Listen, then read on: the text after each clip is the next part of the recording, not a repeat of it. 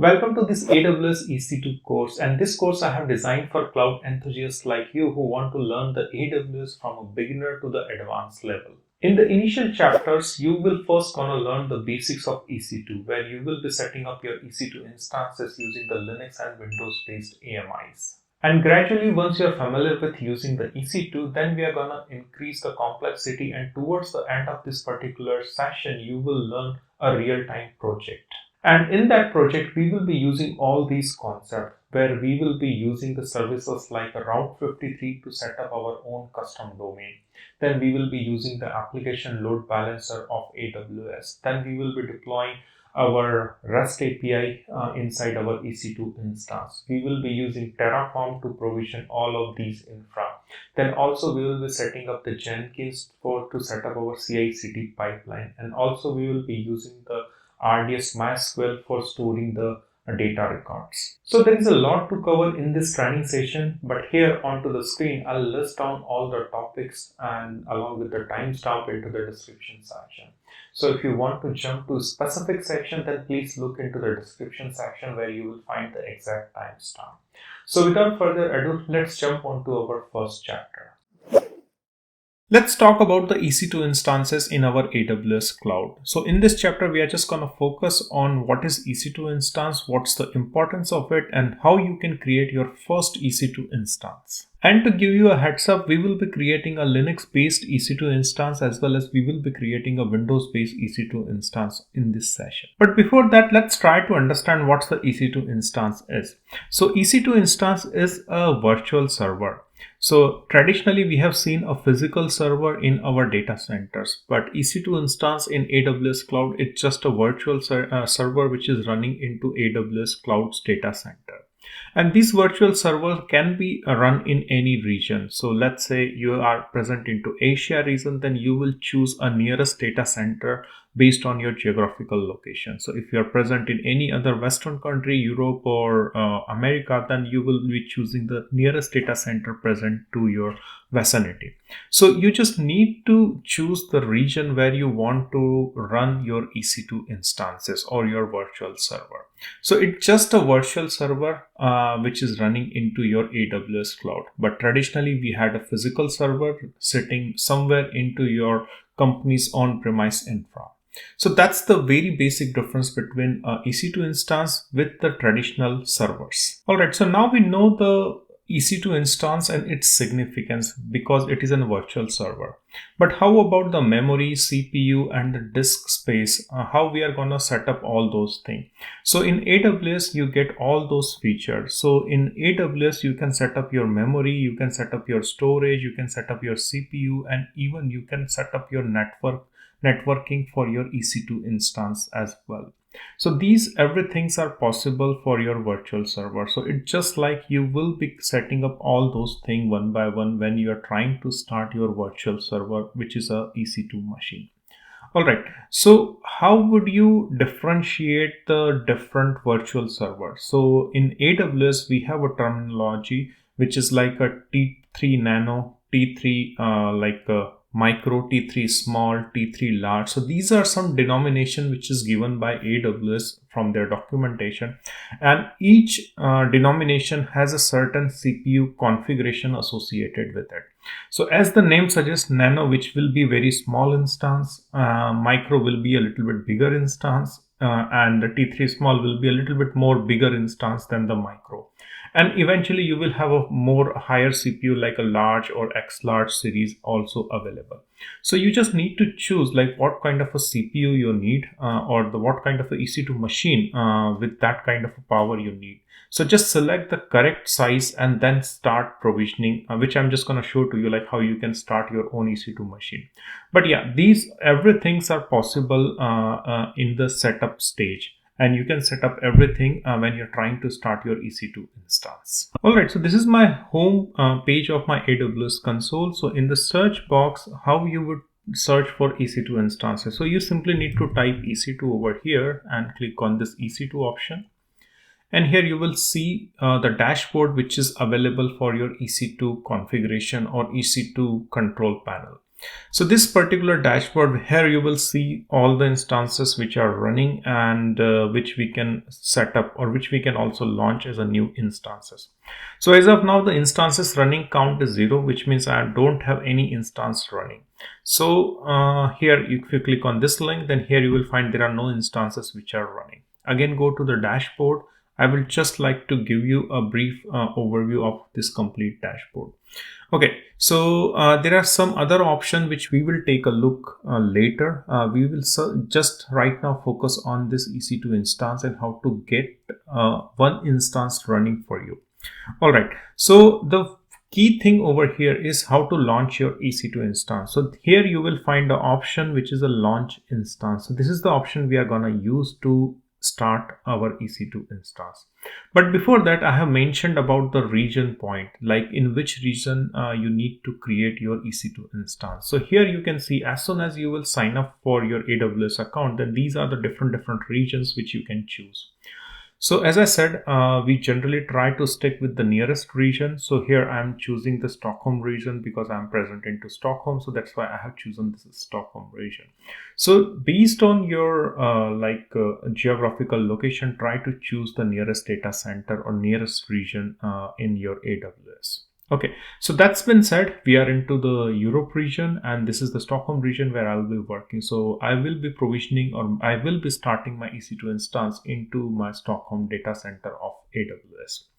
Okay, so how to start our EC2 instance? So here you can click on this orange launch instance button. So just click over here, and here it will give you some options. So first of all, name and tag. So this is an optional thing. You can skip it also, but for the time being, I just don't want to skip these things because this will help you to identify your EC2 instance. So here I'm just going to put test demo AWS solution AAA series, solution architect series. I'm just putting a name, and I'm just gonna put, I think that's good. And after that, once you specified the name of your EC2 instance, then you need to choose the operating system which you want to associate with your EC2 instance. So here, I'm just going to start, let's say I'm just going to choose Ubuntu as my base operating system. You can choose any Linux operating system, even Amazon Linux is also fine. All right, so just choose a operating system, and here you can see this is the version which I will be using inside my EC2 instance, which is Ubuntu Server 24.04. Okay. Secondly, the architecture. So which architecture you want to go with? So I'm just going with the 64-bit x86 architecture. Even you can choose ARM as well, but I'm just sticking with the x86. Okay, so here is the AMI, which is a virtual image of your EC2 instance. So that's the AMI ID, which is for this EC2 instance. Okay, then here, as I have told you earlier, that what kind of a CPU you wanna, or what kind of a power you wanna associate with your EC2 instance. So here I'm just going with the T3 Micro, which has like a 2 CPU, 1 GB of memory, and it considered into a free tier. So I'm just gonna stick with this one. Okay, the second thing which is important, which is a key pair. So I generally recommend to use the key pair whenever you're working with the EC2 instances, because this key pair will help you to log in into your EC2 instance. Okay, now what is key pair? So key pair is like there are two parts to it. One is the public key and one is the private key. And to simplify this whole key setup, I have just created two objects over here. On the left hand side, you will see a developer, which is like you or me. And on the right hand side, you will see a EC2 instance, which is also having a key. So there are two keys which I have created over here. One is the red one and one is the green one. So the red one is the private key, which I always keep it with me. And the public key is I always associate with my EC2 instance. So whenever I'm talking about these keys, and these keys will be used to SSH or to log in into your EC2 instance. So right now we are just trying to set up our EC2 instance. So at the same time, we need to create these keys. So we will be creating this key pair, and now I'm talking about the key pair. Then I will be creating a pair of keys, which will have a public key and the private key. So once I create a public key and private key, then it will automatically attach this public key, which you can see, which is a green key, to EC2 instance, but it will give you the private key for your download, which you can keep it onto your local laptop or your workstation.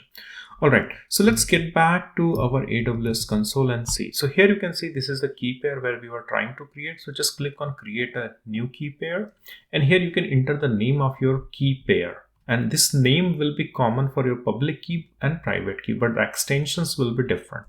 Okay, so I will put the name demo EC2 as a series. So this is the name of my key which I would like to put over here. And after that, the private key format, I'm just going to stick with the .pem extension and then click on create key pair. And as soon as you create this key pair, then it has already downloaded, which you can see over here. It has already downloaded me the private key onto my local laptop. All right. And here in the drop down, you will see the key has been attached, and this key is your public key. So this everything is happening on the go, actually, you can see. So here now we are able to create a key pair. Public key is associated with our EC2 instance, and the private key has been downloaded onto my local system. We are going to use this key later, so just keep in mind this key is already with me. Okay, so as of now, let's move to the next section, which is our networking section. So right now I'm just going with the default networking setup, but in the upcoming chapter you will see I will be configuring this whole EC2 instance into our dedicated VPC subnet, and then in the subnet also we will have a public and private subnet. So we will be setting up this EC2 instance into those proper public as well as into our private subnet. All right. So, but at the time being, we are just trying to understand our EC2 instance. So I will just keep everything default over here. I'm not going to change anything over here. Security groups, which is important. And I would like to show you that you need to create a security group to SSH into your EC2 instance. So here, as you can see, we have choose the option create security group, allow SSH traffic from anywhere. So whenever you see this IP range 0.0.0.0, which means like anyone can access this particular EC2 instance, because this IP range everywhere denotes that this resource is accessible to everyone. So that's why this IP range is used here, and this IP range we are going to use quite a lot. So just keep in mind that whenever you see this IP range, which means from anywhere. Okay. And here we are allowing the SSH. So SSH happens on a port 22. So we are just checking up this box so that our SSH is enabled and we will be able to SSH or log in into our EC2 instance. So these are the few settings which we are going with it. Okay, after that, the storage, I'm just sticking with the 8 gigs, which is sufficient enough for my demo. And after that, advanced detail, we are just going to take a look later, because in that section we are going to take a look onto the user data section. But as of now, let's not focus on that part. And what we are going to do, we are just gonna we are quite ready with our whole setup, and this is the name of my EC2 instance, which is this one. And we have chosen Linux Ubuntu as my base operating system. After that, we are going with 64-bit x86 architecture, T3 micro. This is the key pair which we have created. We have enabled the SSH on port 22 from anywhere. And after that, I think we are quite good. And also one more thing, you need to set this one in auto assign the public IP. If you don't assign it, then you will not be able to get the public IP and you will not be able to SSH into your EC2 instance. So just keep in mind that this option is enabled if you are just setting it for the first time. Okay, then click on this launch instance over here, and it will take a couple of minutes. I'll be back once this is ready. So here you can see the instance has been launched. Let's go and check. So it is running right now. So the health status check is still initializing. So I'll be back in a couple of minutes once it is ready. All right, so now my instance is up and running and the status check is passed and instance state is running. So if you click on this instance ID, then there are a couple of details which you need to verify. So this is our public IP, which we will be using to SSH into my EC2 instance or to log in into my EC2 instance. And this is the private IP which has been assigned, and the state is running. So as of now, the details looks quite good, and now we will be using our private key to SSH into this EC2 instance. Now to log in or to SSH into your EC2 instance, there are certain instructions which you can get once you click on this connect option over here. So here you will find a couple of options like EC2 Instance Connect, Session Manager, and SSH Client. So I'm just going to use the SSH Client over here. And these are the instructions which you need to follow to SSH into your EC2 instance. And here the first thing is you need to have the key which we have already downloaded. So this is the key which we will be using. So let me open my terminal because we will be logging into our Linux instance using our terminal. So I will open my terminal over here. And this terminal can be different for you. This is just my Mac, but in case if you are using any operating system like a Windows, then there will be like a Sigwin in your Windows. I think there is a tool called Sigwin in Git which you can use, which is exactly like a terminal onto your Windows machine if you are using Windows. Okay, so anyway, you just need to use any terminal which is available onto your operating system, whether it is a Mac, whether it is a Windows, it doesn't matter. You just need to use the terminal. All right, so now what I'll do, I'll just go to the directory where my key is there. So I will just go to the directory and let me check. So I need to go to the downloads directory. And in the downloads, I have a folder demo where I have already downloaded that key. And here you can see this is the key which I have downloaded, or when I created this key pair. So this has been downloaded over here. Okay, so let's follow the instructions once again over here. So first of all, we need to change the mode of that particular key because that particular key has a very open permission. So here, if you take a look, then this particular key has a read and write permission, which you can see. So we need to change this read and write, and we need to make it read only. So I'm just going to copy this command from here and paste it over here and hit enter. And let's check the permission, and now you can see this is the read only right now. Okay, I'm just going to clear the screen, and I'm just going to follow the next instruction, and this is the SSH command. So just copy this SSH command, and this SSH command will tell you like use this private key, and this is the Ubuntu, which is your username, and this is the URL which you need to, or this is the private DNS of your EC2 instance. Sorry, it is not a private, but it is going to be your public DNS of your EC2 instance, so that it can connect to that EC2 instance. Okay, so just copy this command from here, go to your terminal once again, and paste this command, and after that hit enter, and it will ask, are you sure you want to connect? So type yes. And here you go. Now you have logged into your EC2 instance. And if I clear it, not clear it, but I would like to show you first couple of things. So this is the first thing which you need to verify. This is your private IP, which you can see 172.31.30.211, and which you can verify if you go over here. So here you can see private IP 172.31.30.211. So that's your private IP. Okay, and the same details which you can verify from here also. So we have chosen the Ubuntu 20.04, that's correct. And here a couple of more things, which is like this is your DNS, which you can also verify. Just copy this thing from here, Control F and Control V, and here you can see the public DNS. Okay, and yeah, so these are the quite a few details which you can verify from here. So, but anyway, what I'm trying to convey the message over here is we are able to set up our EC2 instance, and this EC2 instance is up and running. And this EC2 instance we have set up using our Linux Ubuntu AMI. So this is how we start setting up our first virtual server, which is our Linux virtual server.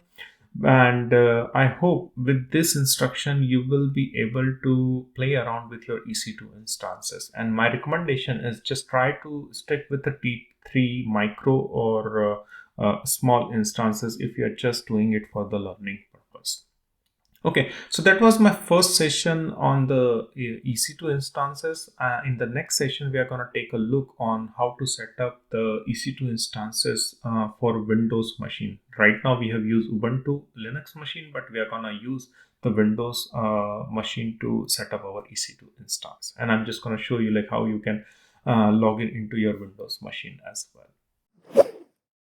Now let's talk about the Windows EC2 instances and how we can launch into our AWS cloud. So what we are going to see into this session is like a user which is trying to provision an EC2 instance, and that instance is Windows based. And to accomplish that, we are again going to use the key pair. We are going to have a private key as well as a public key. So we are going to associate this public key and the private key with our EC2 instances so that we can use those access keys or the SSH keys to do the remote login to our Windows machine. To begin with, this is my AWS homepage of my AWS cloud account. So here I will, in the search box, type EC2, go to the EC2, and here you can see there is no instance running. So I'm just going to click on launch instances. And here, first of all, I would like to give the name to my EC2 instances. So I'm just going to put demo EC2 for Windows. And if you're coming onto this channel for the first time, then there is a whole series and there is a previous chapter on EC2 Essentials where I have explained like how you can start a Linux-based EC2 instance. So just please go ahead and check that previous chapter as well. Okay, let's go ahead here. And here you can see we have assigned the name for our EC2 instance. The next thing is we need to choose the image. So here we are going to choose the Windows-based image system. And after that, we need to choose the instance type. So I have already explained, but I'm just going to reiterate those concepts once again.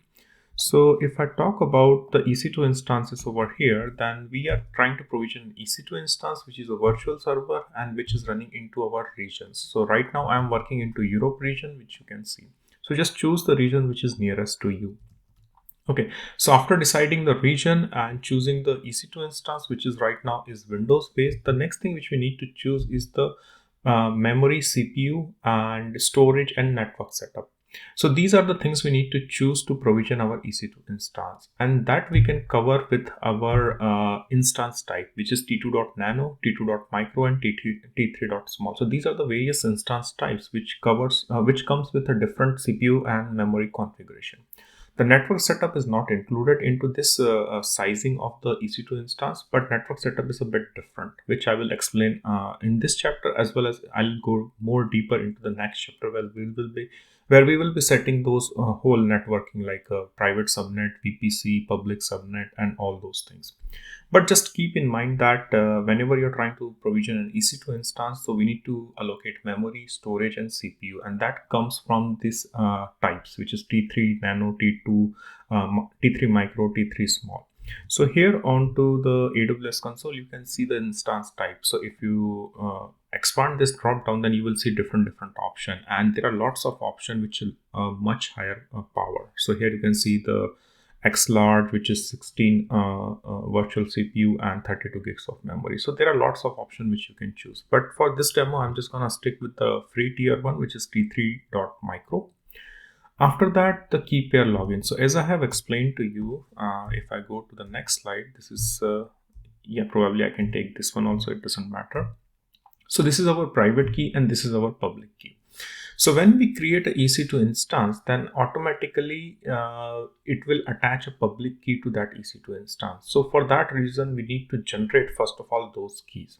So here you can see onto the screen, the key I have not selected. So I'm just going to create a fresh key pair. So I will just click on this key pair, and here I will put the demo SSH key for Windows. Okay, and I'm just going to select the .pam extension because that's a standard extension for our SSH key pair, and then I'll click on create key pair. So once you click on create key pair, then you will get two keys. One is public key and one is private key.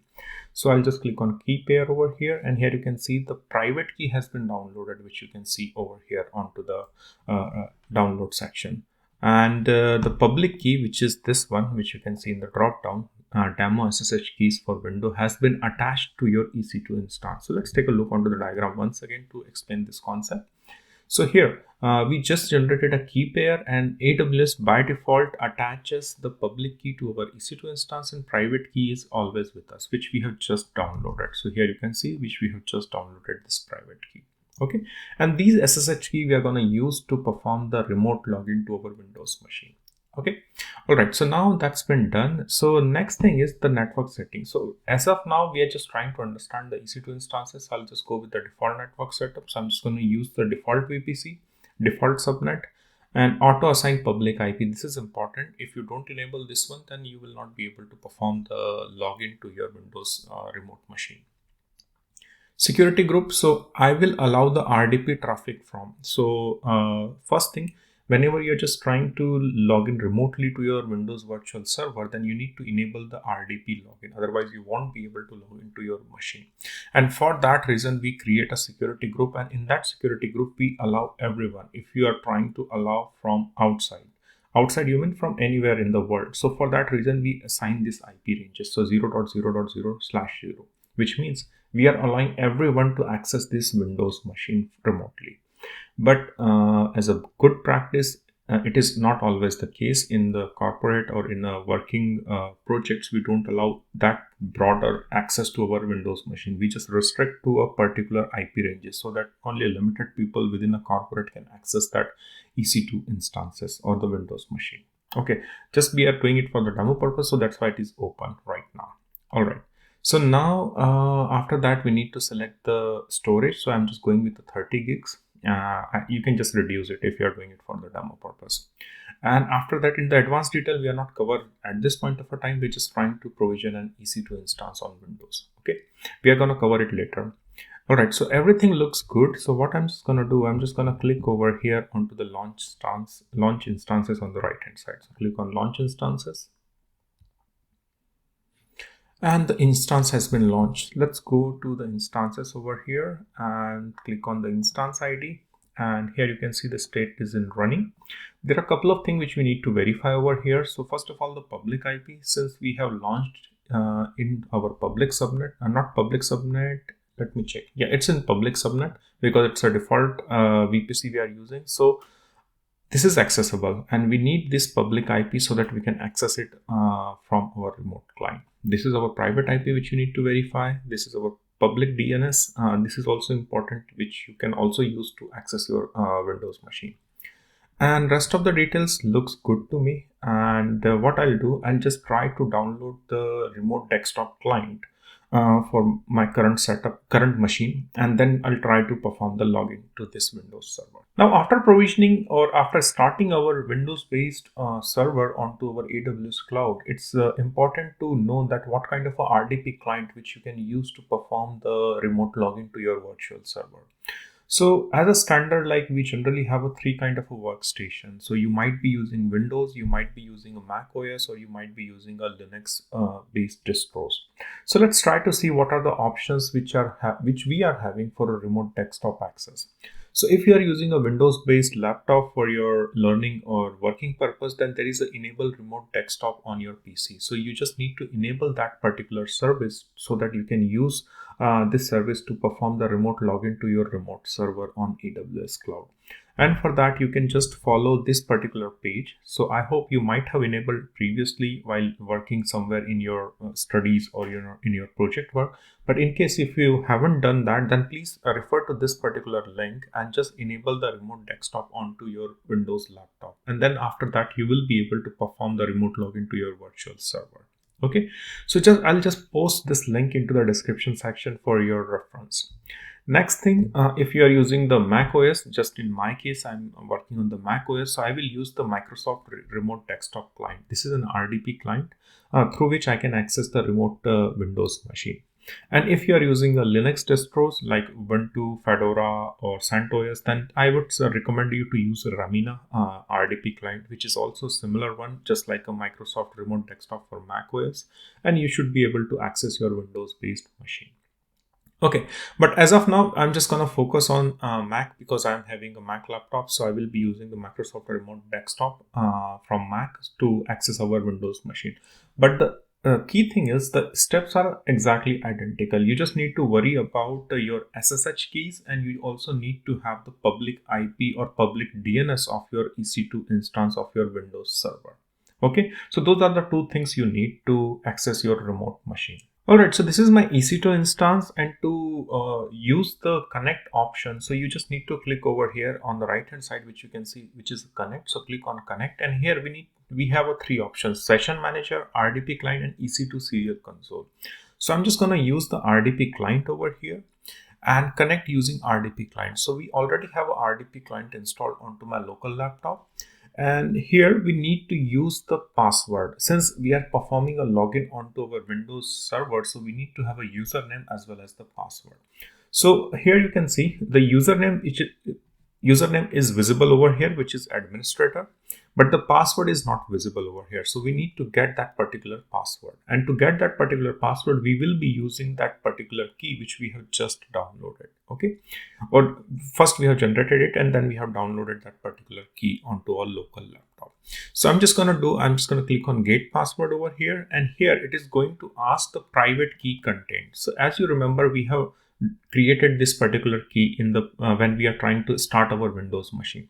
So we need to open this particular content of this particular key file, because this is our private key, and then we need to paste that content over here. Then it will generate us the password to log in into our Windows machine. Alright, so now I have opened that particular private key into one of my notepad, and this is the content of my private key. So I'm just going to copy all the content over here and go to my AWS console, and here in this section I'm just going to paste it over here. And then after that you just need to click on the decrypt password. So click on over here, and here you can see this is the password which we will be using it to SSH or to log in into our Windows server. So I'm just going to make a copy of this particular password. So I'll just head over to my notepad, and here I'm just going to make a note. So I'll just mention the password over here. So this is the password I will be using. Secondly, I'll need a username, which is administrator. So copy this one also over here. And the third thing is our public DNS or the public IP, which you can see over here. This is our public DNS. So just copy this public DNS also. Just public DNS. I'm just going to put the name over here. So this is the public DNS. And these are the details are sufficient enough to perform the remote desktop login. Okay. Now we need to open the remote desktop client. So I'm just going to open the remote desktop client for my macOS.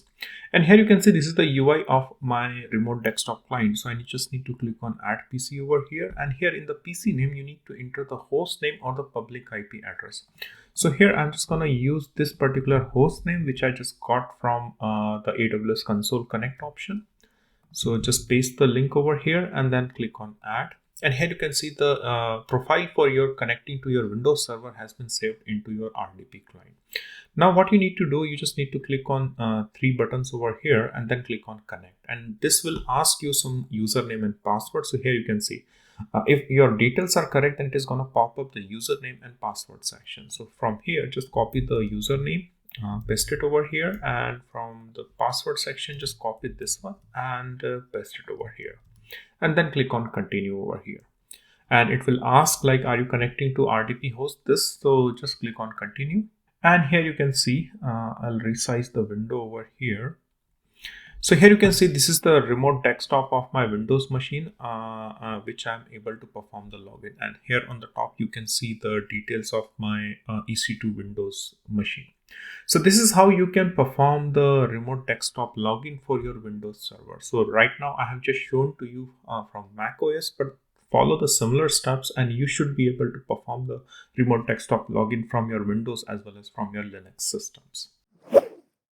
In this chapter, we are going to set up our EC2 instances in our public as well as private subnet. So the key concept which you will learn at the end of this chapter is VPC, how to create the CIDR range for VPC, how to create a CIDR range and assign those CIDR range for your public as well as private subnet, how to attach your internet gateway, NAT gateway, elastic IP, how to create your route table, and those route table how we can associate with our public as well as our private subnet. And at last, we are going to provision our EC2 instances within those subnets. To start with, you need to have an AWS account. So here you can see this is our AWS box, which represents an account.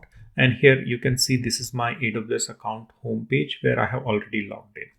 Okay. So moving forward, the next thing which we need to create over here is our VPC. And here you can see this is the VPC which we are going to create inside our AWS account. And the IP range or the CIDR range, which we call it, is 11.0.0.0. So this is the IP range we are going to assign to our VPC. Let's head over to our homepage of our AWS console. And here in the search box, Just type VPC and click on this VPC link over here. And here you will find an option to create a VPC. So just click on create VPC. And here there are a couple of options which AWS provide, the VPC only and VPC more. But since we are just targeting each element, so I'm just gonna stick with the VPC only. Although there is an option for a VPC more, but it will just complicate the stuff. You are just trying to learn this concept really well. So I'm just gonna stick with the VPC only. It will take a little bit more time to set up everything, but it will be really worth to understand these concepts.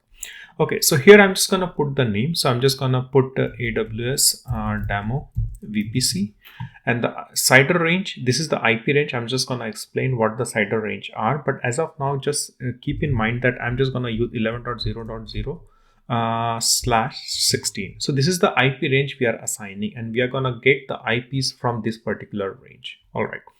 Then tenancy, I'm just gonna stick with default, and tags, which is also, this is the name which I have given, and the same tag name is available over here. Just click on create VPC. And here you can see our AWS demo VPC has been created. Now talking about the CIDR range, which I have not explained to you. So this is the CIDR range. So I will just explain how it works. So if you just go to Google, and if you can open, it should be like this, CIDR range calculator. So this is a CIDR range which you need to understand how it works. So here I'm just gonna copy that CIDR range. So here I'm just gonna enter 11.0.0.0/16 and then click on calculate.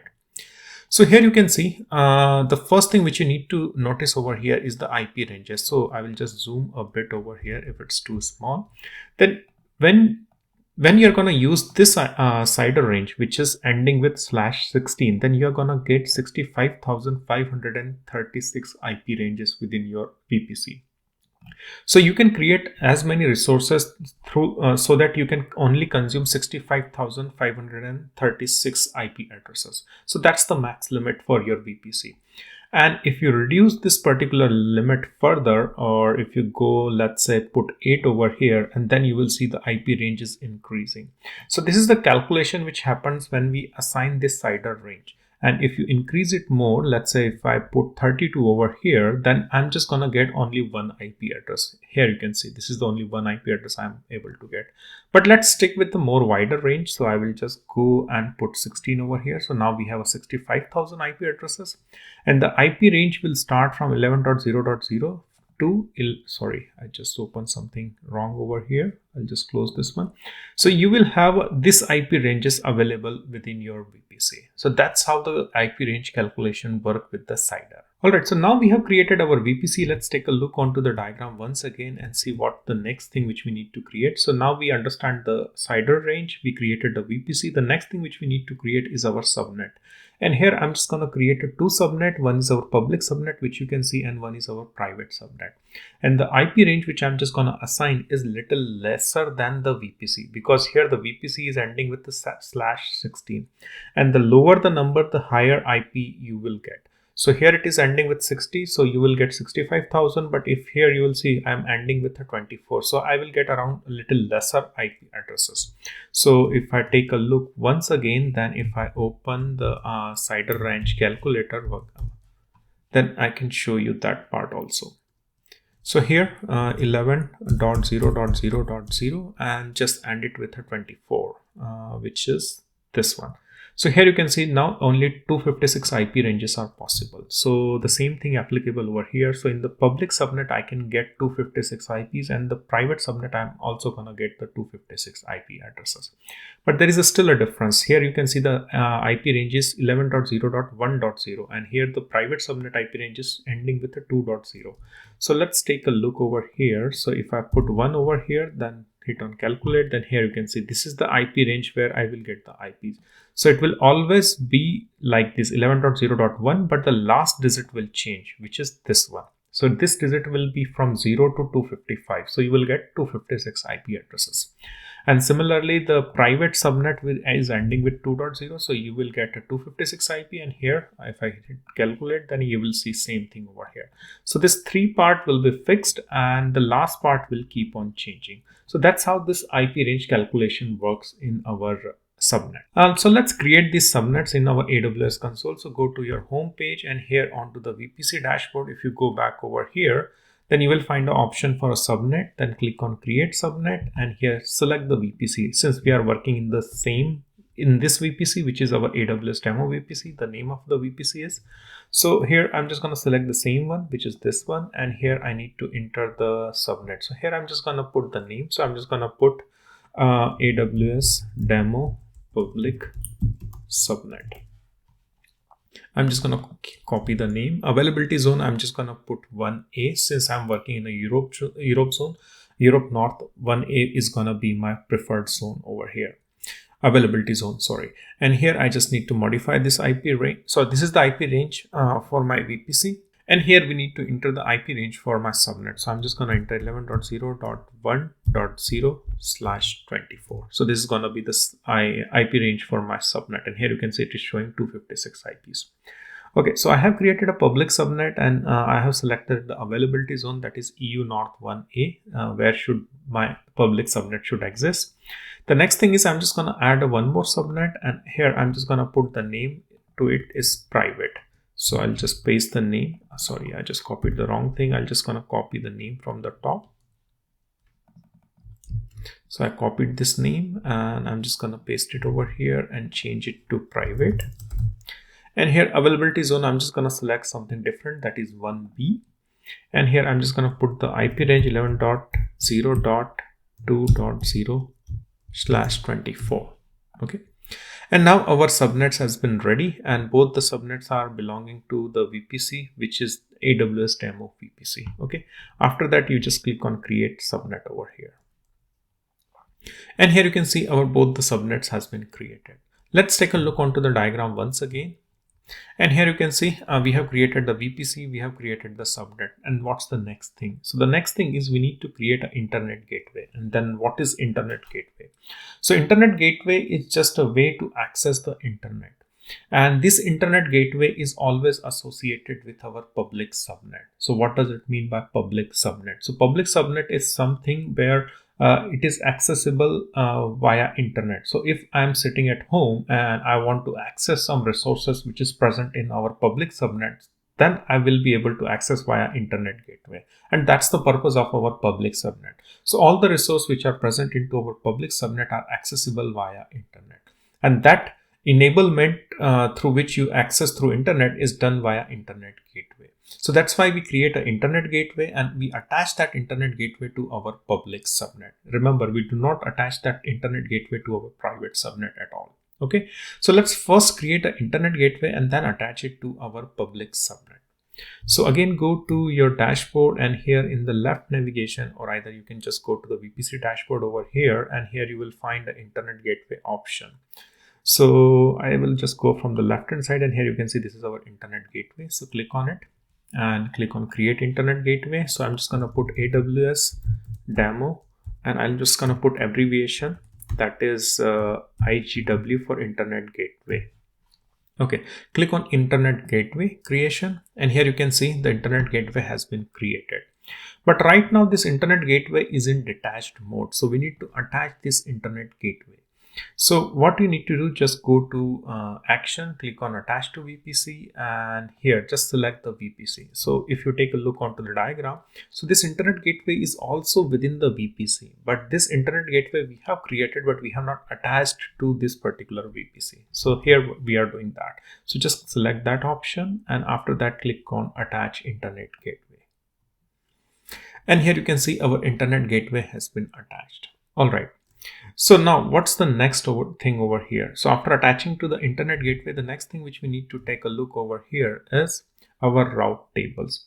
So remember, I have told you that the internet gateway will enable the internet access to our public subnet. So, but to do that, we need a route table. So we have created an internet gateway and this internet gateway has been attached to VPC, but we are going to create a route table, and that route table, we are going to create a route for internet gateway, and then that route will help this public subnet to access the internet. So that's how this whole routing thing works when we create our internet gateway with our public subnet. Okay, so it will start making sense. Just be patient. So let's go ahead to our AWS console over here, and from the left navigation menu, click on the route table, and here just first create a route table. So I'm just going to create a first route table, so which is AWS demo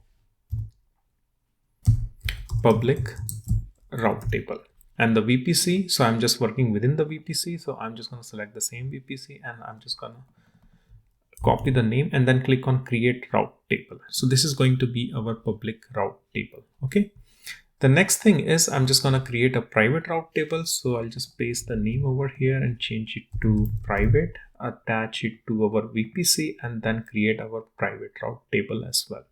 So if you take a look over here, then here you can see this is our public route table and this is our private route table. So if you take a look onto the diagram, so here you can see the route table for public and private subnet has been created. But we need to associate this route table to public subnet and this one to our private subnet. So that we have not done yet. So for that, what you need to do, you just need to open the public route table, click on this ID, go to subnet association, and this is our public route table. So we are just gonna choose only the public subnet. So here I'm attaching to our or associating this route table to our public subnet. Click on save association. Okay, so now that's been attached, and now we can see over here it has been attached. Okay, now repeat the same thing with our private route table. So select this one, go to subnet association, edit subnet association, and select the private subnet over here. Click on save association, and here you can see our route table, private route table has been associated with our private subnet. Now the next thing is we need to create a route for our internet gateway. So we have so far created VPC, we have created subnet, internet gateway, route tables, and associated those route table to our subnet. But now we need to create a route so that this internet gateway knows like how our whole networking setup knows like how to access the internet via this internet gateway through the route table. Okay, and this route table is public route table because we are talking about public subnet over here.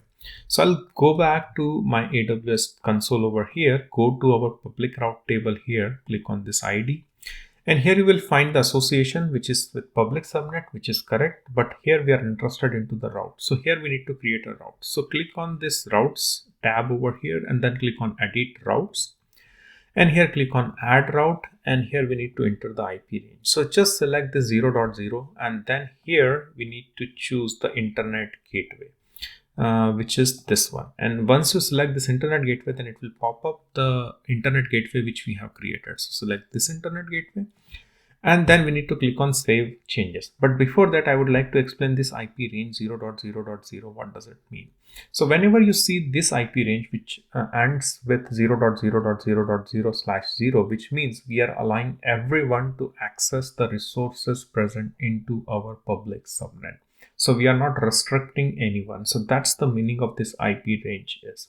So that's why this is our public subnet and we are attaching internet gateway. So we are telling AWS that this public subnet resources will be accessible from outside.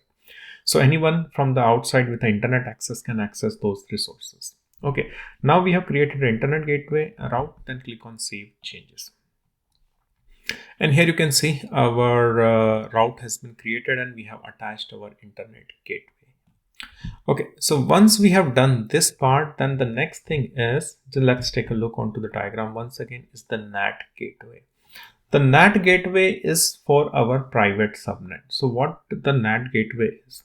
So internet gateway provides a two-way route. So anyone from outside can access the resources, and from the public subnet also that EC2 instance or whatever resource we are creating within this public EC2 public subnet can access the internet via this internet gateway. So it's a two-way communication happening through internet gateway. But when we talk about the NAT gateway, then it's just a little opposite. So it's only one-way communication. So any resource present within the private subnet can make a request to outside. So if I'm sitting outside of this AWS, or if I'm trying to access a resource present into private subnet, then I will not be able to access. Only that resource present into private subnet can make a request to internet, and that request can go out of the AWS. But any request from outside will not come back to our private subnet. So this NAT gateway is necessary when let's assume that you have created a RDS database and you have created some EC2 instances where your application is deployed, and you want to upgrade the operating system or software packages for that particular EC2 machine or RDS or the database.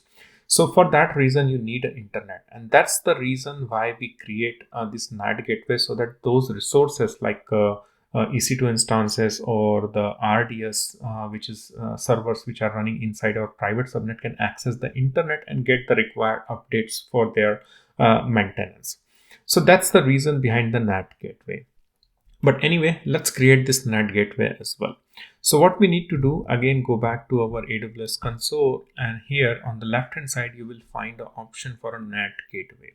And remember, there might be a question like, is NAT gateway free? So remember that NAT gateway is not free from AWS. So you will be charged for using the NAT gateway. So as long as you are using the NAT gateway, so you will be getting charged for whatever the usage you are doing.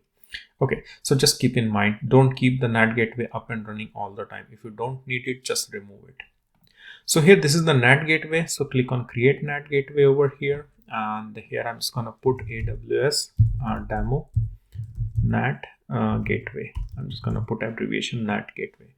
And here we need to select the subnet. And the NAT gateway, the requirement is it should be only available. It should be created in public subnet. And then the private subnet will be able to use this NAT gateway using the route table, because NAT gateway is responsible for providing the internet to the resources present into our private subnet. Okay, so let's go ahead and select the subnet. So I'm just going to choose public one, and here this is the public. And then we need to create an elastic IP. The NAT gateway doesn't work by its own. Sorry, not this. You need to create an elastic IP address for that particular NAT gateway. So here we are going to create an allocate elastic IP, and this is the elastic IP which we have allocated. That is 13.50.172.193. That's the IP address which we have allocated for our NAT gateway. So remember this point also, that it needs elastic IP. Okay, additional setting, I'm just gonna skip one, and here we have created the NAT gateway. Then click on create NAT gateway over here.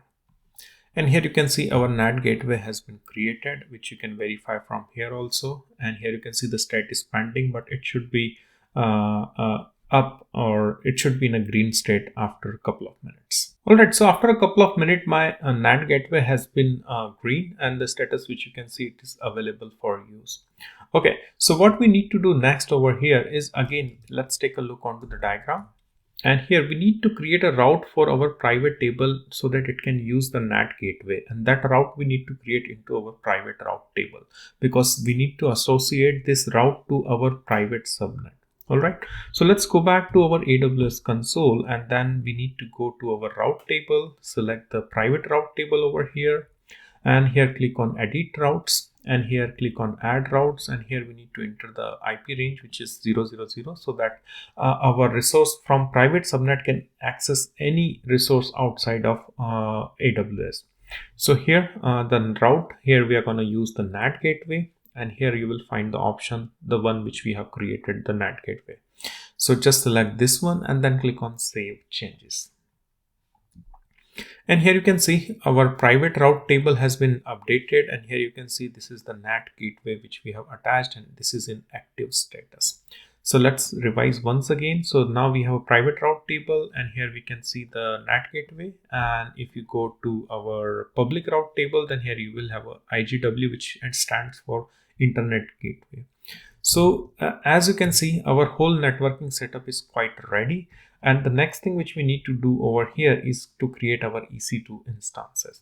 So first we are going to create an EC2 instance into our public subnet, and then we are going to create an EC2 instance present into our private subnet. So we are going to create two EC2 instances, and then we are going to check, like in the public subnet, we should be able to access this from outside, as well as this EC2 instance should be able to make a request to internet. But here this EC2 instance in private subnet should not be accessible from outside, but it should be able to curl the internet or just ping the any URL from that private subnet. Okay, so let's go back, and here I'm just going to go to the home page. I'll just close this tab over here and then click in the search box. You can type EC2, click on this EC2, and here click on launch instance, and here I'm just going to put the name, so AWS demo EC2, and I'm just going to put public. Okay, that's fine. Then I'm just gonna select the image. So I'm just gonna stick with Ubuntu. And after that, we need to choose architecture. I'm just gonna stick with 64, and instance type, I'm just gonna start with a very basic one, T3 micro. Key pair, I just wanna create a key pair. So remember that we need to create a key pair so that we can log in into our EC2 instances. And whenever we create a key pair, then we are creating a public and the private key. So right now, when I create a key pair, then I'll get a public key and a private key. The private key will be downloaded automatically once I click on this create key pair button onto my local system, but the public key will be directly associated to my EC2 instance. Okay, so here I'll just put AWS demo SSH key for public EC2. Okay, so that's the name of my key. I'm just gonna put, and after that I'll just click on create key pair, and here you can see it has immediately downloaded those key for me. Okay, and here it has associated that public key to my EC2 instance, which you can see over here. Okay, so that's fine, and I'm just gonna store that one into some suitable folder. So here you can see this is the key. So I'll just create a one folder over here. So I'm just gonna create one folder, and I'm just gonna put AWS demo over here, and here I'm just gonna move that key into that folder. And here you can see this is the key which I have moved into that directory, which we are gonna use it later. Okay, that's fine. And then the important thing is networking settings. So here we need to tell, if you go over here, this EC2 instance should be present into our public subnet within this VPC. Okay, so let's go back, and here click on edit networking setting, and here first of all select the VPC, which is this one.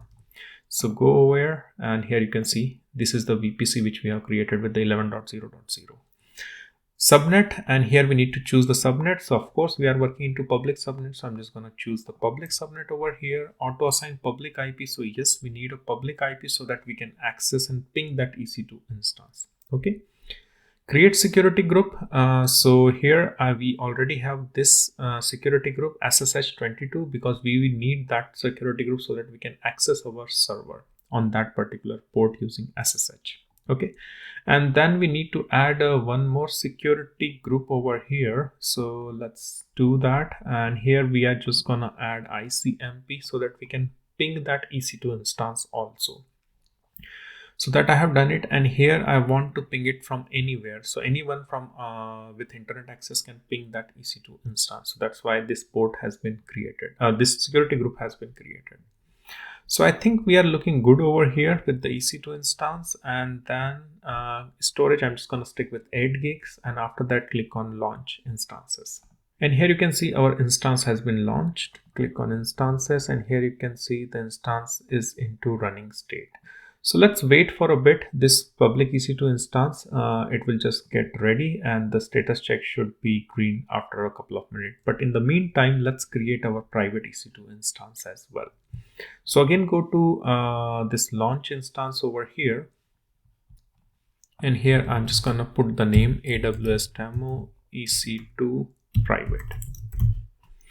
I'm just going to choose Ubuntu as my image, and I'll just stick with T3 micro 64 architect key pair. So I'm just going to create a key pair over here. I'm just going to paste the name, and here you can see I'm just copying the same name. So I need to change, and I will make it private EC2. So again, it is creating a key pair, and it will download the private key. Here you can see it has downloaded it, and public key is going to associate it with our EC2 instance. So show in a folder, and then I'm just going to move this to this particular directory. So now we have both the private key for public and private EC2 instance. Okay, Go to networking setting, click on edit, and here we need to choose the VPC, which is this one, the demo VPC, and here in the subnet we need to choose the private subnet. Okay. Auto assign the public IP. No, we cannot assign the public IP to our private EC2 instances because that's private EC2 instance. Okay. So that's why we are not going to assign that particular public IP to my private EC2 instance. After that, security group. So I'm just going to enable the 22 so that we can SSH. And I'm just going to add one more security group, which is for ping. So I'm just going to use ICMP, and here I'm just going to specify the desk source. So anyone can, and not anyone, but at least if I put this one, so I will be able to ping that resource from my public subnet. Or either what I can do, I can just mention the public subnet IP address. So 11.0.1.0/24. What I mean by that, so this EC2 instance is into private subnet, but this whole public and private subnet is within the VPC. So although I cannot access this EC2 instance from outside of AWS environment, but I can access this EC2 instance from my public subnet. So what I mean by that is like here is this EC2 instance. So I cannot access this EC2 instance from here, like from outside.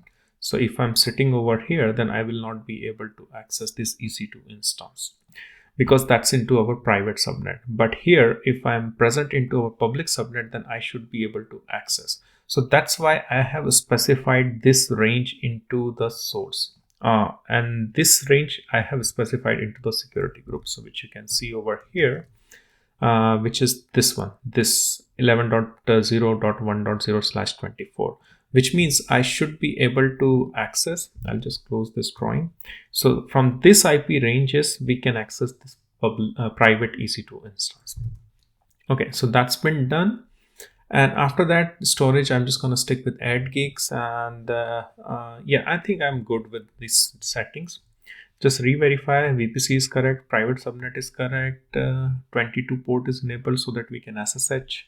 And then we have enabled the source also for security group and for the ping. Okay, then click on launch instances over here.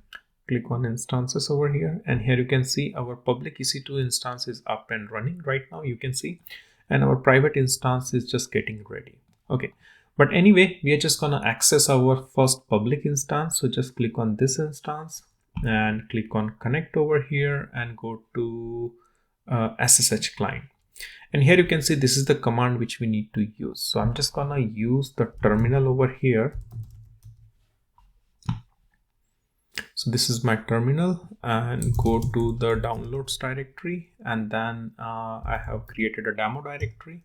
I'll clear the screen and I'll just do the ls command, and here you can see I think I have created I'm into wrong directory, so I'll just go back, cd AWS demo directory. Okay, just do the lslart, and here you can see our both the keys are available. Okay, so let's run the instruction over here how we can connect. So to connect it, first of all, we need to change the mode of that particular key so that it is read only. So here you can see the key which you can see over here is having a read and write permission, which you can see from here. So that's why it is instructing us to change the mode to read only. So for that, I'm just going to run the chmod command followed by 400, and then I'm just going to put AWS and public key.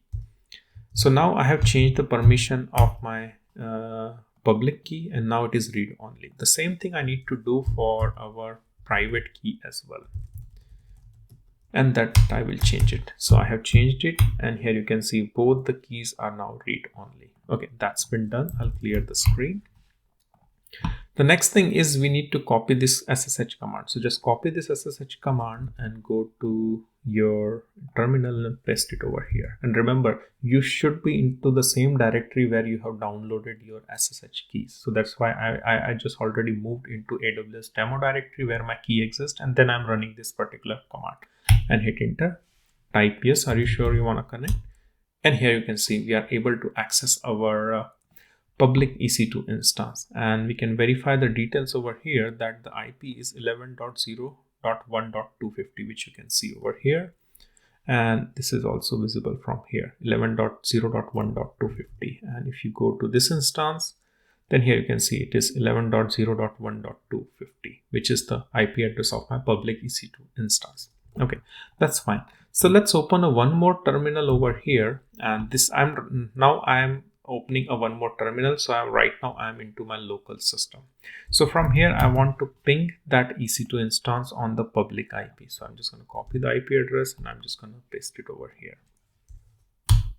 And here you can see I'm able to ping that particular EC2 instance because that's our public EC2 instance, and I'm able to ping from my local laptop. This is the terminal from my local laptop, and this is the terminal on the left hand side. It's from my EC2 instance. Okay, so that's the first thing I just wanted to verify. The next thing we are just going to verify is by curling the Google also. So I'll just clear the screen and I'm just going to do google.com. And here you can see that we are able to curl, but I think I have used the wrong URL, but instead I should use curlipinfo.io.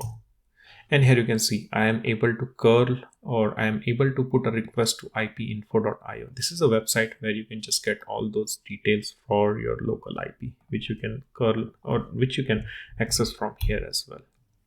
So here you can see this is the ipinfo.io website, and I'm able to access the internet from my EC2 instance, which is this one. So that's I just wanted to show to you. Okay, so that part is clear to you now. Next, I'm just going to clear the screen. The next thing is if you go over here, and I'll just initiate the drawing. So now we have seen that this EC2 instance can make a request to outside, and also from outside I can just ping this EC2 instance. So that part is working fine. But let's try to access this EC2 instance. So I am sitting here, I'm just outside of this AWS network, and then try to access this EC2 instance, whether it's possible or not. So here, this is the terminal. I'll just clear this thing. This is my private public EC2 instance, and this is my local system terminal.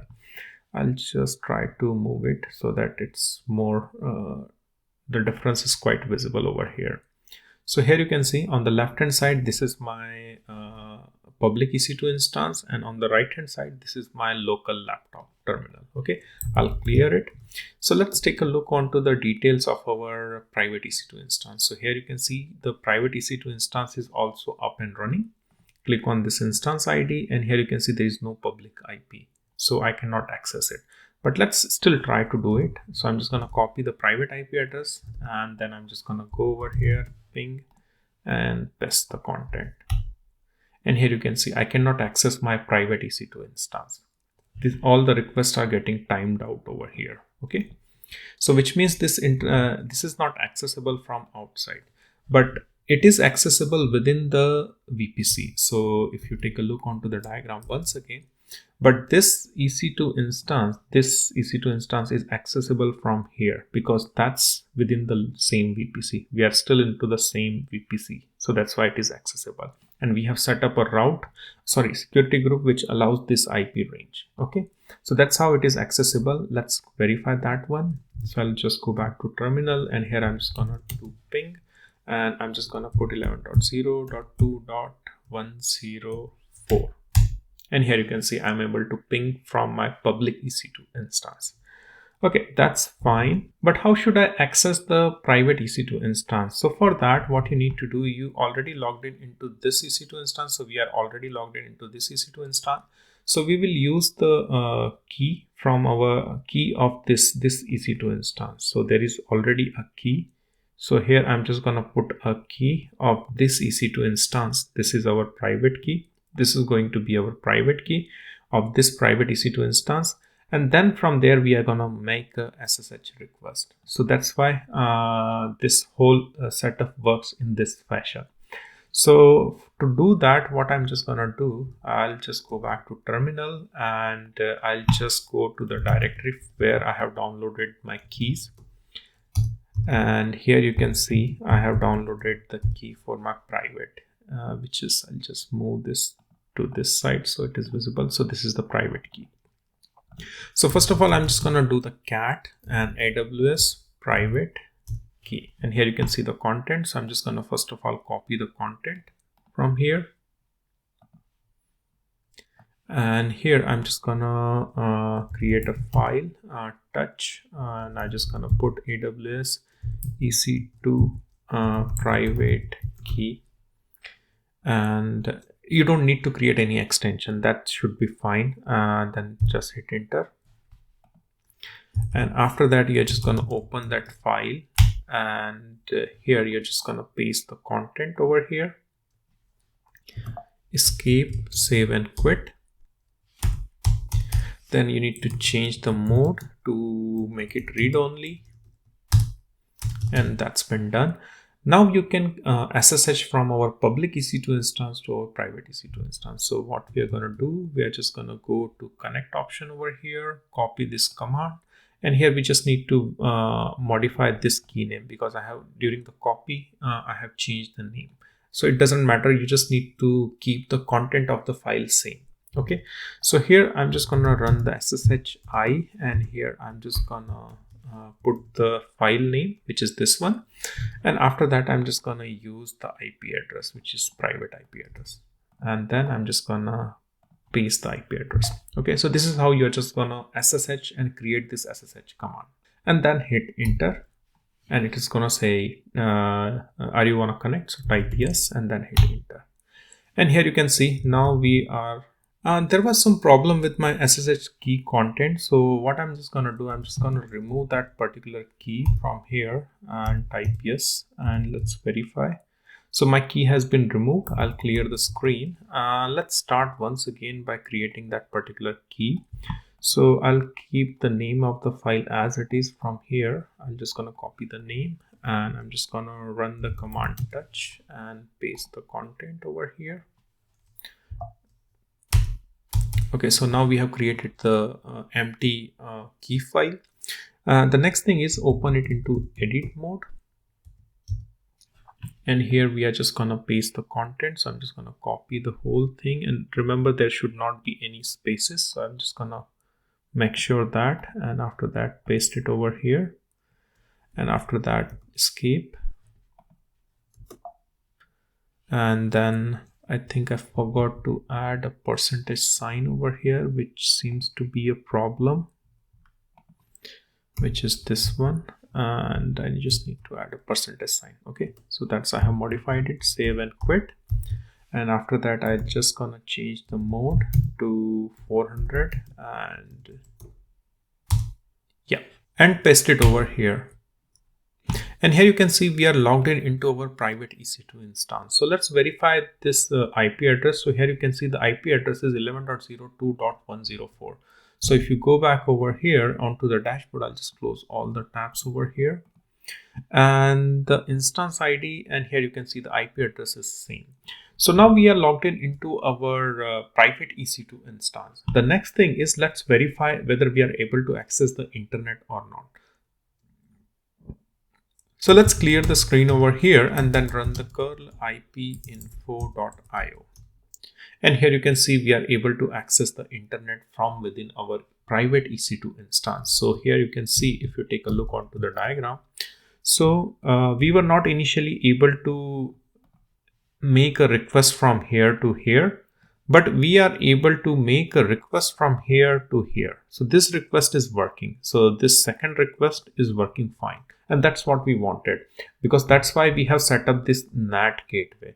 So the request is going from here, and here it is taking a look onto the route table.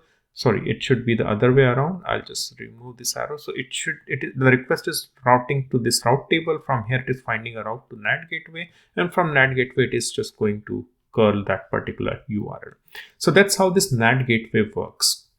So with that, we conclude our whole networking setup of our EC2 instances by setting up our VPC, subnet, route table, internet gateway, NAT gateway, and our EC2 instances. I hope this will clear up a lot of your concepts around the networking setup and why we need all those subnet and CIDR ranges, and how we can provision our resources, for example, EC2 into those subnets.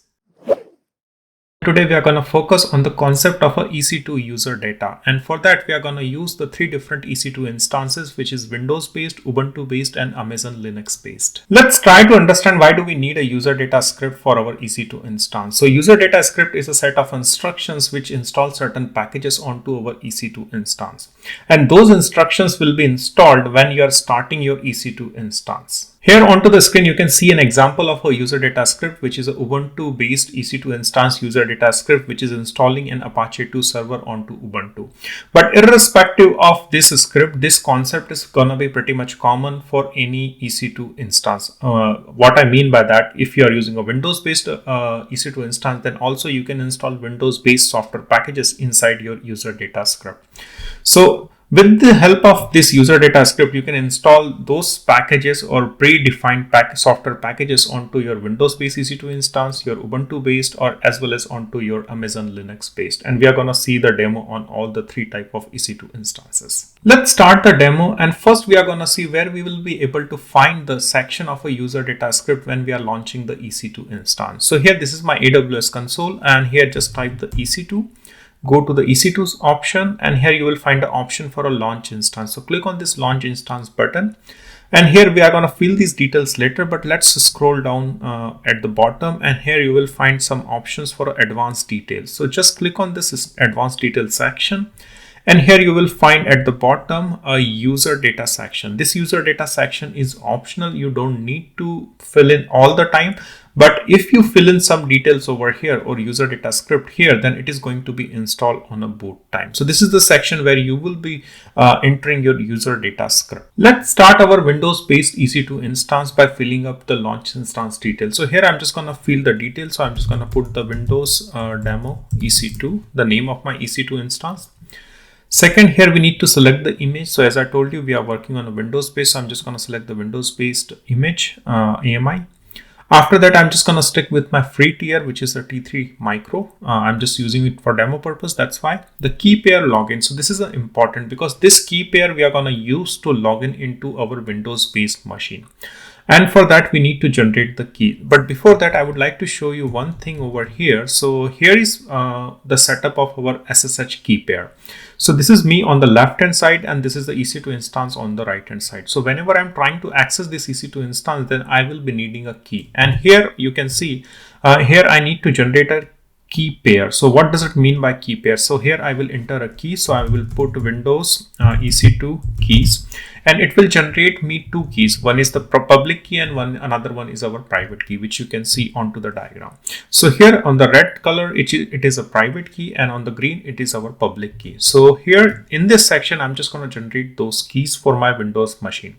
So once I'll click on the key pair, then it is going to generate two keys for me. One is our private and one is going to be our public. So let's click on create a key pair, and here you can see it has downloaded one key, which you can see over here on my browser.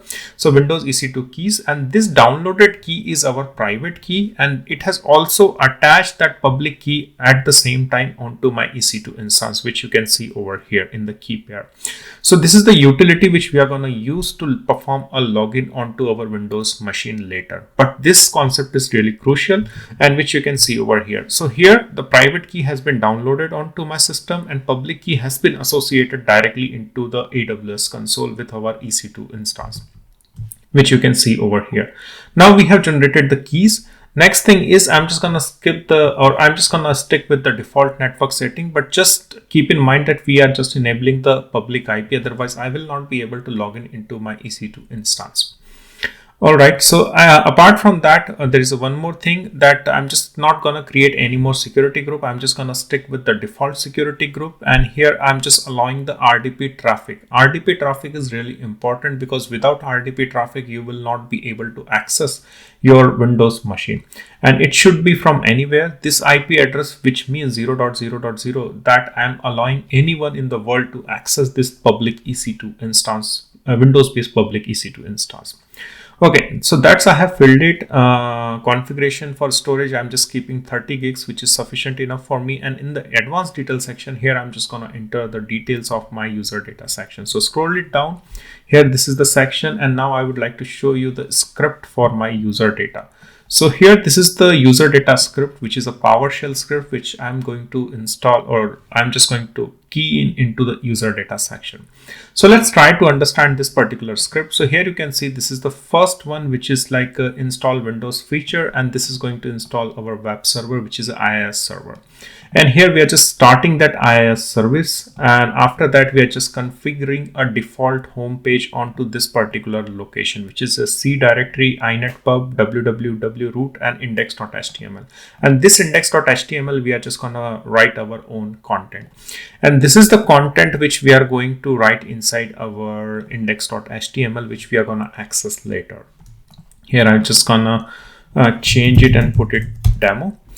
Just so that you know that, yeah, this is the same page I'm loading over there. And here we are just writing that content into the index.html. So here you can see this is the path of my index.html, which is I'm storing into this particular variable.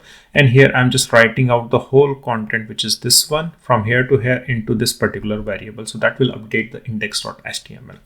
And after that, I'm just starting my IIS server so that these index.html pages can be reflected.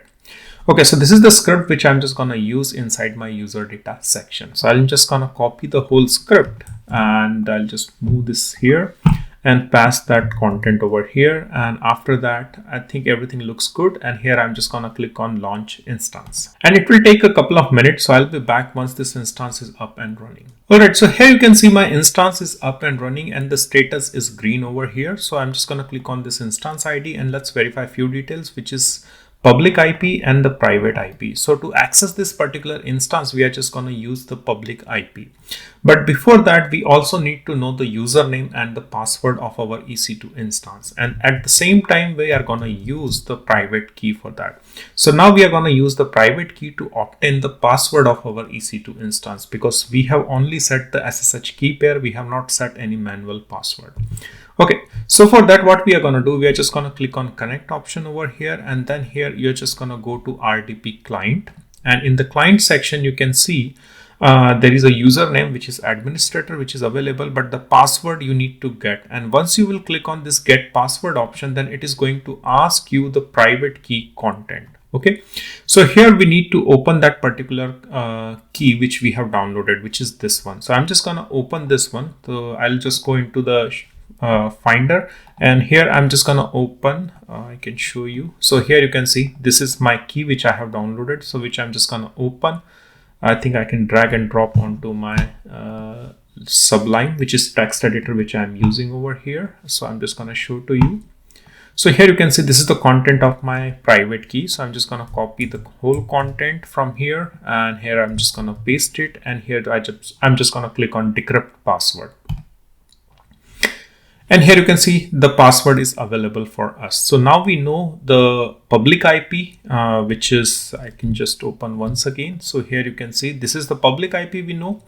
We know the username, which is our administrator, and this is the password we are going to use to access our Windows machine. Now to access the Windows server, we need to use the client. Since I'm using the Mac OS, so I need to use a Windows remote desktop client.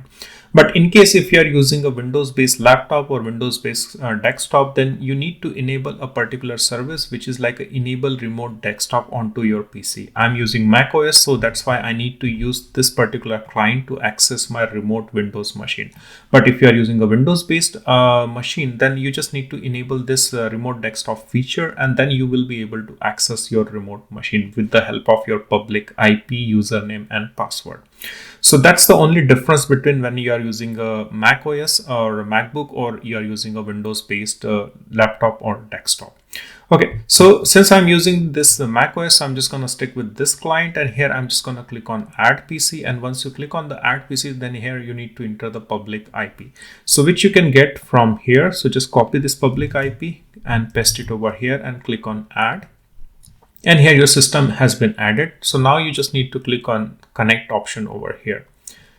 And once you click on connect option, then it is going to ask for the username, and here the username is administrator. So I'm just going to copy this username, paste it over here, and the password, which is this one. And I'm just going to paste the password over here and click on continue.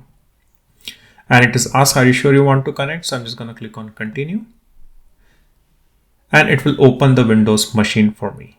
So here you can see this Windows machine is getting loaded. So once this Windows machine is up and running, then I'll be back. As you can see, my Windows machine is up and running, and on the right hand side, you can find the details of my EC2 instance, which is a Windows based, and here is the IP address 172.30.146.123, and which you can verify from our AWS console, which you can see over here, that the same IP address of my EC2 instance of my Windows machine.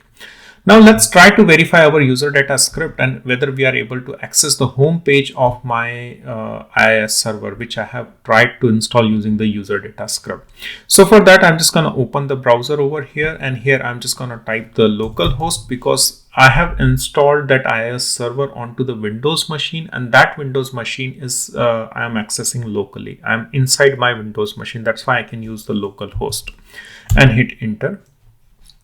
And here you can see this is the default page of my IIS server, which I have modified inside my index.html.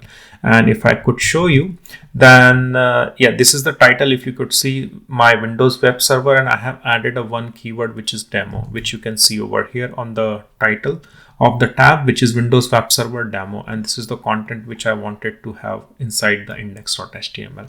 So this is how I am able to install the IIS server, as well as I am able to put the content inside my index.html, which you can also verify if you open that my computer here. And here, if you go to the PC, if you go to the C directory, then you will find the inet pub, which is this directory, and inside www root, and here you will find the index.html, which is this one. So this is the index.html which I have updated using the user data script, and which you can verify from our script, which is this is the path which I was able to modify using the user data script.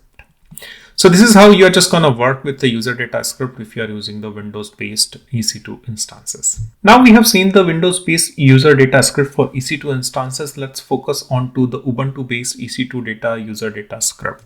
So here I'm just going to go to my AWS console. Here I'm just going to click on launch instances, and I'll be quick over here. So I'm just going to put the name of my server. So I'm just going to put Ubuntu EC2 demo over here, and here I'm just going to choose the image. So I'm just going to choose Ubuntu over here. I'm just going to stick with the default architecture T3 micro for demo purpose, and key pair. So I'm just going to generate the key pair, and here I'm just going to generate the key pair which will help me to get private as well as the public key. So I'm just going to enter the Ubuntu EC2 keys, and it will help me to get the private key as well as the public key. So here I'm just going to click on the generate, and here you will see this is the private key which has been downloaded for me, and the public key has been already associated over here with my EC2 instance. So it does both the things simultaneously. It attaches the public key over here, and as well as it downloads the private key onto my local laptop where I'm working right now. So here you can see Ubuntu EC2 keys.pam, which we are going to use later. But anyway, we are just going to move forward. So here network setting, I'm just going to stick with the default network setting. And here I'm just gonna enable the public IP so that we can access our EC2 instance. Also, one more thing over here, there is one SSH we need to allow so that we can SSH into our EC2 instance if needed. And also we just need to allow the traffic onto our HTTP port. So for that, I'm just gonna select this option, because once we are gonna install the Apache 2 using the user data script, then Apache 2 is going to run onto the default, not default, but on a port 80. So that's why I'm just enabling this particular port, which is allow HTTP traffic on a port 80. And if it doesn't work, then we are just going to manually enable that into security group later.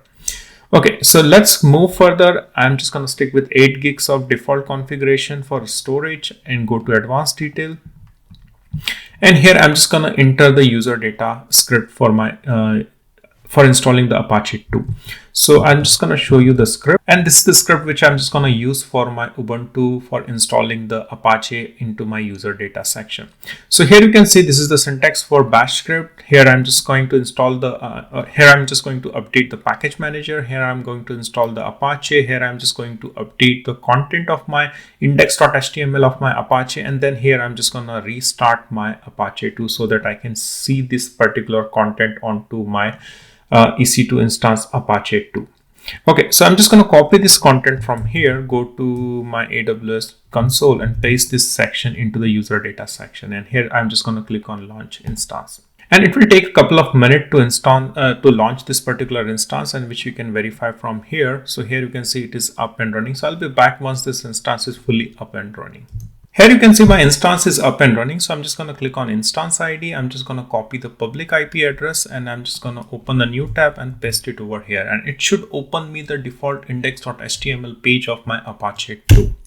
And here you can see it is showing me the detail if I zoom it over here. So this is the default index.html page of my Apache 2 server, which I have updated manually while inside my user data script section. So if I take a look over here, then this is the content which I have pasted over here. So details, server details, and here I'm just using the host name, and here I'm printing the host name IP address. So which is quite visible over here, which means we are able to install the Apache 2 using the user data script section of my EC2 instance. One tip over here, in case if your home page is not coming up and if you don't know like what's wrong with your user data script, then you can just run this command where it is going to generate the log from the cloud init output log file. This is the log file where you will see what's wrong with your user data script. If some commands are wrong, if you don't have a root permission or a sudo permission, then everything will be available onto this log file. So in case if your script is not behaving the way you want, then I would recommend you to go to this particular location and check the logs and see what's wrong with your user data script. Now we have seen the user data script for Windows and Ubuntu. Let's try to see how we can install the user data script for Amazon Linux. So for that, I'm just going to head over to my AWS console of EC2 instance, click on launch instances over here. Here I'm just going to enter the name. So I'm just going to put Amazon Linux demo. And here I'm just going to choose the image. So I'm just going to stick with Amazon Linux, and I'm just going to stick with default architecture t3.micro. And here I need to generate the key pair. So I'm just going to generate the key pair, and this key pair is again public and private key. So when I'll click on this key pair button, then it will generate two keys. One is public and one is private. And the private key will be downloaded locally, and public key will be associated with this EC2 instance of Amazon Linux. So here I'm just going to type Amazon Linux keys over here and click on key pair over here. And here you can see the private key has been downloaded onto my local system and public key has been associated over here. Okay, moving to the network setting, I'm just going to enable the public IP so that I can access my Amazon Linux, and after that I will allow the SSH as well as I'm allowing the port 80 so that I can access the default home page of my server, which I'm just going to install using the user data script. Moving further, if you scroll down, then you will find an advanced details section, and in the advanced details section you will find a user data section, which is this.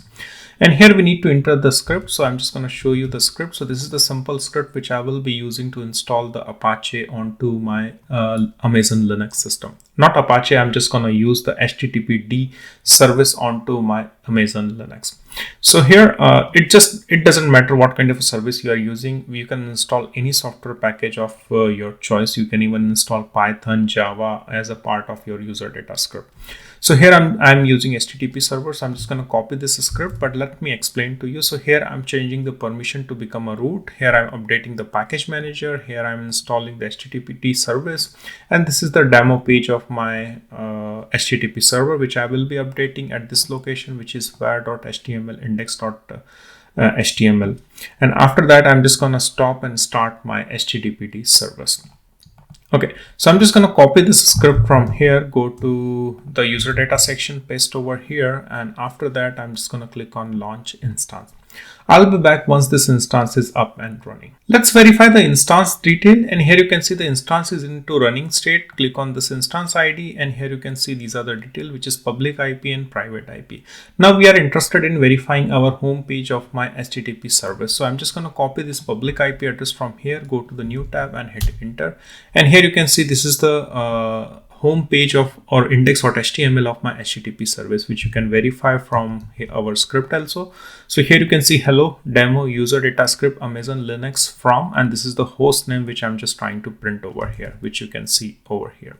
So this is how you're just gonna work with your user data script, I have just shown you a very basic example like IIS server, Apache 2 server, and HTTPD, but you can install your custom packages also with your user data script. But make sure that your user's data script is correct. And in case if it doesn't work, then you can just go and check at this particular location, which is, I'm just going to paste it over here, which is this path. So this is the path where you can check what's wrong with your user data script, and that will tell you exactly what you have done wrong with your user data script. In this session, we are going to take a look onto the AWS Security Group. First, we are going to see what is Security Group. Second, we are going to see what's the importance of our EC2 Security Group. And third, in the demo, we are going to see how to create an inbound security group and outbound security group onto AWS resources. Let's try to understand what is AWS Security Group. So AWS Security Groups are used to control the inbound and outbound traffic coming to your AWS resources. And these security group rules are imposed on a certain ports. Let's take a look onto a typical inbound security group. So here onto the screen, you can see an inbound rule which I have created, and this security group for inbound rule is responsible for any incoming request. So here on the right hand side, you can see this is our EC2 instance where our applications are running. And that application is running on a port 80, which I have specified over here. So this is the rule which I have created for our incoming requests inside my security group. So as I told you, this security group is applicable on a certain port, and this time this port is this 80. So this is the port which I'm using to run my application. And if this security group is not present, then this user will not be able to access that particular application. So that's the reason you need to keep the security group inside for your inbound as well as outbound rule. So as of now, we are just taking a look onto the inbound rule. So once the request comes from a user, then this security group rules will be checked, and it will be checked whether that user is allowed to access port 80 or not. If it is allowed, then that application will be accessible for that user. Don't worry, I'm just going to show this demo later into this section in this session. But there is one more port I have enabled, which is 22. So this 22 port is used for SSH or login into your EC2 instance. Since this EC2 instance is Linux based, so we need to do certain checks, like you try to access the EC2 instance for checking the logs, installing certain packages. So for that reason, we need to enable the SSH also, so that you can access that EC2 instance from your PuTTY or from your terminal. The third thing is ICMP. This ICMP I have put into the inbound security group so that a user can ping and check the status of your EC2 instance, but whether that particular EC2 instance is accessible or not using the ping command. So these are the very common inbound rule which we generally put inside our security group so that we can access our services running into our EC2 instance. But here I have taken an example of only the EC2 instance, but this security groups is applicable for other resources, just for example, load balancer, target group, and then your ECS services, Kubernetes services. So there are lots of other resources which also follow the same rules which I have just explained to you. Now the next thing is how to compose your security group. So there are three components to your security group. One is source, second is protocol, and third is port. So port part we understand, like if you are running an application on a certain port, then you should define that port into the port section. Secondly is protocol. So you should know like what kind of a protocol you are using or you are trying to access, whether it's a HTTP, whether it's a HTTPS, whether it's a TCP, whether it's a ICMP, or whether it's a SSH. So you should know the protocol for which you need to create that particular security group for inbound or outbound. The third thing is source, which you can see over here, and in the source you need to define the IP ranges from where you want to validate the incoming request. Since it's an inbound rule, which you can see, so I'm expecting this is the source from where our request is originating. So as of now, you can see this IP range is 0.0.0.0/0, which is quite open range, and which means anyone from outside of AWS environment like me sitting at home can make a request to this particular EC2 instance if you see this IP address over here. And if I change it to very specific IP address, then I'm allowing that particular IP to access this particular EC2 instance. And if you see this 000, which means I'm allowing everyone to access this EC2 instance. So that's the basic rule for constructing your security group. The next confusion you might be having is like, what's the difference between a firewall and the security group? So the security group is responsible for validating the traffic in between the resources of AWS. So here you can see this is my public subnet and this is my private subnet. And in the both subnet, I have the EC2 instance, which is this one and which is this one. Okay, now I want to validate this traffic, or I want to put certain rules on the request. So if a person is trying to access from public EC2 instance to private EC2 instance, then I will have a security group. So the security group can exist in between the AWS resources. So here you can see the request will come from here and the request will go to here based on the security group rules. As I told you, like how to compose the security group. So you need to specify the source. So here I have specified the source, and you can see the IP range is 11.0.1.0, and that should be the IP range of your source, which is our public subnet, which you can see over here. So 11.0.1.0. So here I have specified this source. The protocol is HTTP and the port is 80. So you need to define the protocol and the port where your application is running. So this is how you define the inbound rule. But remember, this security group rule we are defining within the AWS resources. So that's the main difference. Like you can create a security group rule between the AWS resources. But in case of firewall, which you can see over here, which is this one. So this firewall is responsible for external traffic. So let's assume that I'm sitting over here at my home and trying to access this particular EC2 instance. So I will just make a request. That request will go to firewall. Firewall will do some blocking and allowing based on the rules I have configured. And once it is allowed, then I am able to access this EC2 instance. Okay, but if I have composed or if I have set some security group rule, then those security group rule will be evaluated whether I am allowed to or not. And then I will be allowed to access that EC2 instance. So security group can exist within the resources, or it can exist for a single resource as well. Now we have seen the inbound security group rules. So similarly, we have outbound security group rules also. So here I have taken an example, like here I'm sitting and I'm trying to access an EC2 instance. So here I will try to access this one, and here I will have a security group for my inbound rule, which will validate my incoming request. But there will be a similar outbound rule. So if a request is going out from here, then I will have an outbound security group rule as well, where I will also follow the same pattern, where I will define the source, I will define the protocol, and I will define the port. And generally, the outbound rules are a little bit lenient.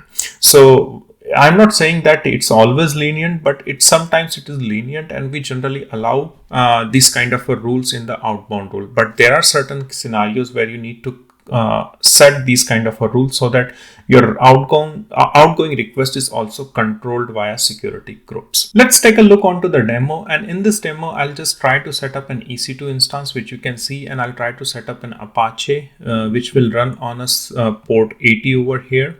So I'll try to access this application, and this will validate our inbound security group rule, and then I will try to access this particular service running onto EC2 instance. One more thing, if you're new to this channel and if you're really liking this kind of a content, then I have a membership program for my YouTube channel where I generally post these kind of in-depth session videos, which can be really useful, and those are really close to the industry standard, like how we work into the industry. So if you really like these kind of a session, then please consider being a member of this particular community. Let's get back to our demo. Alright, so here is my AWS console. So for creating a security group, I'll just first go to the EC2 instance, and here I will just click on Launch Instances. And here I will just show you the section where you can create a security group. So if you scroll down further over here, so here into the networking section, if you click on Edit, then you will find a security group option. Here you can see a create security group. So here either you can create a security group, or either you can select an existing already created security group as well. So for the time being, I'm just gonna put a security group. First of all, I'm just gonna enable, it is already enabled the SSH and port 22, which you can see over here. And I'm just gonna add one more security group where I'm just gonna use the protocol as HTTP, which is this one, and the port I'm using 80, and the source type. So here I will choose anywhere.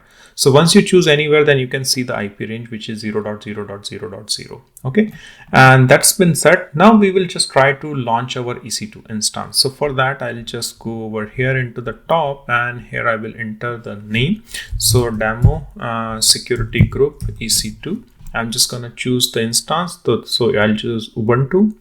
And key pair, I'm just gonna create a new key pair. So test demo security group keys, and I have downloaded the private key and public key associated with this security group, with this EC2 instance. Here I have already created the VPC, so I'm just gonna choose that one. I'll just put the public subnet, and if you don't know how to create a VPC, subnet, SSH key pair, then I have already uploaded one session. So I'll put a link into the description section of the part. I think it's part 11 or 12. Just check that particular session. You'll find a description section in the description section and also onto the screen.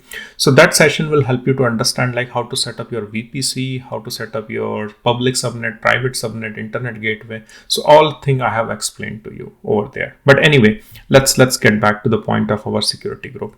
So I'll enable the public IP over here, and I'll just check once again. So here you can see our security group. So one is already there. I have created. Let me check. I think it has gone back. So I will just re-add once again. So I'm just going to choose HTTP. I'm just going to choose anywhere 000. I think I just tried to fill those details initially before filling all these network settings. So that's why it just vanished. So I recreated everything over here. So here you can see I have enabled SSH was already there. I have put the HTTP over here. Okay. And after that, I think everything looks good. I'll just click on the launch instance over here. I'll be back once this instance is up and running. All right, so here you can see my instance is up and running. So which you can see the public IP is this one. So I'm just going to click on connect to access that EC2 instance.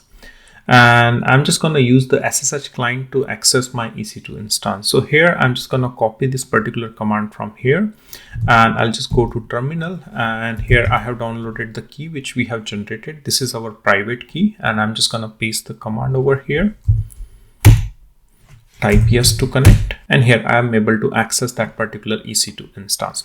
Now the thing is, we need to start our service of Apache onto port 80. So for that, I'm just going to use the script, which I'm just going to show to you, which is this one. So this is the script we are just going to use. So I'm just going to copy this script from here and paste it over here.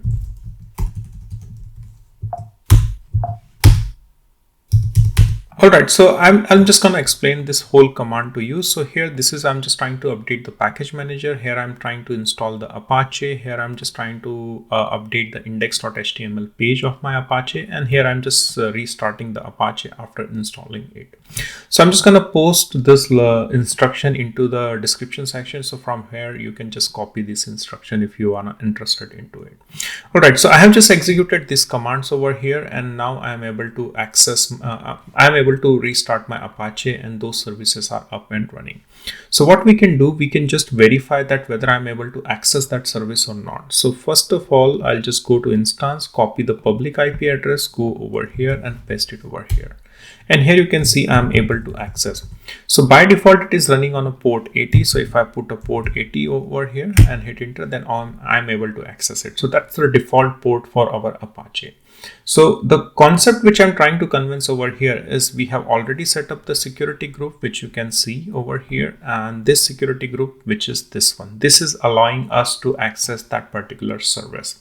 So now what I will do, I will just try to modify this security group. So here you can see this security group rule is available for inbound. I'm just going to go to this security group ID, which you can see over here. That's the security group ID. Click on it. And here I'm just gonna edit inbound rule, which you can see over here. Click on edit inbound rule, and here I'm just gonna delete this inbound rule and click on save. So now I have saved it. Let's go back to EC2. Click on instances ID, and go to security and see. Now I have disabled, or I have removed this port 80 from the security group. Let's try to refresh this page again, whether we are able to access or not. So here you can see it is loading. I will close and I'll open once again so that it's visible to you. So I'll copy this and paste it over here. And here you can see it is just keep on loading, but it's not able to access that particular service because from the inbound rule, which you can see, I have removed that particular security group. So that's the purpose of our security group, to restrict the traffic. Okay, so I'll just open that security group once again, edit inbound rule, click add rule, click on HTTP over here and select from anywhere, which is this one. And before clicking on save rule, I'll just open the tab. Here you can see it's still loading, and I'm just gonna click on save rule, and it should take, and here you can see the page is accessible now. So that's the purpose of our security group rule. The next thing which I would like to show you is the outbound rule. For outbound rule, let's access the instance which we have already started. So click on the instance ID and go to the security tab over here and go to the outbound rule. And here you can see all the request is allowed to go out from our EC2 instance. So what does it mean? So if I try to open my EC2 instance, I'll clear the screen over here. So if I try to curl any external website, then it should be possible from my EC2 instance, because our outbound rule is very open and it is allowing every request to go out. So for that reason, I'm just going to use curl ipinfo.io, and that's the external website which I'm trying to curl, and it is giving me the IP addresses of my EC2 instance. And if I show you here, you can see this is the same website which I have opened, and here it is accessible from my local browser. So here you can see my EC2 instance is able to access that particular website. So my request is going out from my EC2 instance. So what I'll do just is that I will just modify this outbound rule, and I'll remove that particular outbound rule from security group. Then we will see that our EC2 instance will not be able to access the external website. So here, just go to the security group and go to, here is an inbound. We are not changing that. Go to outbound, edit outbound rule, and click on delete this outbound rule. Click on save rules over here. And let's go back to our EC2 instance. I'll clear the screen. And I'll try to curl the same IP or the URL. So I'll just put ipinfo.io. And here you can see now I'm not able to curl that particular ipinfo.io.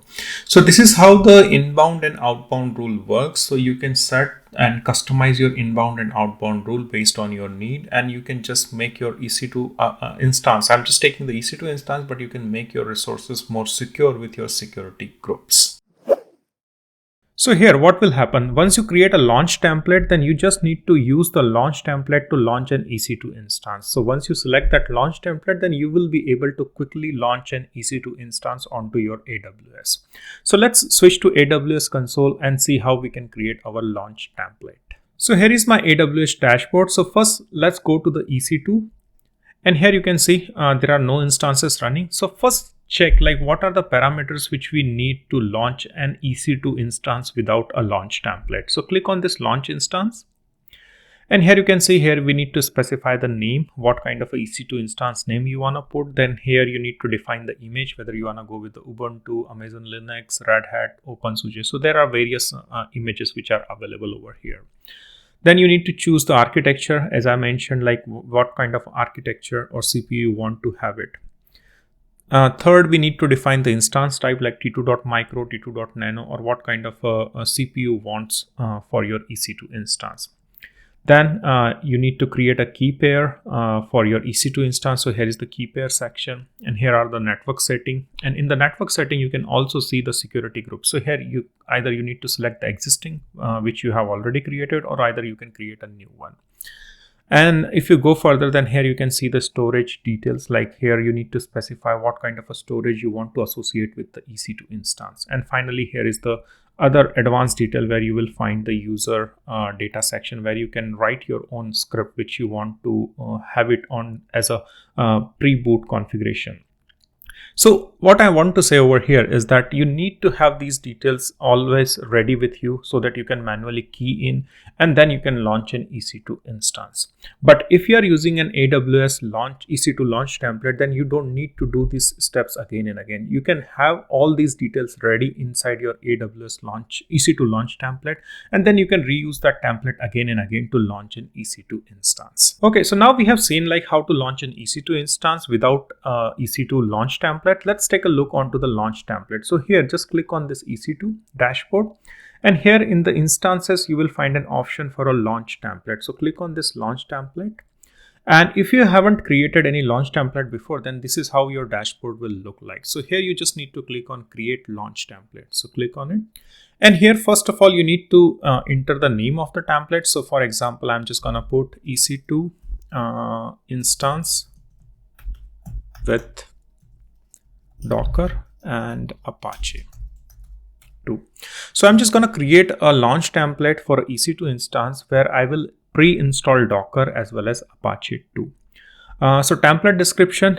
So this template is for Apache 2 and Docker. So I'm just putting some meaningful description over here. Auto scaling. So I'm not going to touch the auto scaling part here yet. Template tag. So here you can create a tag. So here I will put, let's say, name, and the value is like EC2 with Docker and Apache 2. Okay, source template, I'm just gonna take in another section when we want to use the source template. But as of now, we don't want to use any pre-existing source template. So I'm just gonna close this one. Application OS image. So here we need to select the OS image which we want to have associated with our EC2 instance. So here just click on browse more AMIs. So here you can select the AMIs or the machine image which you want to have into your EC2 instance. So here I'm just gonna choose Ubuntu. So here you can see this is Ubuntu, and I'm just choosing it the free tier eligibility because I'm just doing it for the demo purpose. And here you can see I'm just choosing the x86 for my AMI. So just click on select. All right, so now we have select the AMIs. So now the instance type. So what kind of an instance type you want to launch? So I'm just gonna select t2.micro. But in case if you need to have some higher CPU, then just choose the correct one for you. Okay, so key pair login. So what I'm gonna do, I'm just gonna create a new key pair here. So let's say SSL. So this is the name I'm just gonna put over here and create key pair. So here it will download me the public key, the private key, and the public key is already associated over here. So here you can see the key pair name.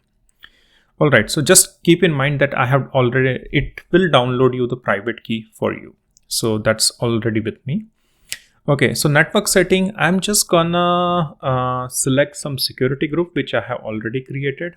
So here just click on, I just don't want to create a security group. I'm just gonna select a security group. So here I'm just gonna select some of the security groups. So I'm just allow 22. And I'll just allow port 80. I'm just going to show you like what are those. So here, if you go to AWS and if you go to VPC,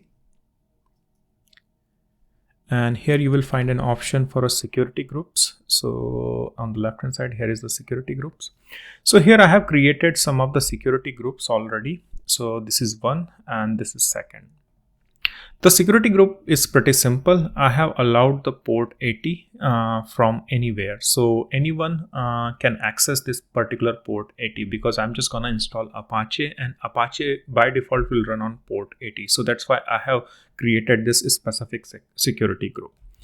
Second security group which I have created is for SSH, so that we can SSH into our EC2 instance when we will be launching our EC2 instance. So these are the two security group which I have already created, and those security group I have attached over here. So here into this template, if you go down, then here you can see the port 22, and this is another security group ID which I have added over here. So now port 22 and port 80 are open for this particular EC2 instance. Okay, in the advanced networking configuration, I'm not gonna change anything. I'm just gonna keep it close. EBS volume, so I'm just gonna go with the default one. Here you can see it's like 8 gigs of capacity. So I'm just not gonna change that one. In case if you need some higher, then just choose that correct value over here. Okay, so resource tag, I think it's okay. I just don't want it. And in the advanced detail, so here I'm just gonna choose user data where I would like to create, or I would like to install Apache as well as Docker onto my EC2 instance whenever I launch an EC2 instance. And if you are not familiar with the user data, then I just check my previous part number 7, where I have shown like what are the user data and how to use the user data script to pre-install some of the software packages. But here in a brief, here I have already created this shell script, so I'll show you. So whenever this EC2 instance will be launched, so first it will install Apache 2, and after that it is going to install the Docker inside that EC2 machine. Alright, so now I have pretty much filled in all the details for this launch template. So what I'm just gonna do, I'm just gonna create a launch template over here. And here you can see it has successfully created a launch template. So just click on this launch template, and here you can see this is the launch template which we have just created. Now I'm just going to use this launch template to create my EC2 instance. Okay, so let's go back to our EC2 dashboard over here. And here you can see there is no instance running. So I just wanted to launch a new instance using my launch template. So here you will find an option to launch instance, but we don't need to select the launch instance button. We just need to select this drop down, and here you will find an option launch instance from template. So click on it, and here it will ask you to choose the launch template. So here in the drop down you will find the launch template which we have just created, that is EC2 instance with Docker and Apache 2. I'm just going to select that one. And if you go down, then you will see that all the details are already pre-filled. So here you can see this is our AMI, this is our T2.micro, this is our key which we have created, and these are our security group which is running on which is allowing port 80 and port 22. After that, the storage volume, here you can see 8 gigs, and after that in the advanced detail you can also see the user data where I'm installing the Apache 2 as well as Docker. So it becomes really easy when you create a launch template, so you don't need to manually key in all those details. Now what you need to do after selecting the launch template, just click on the launch instance. And here you can see our EC2 instance has been launched. So I can go to EC2 dashboard once again, click on this. I'm just going to refresh this one. So let's check over here. I'm just going to remove the running filter. And here you can see this instance ID is into pending state. So it will be soon created. So I'll be back when this instance is up and running. Alright, so now my instance is up and running, and here you can see the status which is running. So I'm just going to click on the instance ID over here. And first of all, we are just going to check and verify our Apache 2 instance by accessing their home page. So I'm just going to copy this public IP address from here, and I'm just going to hit enter. And here you can see our Apache 2 has been installed successfully. Alright, so now we have verified the Apache. The second thing which I would like to verify is the Docker, whether we have installed Docker or not. So for that we need to SSH, or we need to log in into this Linux machine. So for that, what we need to do, we just need to click on connect over here, and here you will find the SSH client instructions for SSH into your EC2 machine. So first of all, we just need to run this command to change the permission of our key. So if you remember, when we were creating a launch template, then we downloaded our key. So this is the downloaded key which is available onto my local system, and this is the private key. So what we need to do, we just need to copy this command, and I'm just going to open the terminal over here. Just run the ls command so that I can show you that key which I have downloaded. So here you can see this is the key which is already with me. So what I need to do is I need to change the permission for that particular key. So I'm just going to copy this and run this. Okay. So now here you can see it has these permission. Now we need to change it to the read permission. So that's why we need to run this particular command. Otherwise we will not be able to SSH into our machine. So I'm just going to run the lslart command so that you can see. So here you can see now it only have a read permission. Okay. I'm just going to clear this. And again, I'm just going to go back over here, and here I'm just going to copy this SSH command. So copy this one, go to your terminal and paste this thing. And after that, you can just simply hit enter, and it will ask you whether you want to connect. Type yes. And here you can see now you are logged in into your EC2 instance, which we have launched using our launch template. Alright, so first of all, I'm just going to clear it, and let's check the Docker version, because our intention was to verify whether we have installed Docker or not. So here I'm just going to run docker -- version command.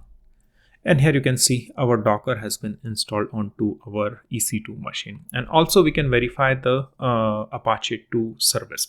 So for that, I'm just going to run systemctl status Apache 2. And here you can see our Apache 2 server is running, that we have already verified by accessing the home page of our Apache 2. Here you can see. Let's terminate this instance, and I'm just going to show you the next concept where we are going to use already our template which we have already created, and then we are just going to create another template using the base template as a source template. So first of all, let's terminate this instance and click on terminate. Go to instances. So here you can see it is shutting down. Okay, so let's move ahead. I'm just going to close this one also and go to launch templates once again. So here you can see we have already created this launch template. The next thing which we need to do is we need to create another launch template, but this time we are just going to modify a few things. So here I'm just going to choose EC2 instance with Apache 2. So I don't want to install Docker. I just want to install Apache onto this EC2 instance. So here template version description, I'm just gonna skip because it's not mandatory. Secondly, source template. So this is important. So now we already have one launch template with us. So I'm just gonna reuse this launch template to create one more launch template. So here I'm just gonna select the launch template, which is this one. And now we are just gonna go ahead and modify a few more things. So here you can see it has already pre-filled quite a lot of details for us, but we need to modify a few things. So here you can see, I'll just reiterate once again. So this is the AMI, this is the instance type, this is the key pair, which we have already created. Then these are the security group, storage volume, which is 8 gigs. Resource tag, which we have not inserted because it was optional, and the advanced detail you can see the user data script. So here it is also installing Apache 2 and Docker, but I don't want to install the Docker for this launch template. So what I'll just do, I'll just remove this section from here. So what we are doing over here, just now we are trying to reuse the existing launch template, and now in the second launch template we don't want to install Docker, we just want to install Apache 2. So that's why we have just removed those scripts, and after that we can just click on create launch template, and here you can see it has been created. Go to launch template, and here you can see, so now we have a 2 launch template, one with Docker and Apache 2, and the next launch template is only with the Apache 2. So now we are just going to launch one more EC2 instance using the second launch template which we have created, where we only want to have Apache 2. Okay, let's go to the EC2 dashboard over here. Again, here in the launch instance, I would go and select launch instance from template, click on it. Here we need to select the template. So here I'm just going to select the EC2 instance with Apache 2. I'm just not going to select the Docker and Apache. I just want to have Apache 2. Select this one. And here you can see it has already pre-filled everything. AMI, instance type, t2.micro, key pair is already selected. Security group has been filled in. EBS, the volume is like 8 gigs of capacity. Resource tag is empty. Go to advanced detail, and here you will see the packages which we want to install. So here I'm just gonna install Apache 2, and after that I'm just gonna hit launch instance, and you can see it has launched. Just go on EC2, click on instances, remove this running filter, and here you can see it is in a pending state, and this old one is already terminated. So I'll be back when this instance is up and running. Let's refresh this page once again. And here you can see the instance is now running. So let's click on this instance ID, copy this public IP address, go to new tab and hit enter. And here you can see our Apache 2 is up and running. But we just wanted to verify one more thing, that we have not installed the Docker because we only wanted to install the Apache 2. So for that, what we need to do, we just need to click on connect, and I'm just going to copy this SSH command, and I'm just going to open my terminal. So I'll just clear it. And just check whether you have the key. So yes, I have the key, and I'm just gonna key in the SSH command over here and hit enter. Type yes to connect it. And now we are logged in into our EC2 machine. So I'm just going to clear it so that you can see the command which I'm running. So I just need to run the command docker version. And here you can see the command docker not found. So which means it has only installed the Apache 2, but it has not installed the Docker. So with the help of launch template, this is how you can differentiate and you can create a different template where you can achieve some custom things with your launch template. So here, as you have seen in the example, in one launch template, we have created, we have installed Apache 2 and Docker, but in another launch template, we only installed the Apache 2. I hope this short tutorial on AWS EC2 Launch Template will help you to understand this launch template much better, and you will be able to use this launch template into your project. In this session, we are going to take a look onto the EC2 Auto Scaling groups. Before we begin, so this is the target architectural diagram which you can see onto the screen, which we are going to implement in this session. So at a first glance, this target architectural diagram might look complicated, but don't worry, we are just going to start from a ground zero and we are just going to break down the whole architectural diagram into bits and pieces so that it's really easy to understand the EC2 Auto Scaling group. But here is a very brief intro about the auto scaling group. So as the name suggests, auto scaling, which means it is going to auto scale or auto create the EC2 instances into our AWS environment. And how to control those? So here we need to define the mean, max and desired. So these are the numbers, and these number denotes the number of EC2 machines which is going to be started into our AWS environment. So whenever we create a auto scaling group policies, then we define these numbers. So minimum is the minimum number of EC2 machine which will be running into our AWS environment, and max is the number where we will be running maximum number of EC2 instances into our AWS environment based on the load, memory and CPU uses. If there is a more load, more requests coming to your EC2 instances, then max number of EC2 instances are gonna run. So you don't need to control, the auto scaling group will take care of that part. So based on the traffic, CPU usage, memory usage, it is going to create and reduce the EC2 instances onto AWS environment. Alright, so now you are a little bit aware about the EC2 auto scaling group policies. So let's try to compare the two approaches. So here onto the screen, you can see one is traditional setup without auto scaling. And here on the right hand side, you can see the EC2 auto scaling setup. So let's first take a look onto the traditional setup where we don't have a auto scaling. So here on the top, you will see a load balancer, and that load balancer will route the request to our VPC, and then it will go into the subnet and where we are provisioning our EC2 instances. So in the traditional way, when we don't have auto scaling, so requests will come to the load balancer and that request will be routed to the VPC, and then it will eventually end up onto our subnet where our EC2 instances are running. So in traditional setup, what we do, we just predefine the number of EC2 instances. So here you can see there are 3 instances which is running. So let's consider a case where you are having only few number of requests coming to your application.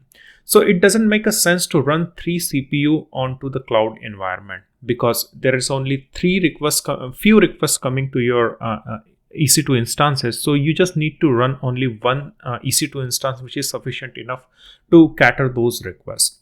But instead you are running the 3 instances. So what will happen is you will pay a cost for running 2 extra instances into your AWS environment. And that's not an ideal scenario.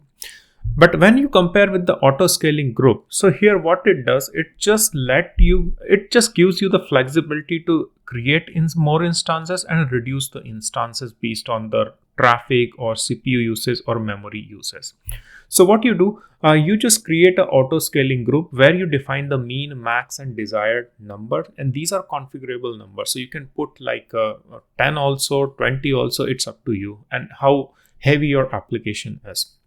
So you just create an auto scaling group, and in that auto scaling group, you just configure these values and so that it knows like how many CPU it needs to, or how many EC2 instance it needs to provision to cater those requests. So that's the difference between the traditional and the EC2 auto scaling group. And the benefit we get out of this auto scaling group is that you reduce quite a lot of cost, because generally what happens is like let's take a normal scenario where requests are coming in a daytime, but during the night there are very few requests because everyone is sleeping. So in that scenario, you can reduce the count of a CPU running onto your AWS environment, and that's where the auto scaling group can help you.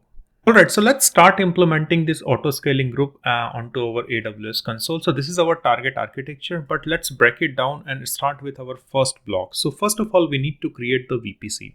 So let's go back to our AWS console over here, and here just type in the VPC, click on the VPC, click on create VPC, select VPC only. Here just type the name test VPC.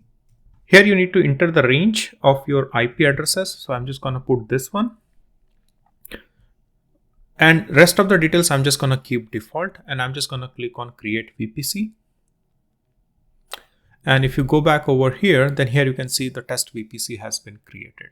After we create the VPC, the next thing which we need to create is the internet gateway. So again, go back to your AWS console, and here on the left hand side, you will find the option for internet gateway. So click on internet gateway. Create internet gateway, and here you can enter the name. So I'm just going to copy the name from my notepad and paste it over here. So click on create internet gateway. So name is internet gateway test. So all the resources which I'm just going to create, I'm just going to add a name test so that we can identify these resources. I'm just going to click on create internet gateway. And also we need to attach this internet gateway with our VPC. So here in the action section, you can find the attach to VPC. And here select, and here you can choose the test VPC. So select test VPC and attach to internet gateway.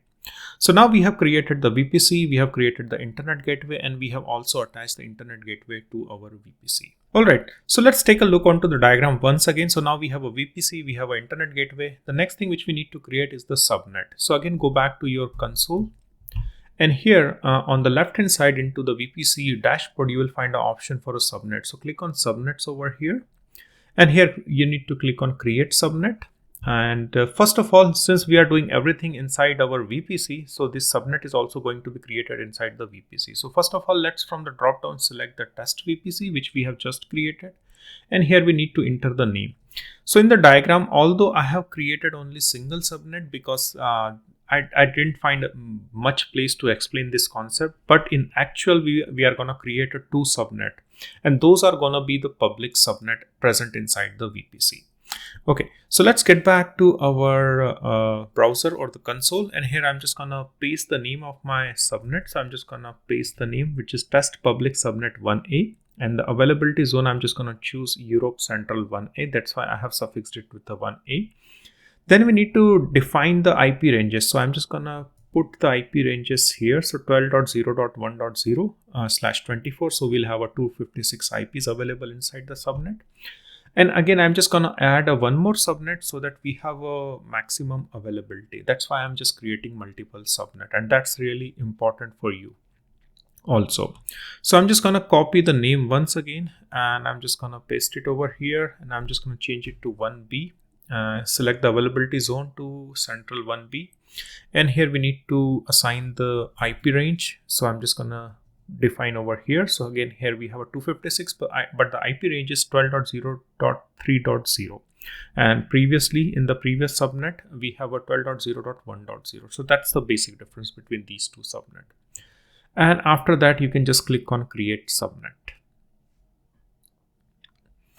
Alright, so now we have created the VPC, internet gateway, and then subnet. The next thing which we need to create is the route tables. So here on the left hand side, you will find an option for a route tables.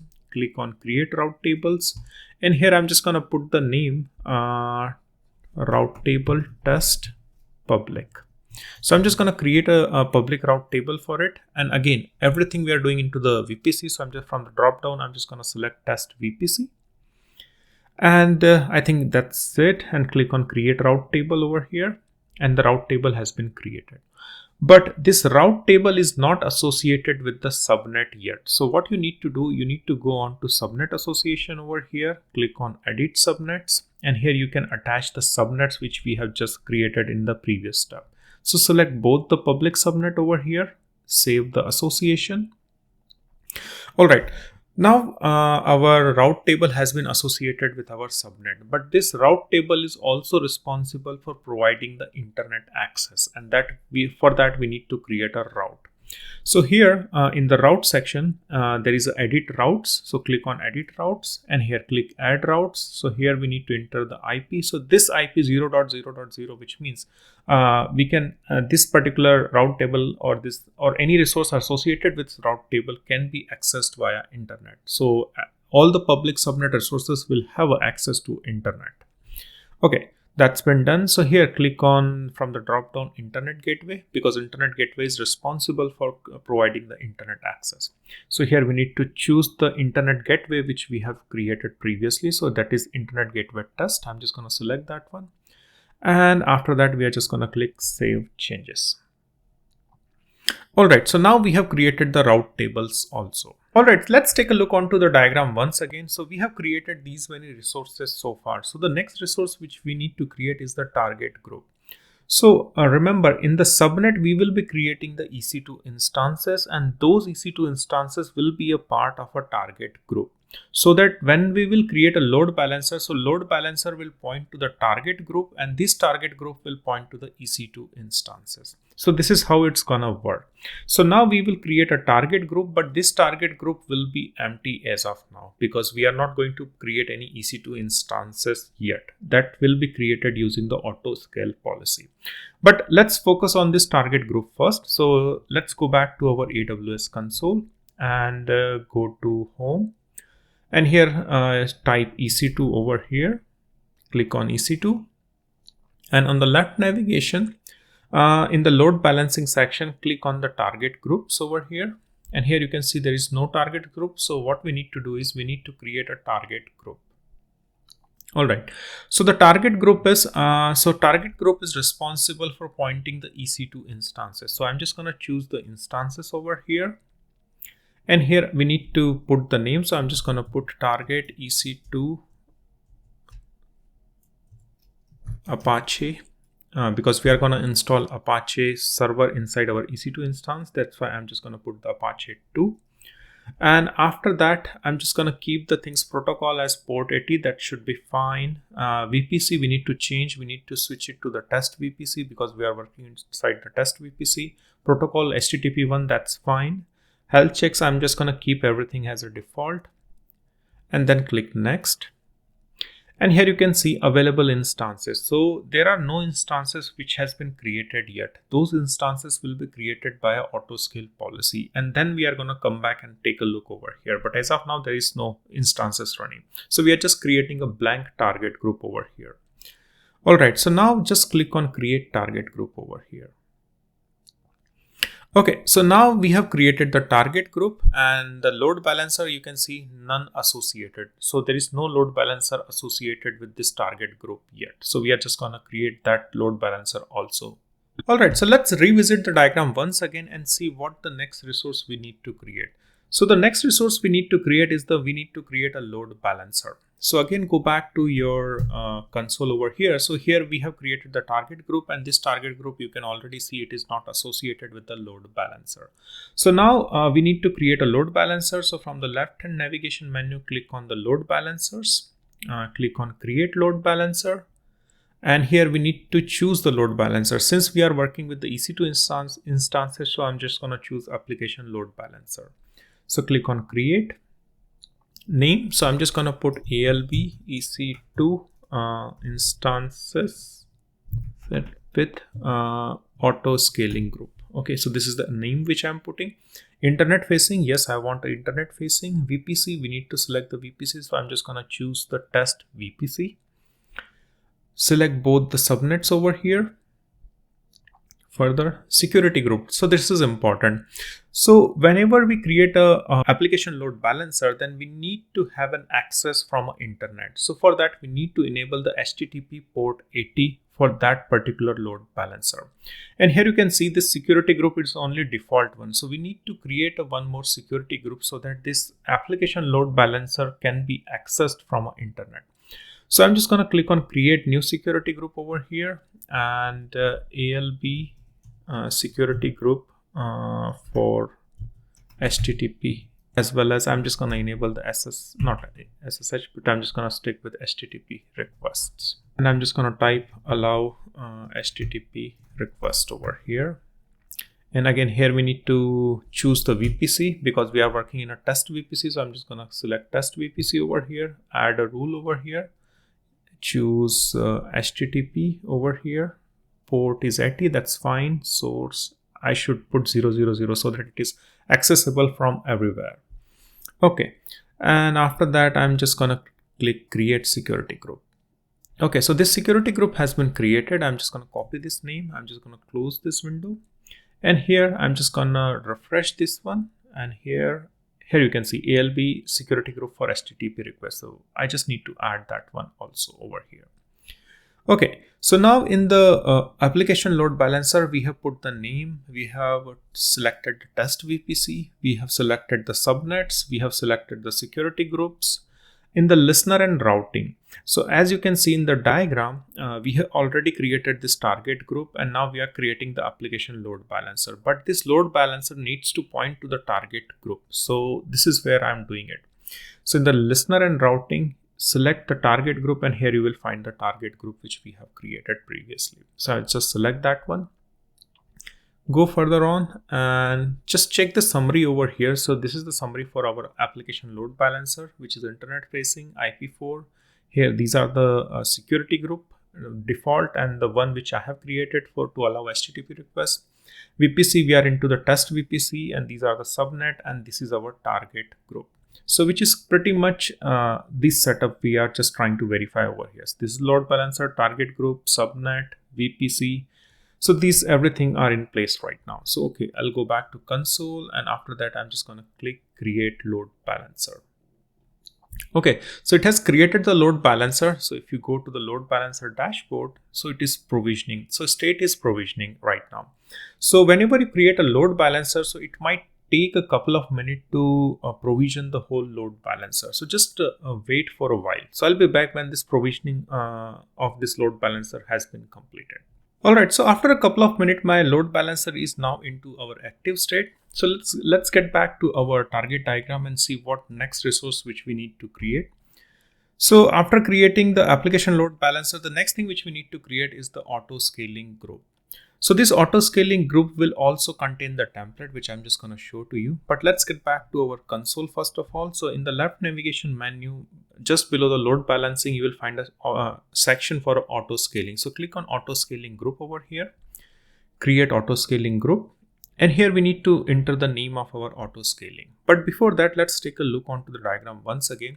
So once we create an auto scaling group, then it is going to ask you like what kind of a EC2 instance you need to create. So for that, we need to use the launch template. So the launch template is basically a primary configuration where you specify that what kind of EC2 instance you want to provision or you want to set up. So this will contain primary like a T2.micro, what the CPU type, your AMI, whether you are going to use Ubuntu, CentOS, Red Hat, your security groups also, and also you can specify the public IP address. Do you want to assign the public IP address or not? So these are some few details which you can specify into the launch template, and then this auto scaling group is gonna use the launch template to create the EC2 instances. But this mean, max and desired numbers are not part of a launch template, but this is a part of auto scaling group. So what happens is auto scaling group reads the launch template. It knows like what kind of EC2 instance it needs to create and how many EC2 instance it needs to create. For that purpose, it will read these parameters, that is mean, max and desired. Alright, so let's get back to our AWS console and let's continue with our auto scaling group. Alright, so here is the auto scaling group. So first of all, let's assign the name for auto scaling group. So auto scaling group EC2 instances test demo. And here you will find an option for a launch template. So I have already created one launch template, but for this demo, let's create a fresh one. So click on this link below. So this is the link which I have clicked to create a new launch template. So here I'll just put the name LT and then EC2 Instances Apache 2. Alright, so after that, assigning the name to the template, let's go ahead, choose the AMI. I'm just going to choose Ubuntu because I want to have Ubuntu inside my EC2 machine. So select that one. That's been done. Instance type, I'm just going to select t2.micro. After that, key pair, just select the key pair if you have already created. Otherwise, you can create a new one from here. In the network setting, we need to select the subnet. So I'm just going to select the test public subnet over here. Security groups. So this is important because we are creating EC2 instances, and for those EC2 instances to serve the request, we need to enable the port 80 so that we can serve the HTTP request. And for that, we need to create that security group. And also we need, for SSH purpose, we need to enable the port 2022 also so that we can SSH into those EC2 instances. Alright, so what I'll do, I just need to create the service group for that. So let's go to the VPC section. Go to security groups over here, click security groups, create security group. So here I'm just going to put like a launch template security group EC2 instances Apache 2. All right, and allow SSH and HTTP requests. So this is just a description I'm just going to put over here. In the VPC, we need to enter the VPC where we are working. So we are working into the test VPC. So select that one. Add rule. So here I'm just going to choose first of all HTTP port 80 and allow everyone. So I'm just going to choose this IP, add one more rule and add SSH over here, allow everyone. And after that, click on create security group. Okay, so now we have created this security group. Just copy this name, go to this launch template once again, and here we need to assign that security group over here. Okay, so that we have assigned. Okay, so here I have assigned the security group, and subnet it is complaining for. So I'm just gonna select some other subnet which is available. Okay, so I'm just gonna select this one. Remove subnet for EC2 Auto Scaling template. So we don't need to select any subnet. So I'm just not gonna include anything over here. That's okay. Let's go ahead. Auto assign public IV. So we need to enable this one also. So let's check once again. So we don't need to include subnet. We just need to include the security group to allow HTTP request over here, and SSH. That's also mandatory. After that, I'm just gonna stick with the storage volume. So 8 gigs, that's fine. Resource type, I'm just gonna skip it. It's just optional thing. So in the advanced detail, we need to install the Apache, and we need to have some custom HTML page so that it can show the host IP. Okay, so for that purpose, I'm just gonna use this script which I have already copied into my notepad. So this is the script which is going to update the package, then it is going to install the Apache, and here it is going to update the content of HTML5 which is gonna print the host name. And if you don't know what is user data, then I have already uploaded the session for this user data section. So just go and check into the playlist. So that will help you to understand like how you can write the script which can be useful when you're bootstrapping or when you're starting your EC2 instance, so that whenever you start an EC2 instance, so these packages will always be installed. Okay, so that's been done. So I'm just gonna click on create launch template over here and go to launch template, and here you can see our launch template has been created. Okay. All right, so let's get back to our auto scaling group. So we have assigned only the name. Now we need to select the launch template, which we have just created. So just refresh this one. And here you will see the launch template. So LT EC2 instances Apache 2, that's the launch template which we have created. And here is the version. Since this is the fresh template, that's why the version is 1 only. If you have modified that template, then you might get a different version. So just select the proper version or the latest version in case you are modifying the existing one. So that's just a quick note for you. All right, so the rest of the details are quite okay. I'm just click on next. And here the launch template is this. Here the VPC we need to change, and we need to change it to the test VPC because we are working inside the test VPC. The availability zone, I'm just going to select both of it over here. Click next. Now here it will ask like the load balancing. So if you go back to our target diagram once again, so here we already created this load balancer, and this load balancer is already targeting attached to this target group. So we need to select the load balancer for this auto scaling group. So here go back to this attached to existing load balancer, choose from your load balancer target groups. So we already created this target group. If you remember this blue boundary, so this is our target group, so that we have already created. So we just need to select that one. So here you can see this is the target group which we have created. After that, VPC lattice integration, just keep the things default. We don't need to change it. Turn elastic load balancing health check. So we just need to enable that one, so that it can do the health checks for our EC2 instances. Health check grace period 300 seconds. Since we are doing it for demo purpose, so I'm just gonna keep it to 20 seconds. But just change it if you want to have some other health check grace period for your EC2 instance. Okay, so click on next. So here, these are the things where we specify like what's the capacity, mean, max, and the desired. So if you see over here, so mean, max, and desired. So I'm just gonna put desired into 2, minimum 1, and maximum I'm just gonna create 3. Scaling, so I'm just gonna keep it none, but in case if you're interested into furthermore, then you can just define some policies. So what it will do, so based on the CPU usage, so if CPU usage is more than 70%, 80%, then also you can increase the EC2 provisioning. So that will create more EC2 instances for you. But just for this demo, I'm just gonna keep it none.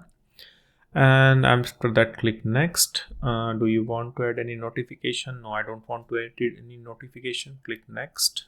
Tags are also optional, so click next. And after that, you just need to click on create auto scaling group.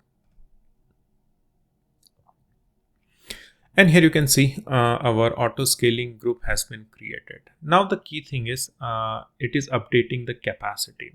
So as soon as you create an auto scaling group, it will automatically start creating those EC2 instances based on the desired capacity. So here the desired capacity which we have specified is 2. So it will automatically provision the 2 EC2 instances for us.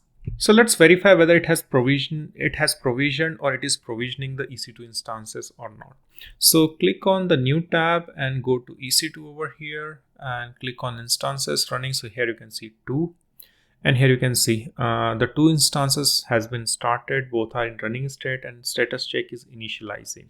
So as you can see, like when we created this auto scaling policy, if you take a look onto the diagram, so when we created this auto scaling group, then it started provisioning those EC2 instances into our subnet. And these EC2 instances are created based on these numbers, like what numbers we have configured. So we have configured 2 as a desired number, so that's why we are seeing these 2 EC2 instances has been created over here. So I'm just going to refresh it. So it will take a couple of minutes more to properly initialize everything, and then we are just going to verify from our load balancer. Okay, so here you can see our EC2 instances has been initialized properly and the status check is passed. So let's go back to our load balancer. So from the left navigation menu, click on the load balancers and click on this load balancer, and here just copy this DNS and go to new tab and enter the. So here you can see we are able to access it. I'm just going to zoom in so that you can see the details. So here you can see the server detail and the IP address is 12.0.3.127. And if I refresh this, then it is going to change to 1.2.4.7. And if you go to our EC2 instances, then we can verify the IP address, which is the private. So here you can see 3.127 it is ending with. I'm just going to refresh it once. So one request is going to 3.127 and the other instances, this one, so which is 1.245. So I'm just going to refresh it once again. So here you can see 1.245. So as you can see, our load balancer is now routing the request to the EC2 instances properly.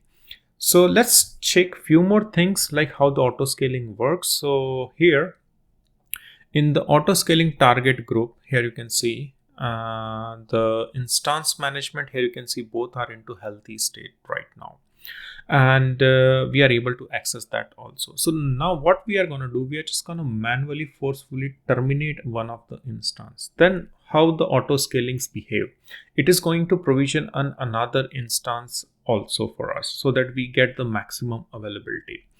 Okay, so let's close everything. First of all, I'm just going to close this one also. Let's go back to EC2. So I'm just going to open two tabs. So this is our EC2 dashboard. Here two instances are running, and I'm also going to open the target group. Go to target group, and yeah. So health check. Yeah, this is going good. Target. So yeah, here you can see the both status are healthy. So now what we are going to do, I'm just going to terminate one of the instance over here. So terminate instance, terminate. So as soon as you start terminating the instance, I'm just going to remove the running filter over here also. So soon it is going to start provisioning one more EC2 instance, because in this target group policy, if you'll see, in the auto scaling group, we have set the desired capacity to be 2. So if one instance is down, then it is going to provision another instance. So here you can see into the target group, it's a launch template. I just don't want to go into the launch template, but I'm just going to go into the auto scaling group, click on the auto scaling group and instance management. So here you can see, just refresh this one. It will take us some time to see the changes. I'll be back in a minute. I think it will take 1 or 2 minutes to update the status over here. So I'll be back and I'll show you those new instances. Alright, so after a minute, as you can see, the one instance has been terminated and new instance is into pending state. So it's already started provisioning one more instance for us. So in the health section also, if I refresh this one, so here you can see one is unhealthy because we have terminated manually, and now it has started provisioning in another instance. So this is how the auto scaling works. So whenever you define an auto scaling group for your EC2 instances, so it will just act based on the counts which you have set up into the desired mean and max. So if you terminate, if any of the application is unhealthy, then it is going to provision a new instance for us. And then this is how we are just gonna scale the requests which are coming to our EC2 instances from a load balancer. In this session, we are going to talk about the target group and application load balancer. First, we are going to see what is the importance of target group, how to create a target group, and how to associate that target group to the application load balancer. And in the second part of this particular session, we are going to perform a demo where we are going to spin up some EC2 instances.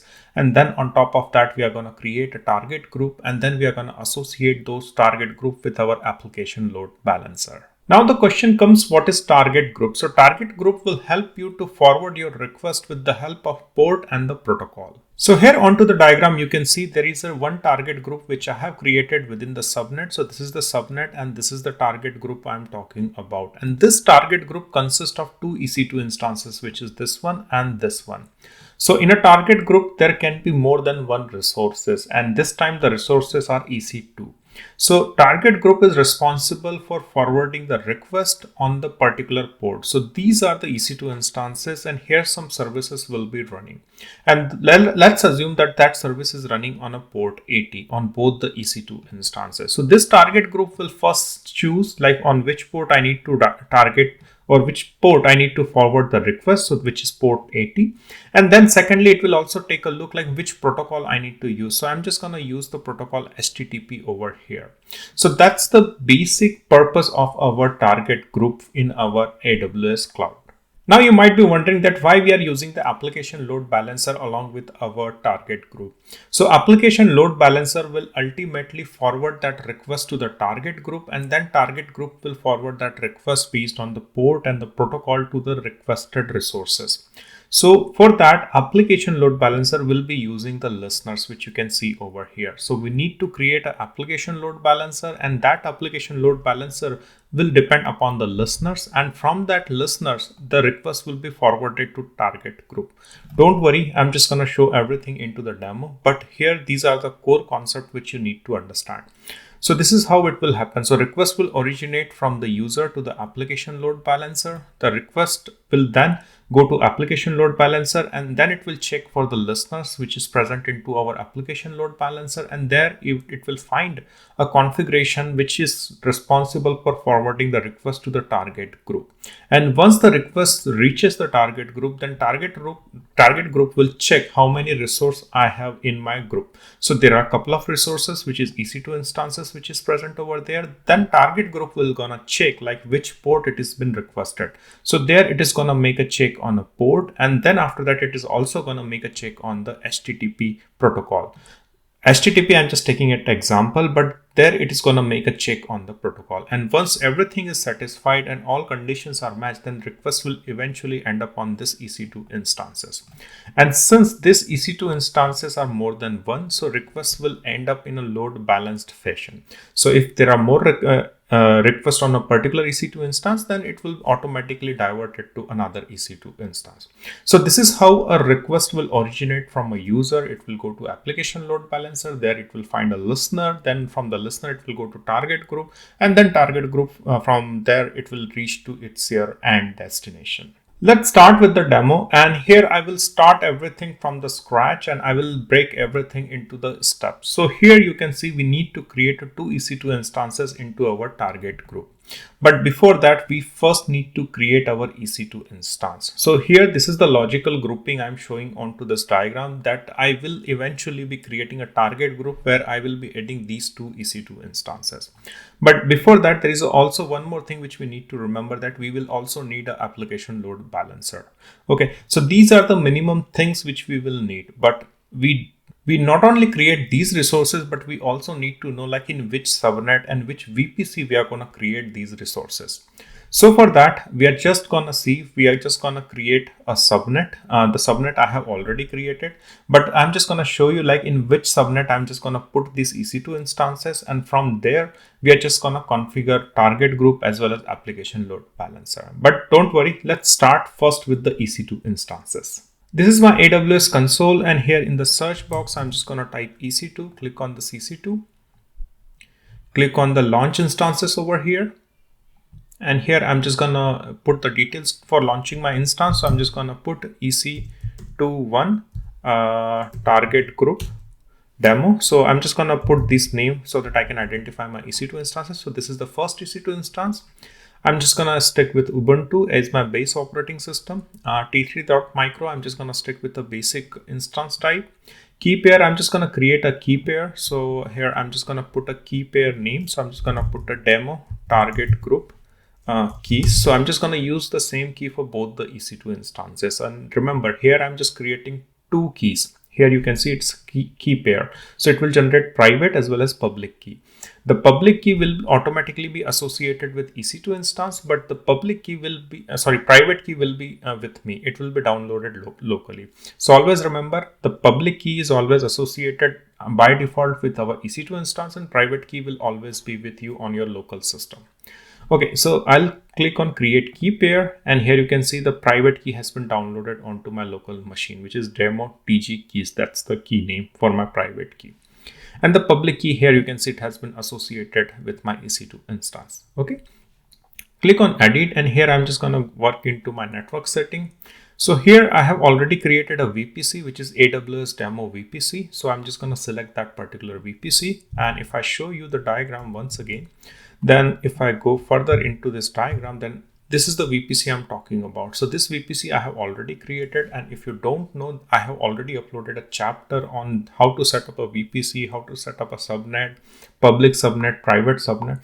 So there you will get all the details on this VPC and subnet. But don't worry, this is the actual flow. So here, this is the VPC I'm choosing, which is ending with 11.0.0. This is the IP range. And then I'm just going to select the subnet.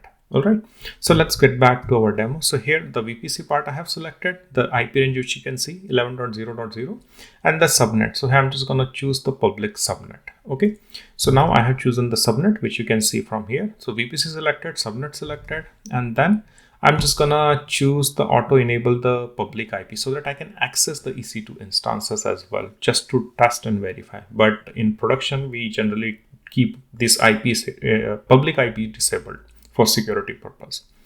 Okay, so now talking about the security group, so I'm just gonna enable the port 22 for SSH. I'm just gonna enable one more security group.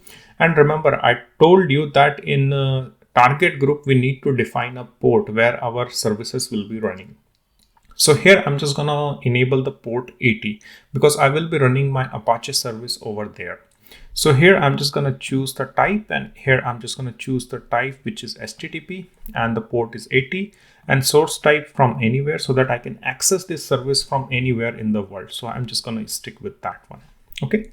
And after that, I think everything looks good. And yeah, so in the advanced detail, I'm just gonna paste the script for installing the EC2 instance. Here is my script for installing the Apache 2 onto my EC2 instance. So here, this is just going to update all the packages. Here it is going to install the Apache. Here it is going to update the index.html page of Apache, which we are going to access on a port 80. And after that, it is going to restart my Apache. So it is very simple. Okay, so I'm just gonna click on launch instance over here. So this is my first EC2 instance, which is I'm launching. Let's launch one more instance. So it is still in pending state. So I'll start one more EC2 instance. So click on launch instances over here. So here I'll just copy the name so that both are in the similar name. Both are having the similar name. That's I just wanted to say. So click on launch instances over here. Paste the name, and here I'm just gonna put 2 for second EC2 instance. I'm just gonna stick with Ubuntu as my base operating system. T3.micro I'm just gonna use the same key which I have downloaded, which is demo TG keys, which is demo target group keys. Network setting, I'm just gonna choose the VPC, which is AWS demo VPC. The subnet, I'm just gonna use public subnet. And yeah, and then I'm just gonna enable the public IP. And after that, SSH, I'm just gonna keep it open. I'm just gonna add one more security group, which is HTTP over here, and select source from anywhere. And that's it. And I'll just go to advanced detail, and here I'm just gonna put the script in the user data section. Sorry, I just need to copy it from my notepad. So I'm just gonna copy this script over here, and it will install the Apache 2. And after that, I'm just gonna click on launch instances. So it will take a couple of minutes. So I'll just refresh this page over here. And here you can see both the instances. So I'll be back once my Apache 2 service is up and running on both the EC2 instances. And we're just gonna first verify that service is up and running or not. Alright, so both the instances are up and running, and my Apache 2 service is running on both the instances. So let's verify those services first of all on the first EC2 instance. So I'm just gonna click on this instance ID. Copy the public IP address and open a new tab and hit enter. And here you can see this is the private IP of my EC2 instance, which you can verify from here, which is this one. And if you can see over here, if I put a port 80, then it is going to be the same. And here you can see. So port 80 is the default port for your EC2 instance where your service is running. Okay, so we have verified Apache service, which is running on a port 80 on first EC2 instance. So let's close this one. Let's go to another EC2 instance too. Just copy the public IP from there and go to the new tab and paste it over here. And here you can see the IP address, which is ending with 1.231, which is 1.231, which you can see. So the Apache service is running properly onto both the EC2 instances. Let's take a look onto the diagram once again. So I'll just take a look over here. And here what we need to do now is we need to create this particular target group. And this target group, we are going to include the first EC2 instance as well as this second EC2 instance as well. All right. So let's go back to our AWS console. I'm just going to go over here. I'll close every tab, go to the EC2, click on the EC2. And here in the left navigation pane, you will find a target group. So click on this target group over here. And here you can see I have not created any target group. So here we need to click on create target group. And here we need to specify what kind of a configuration you need for your target group. So I'm just going to choose instances because as you can see onto the diagram, this target group will compose of instances. So here, this is the instances. But target group is not only created for instances, but you can also create for IP addresses, Lambda function, and even you can put the application load balancer inside the target group as well. So those are the applications of your target group. So these are the composition which you can create with your target group. All right. But anyway, we are just gonna go ahead. So here I'm just gonna put the name of the target group, and here I'm just creating the instances. Okay. So here I'm just gonna put the target group name. So I'm just gonna put demo target group for EC2. Okay. Protocol, and here you can see the point which I was trying to specify in the beginning. So whenever we create a target group, we need to define the protocol. So here I'm just going to choose HTTP. So here I have chosen the HTTP. And since it's a demo and I have not set up the SSL certificate, so that's why I cannot use the HTTPS. But in case if you are using the secure communication and you have the SSL certificate, then you can go for HTTPS, but that needs to be enabled first. But anyway, keeping the thing simple, I'm just going to stick with HTTP over here. Second is the port. So I'm just going to use the port 80 because that's where my applications are running or service are running. All right. Now, important thing is the VPC. So if you take a look onto the diagram once again, so we are working in this VPC with the IP range this. So we need to specify the VPC of that target group. So I'm just going to choose the VPC, which is this one, which is AWS Demo VPC. And protocol version HTTP1. So here we have chosen the protocol HTTP, but here it needs that version. So I'm just going to stick with the basic one. You can of course go with the HTTP2 as well. Health check, since everything is running on HTTP, so I'm just going to stick with the health check HTTP over here. And after that, everything looks good. Let's go ahead and click on next. And now we need to include both the instances. So here you can see this instance and this instance. So I'm just going to choose both the instance to be included as a part of a target group. That's done.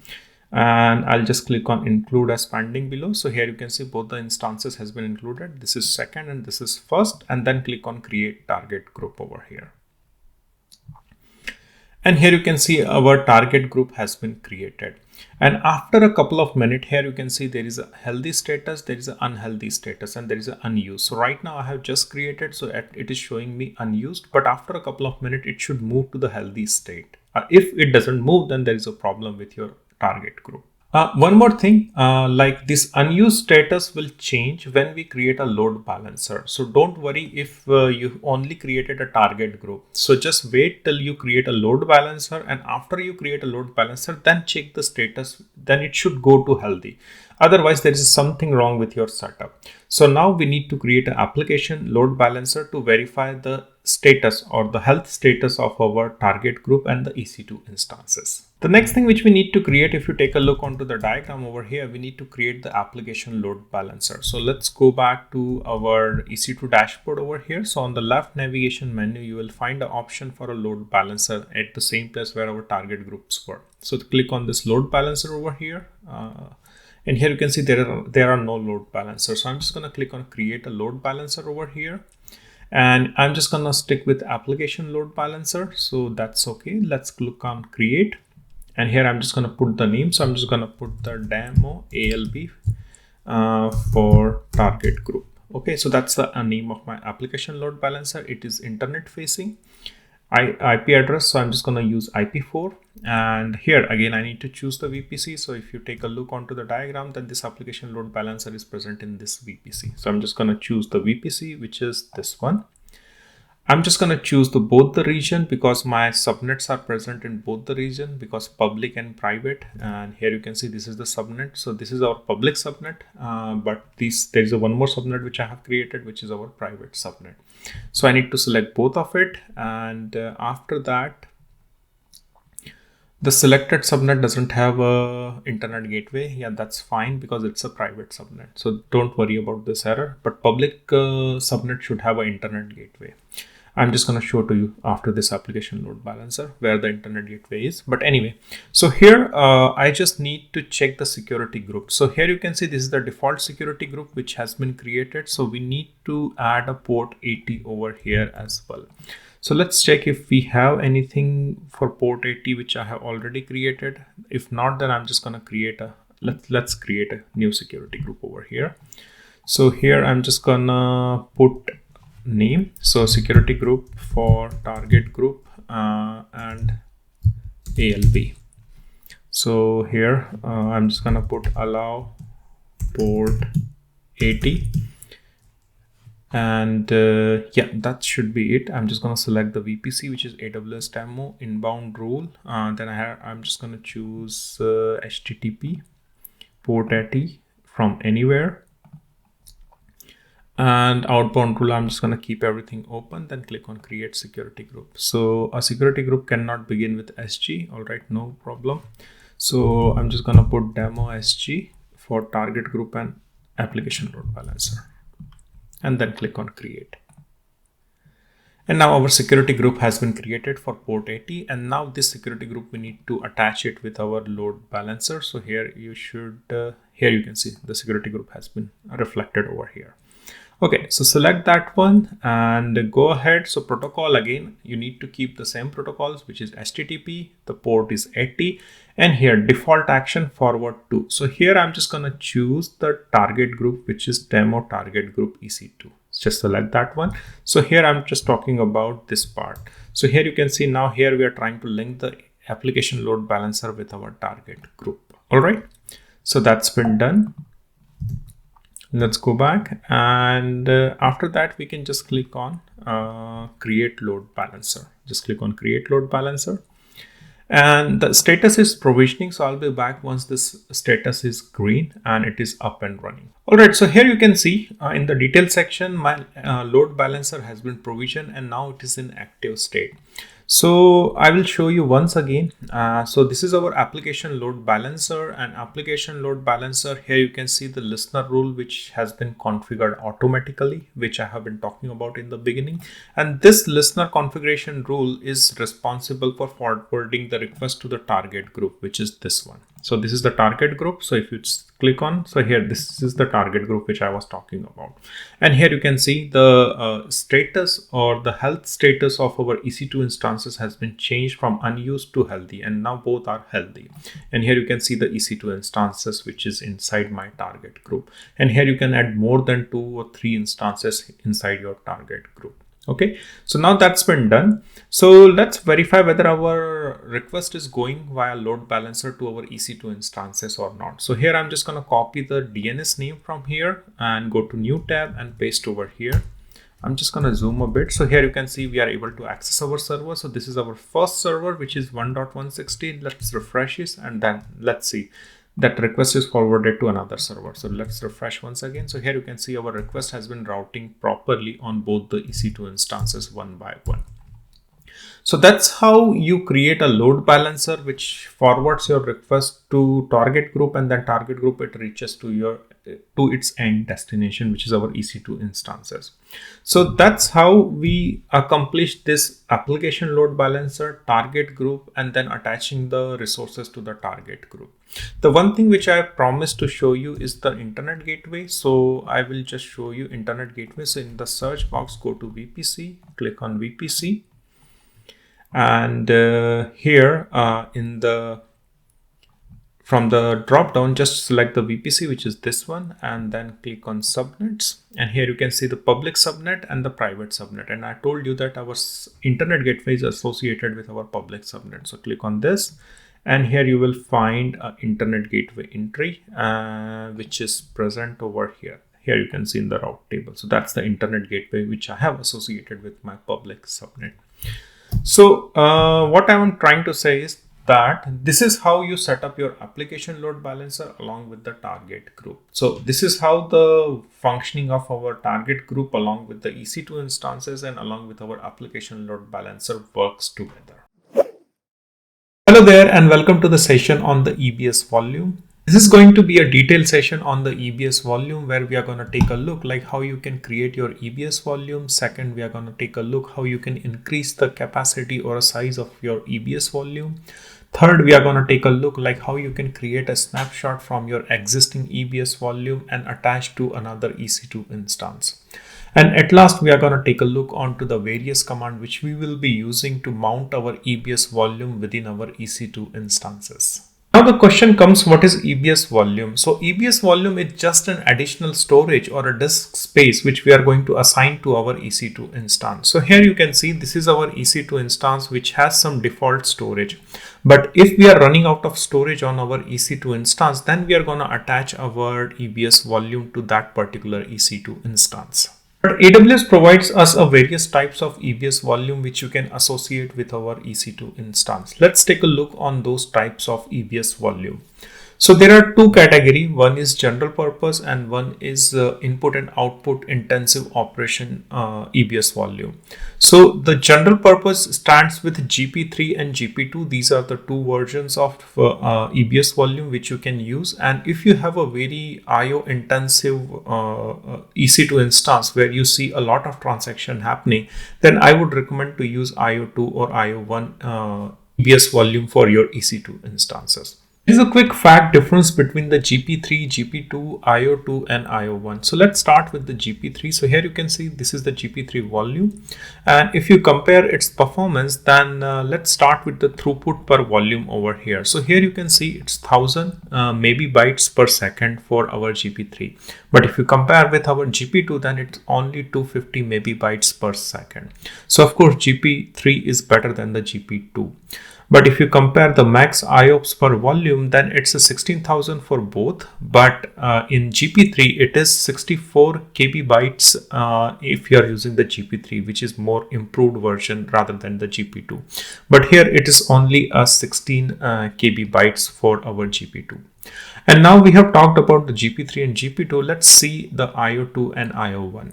So as I told you, IO2 and IO1s are a little bit more advanced where it supports more simultaneous and most number of transactions. So here you can see the max IOPS operation is 256,000 for IO2, and which is compared to IO1, which is like a 64,000, which is a little lesser if you compare with the IO2. And similarly, the throughput for IO2 is 4,000 maybe bytes, and for IO1 it's 1,000 maybe bytes.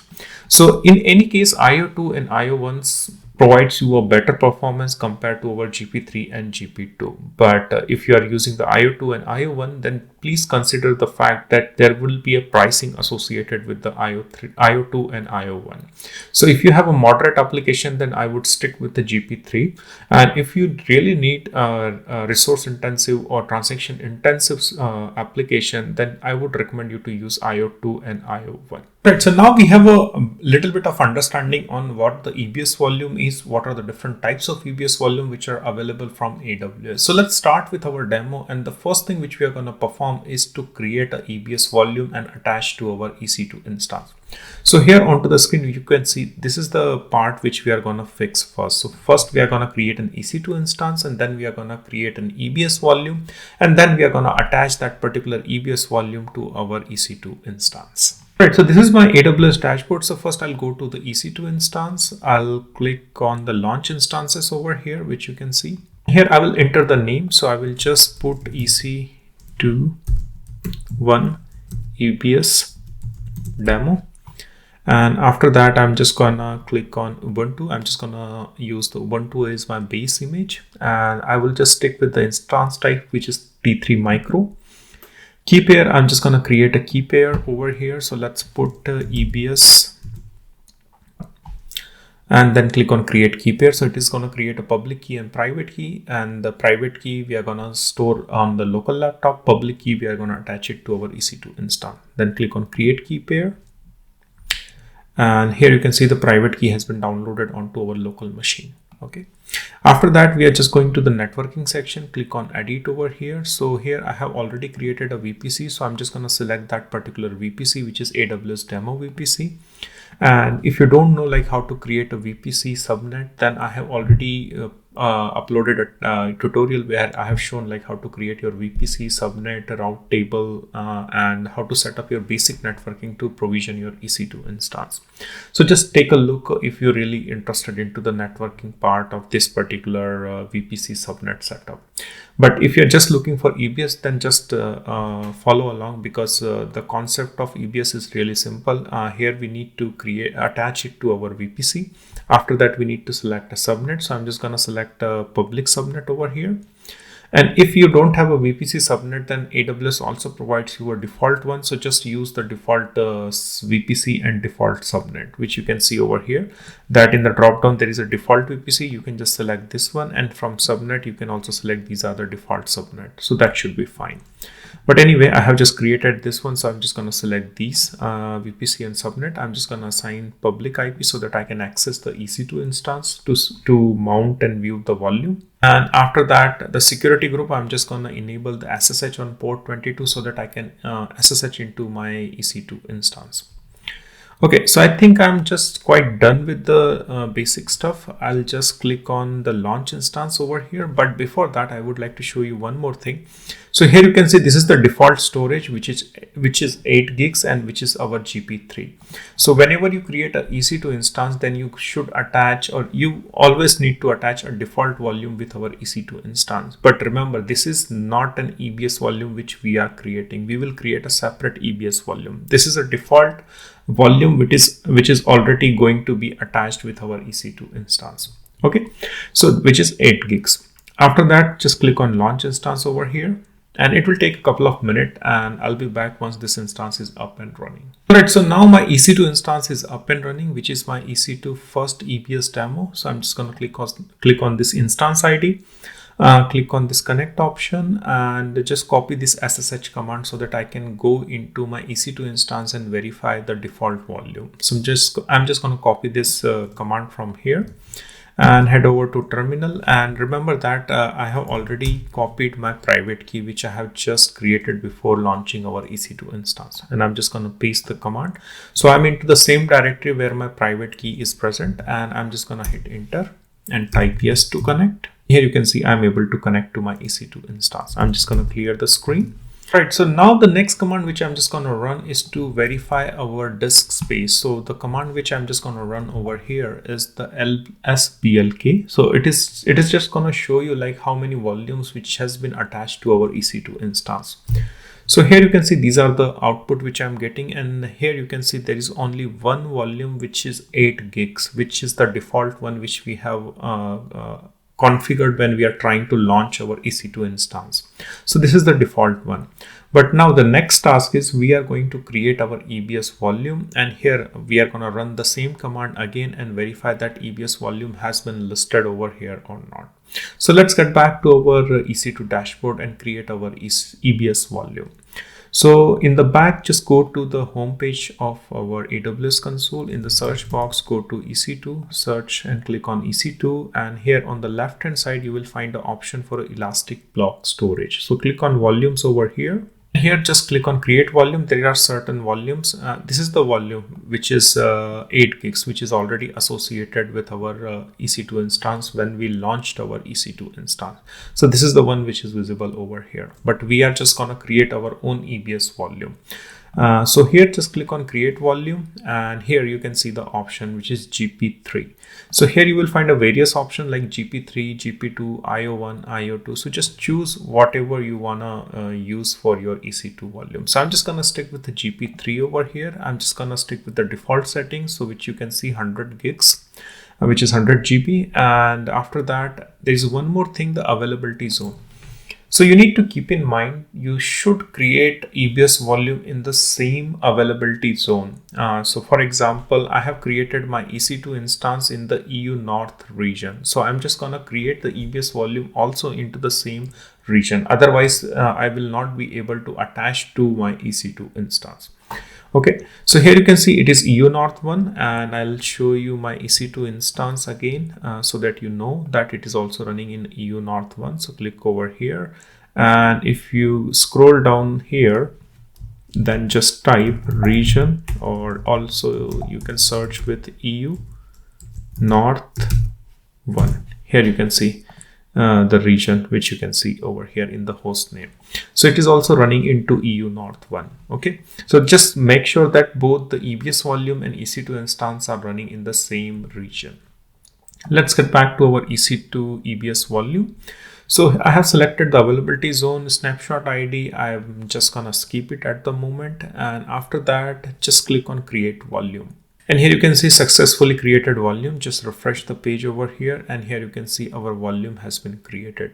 Okay, so I'm just gonna put a name over here. So let's put EBS1, because that's the first volume we have created, and put 100 GB. I'm just putting some random name so that I can identify my EBS volume, but just put some suitable name for your actual work. So click on save over here, and now our volume has been created. So this volume has been created, but this volume has not been attached to our EC2 instance. So we need to attach to our EC2 instance. So for that, what I'm just gonna do, I'm just gonna select this EBS volume from here. Let's check if the status is now into available, so I can attach to my EC2 instance. So what we need to do, just select this EBS volume, go to action and click on attach volume.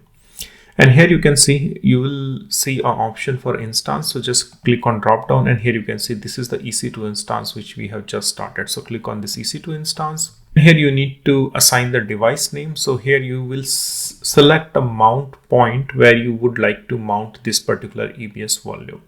So here I'm just gonna select, let's go ahead and let's select dev SDK, or yeah, I think let's go with SDK over here.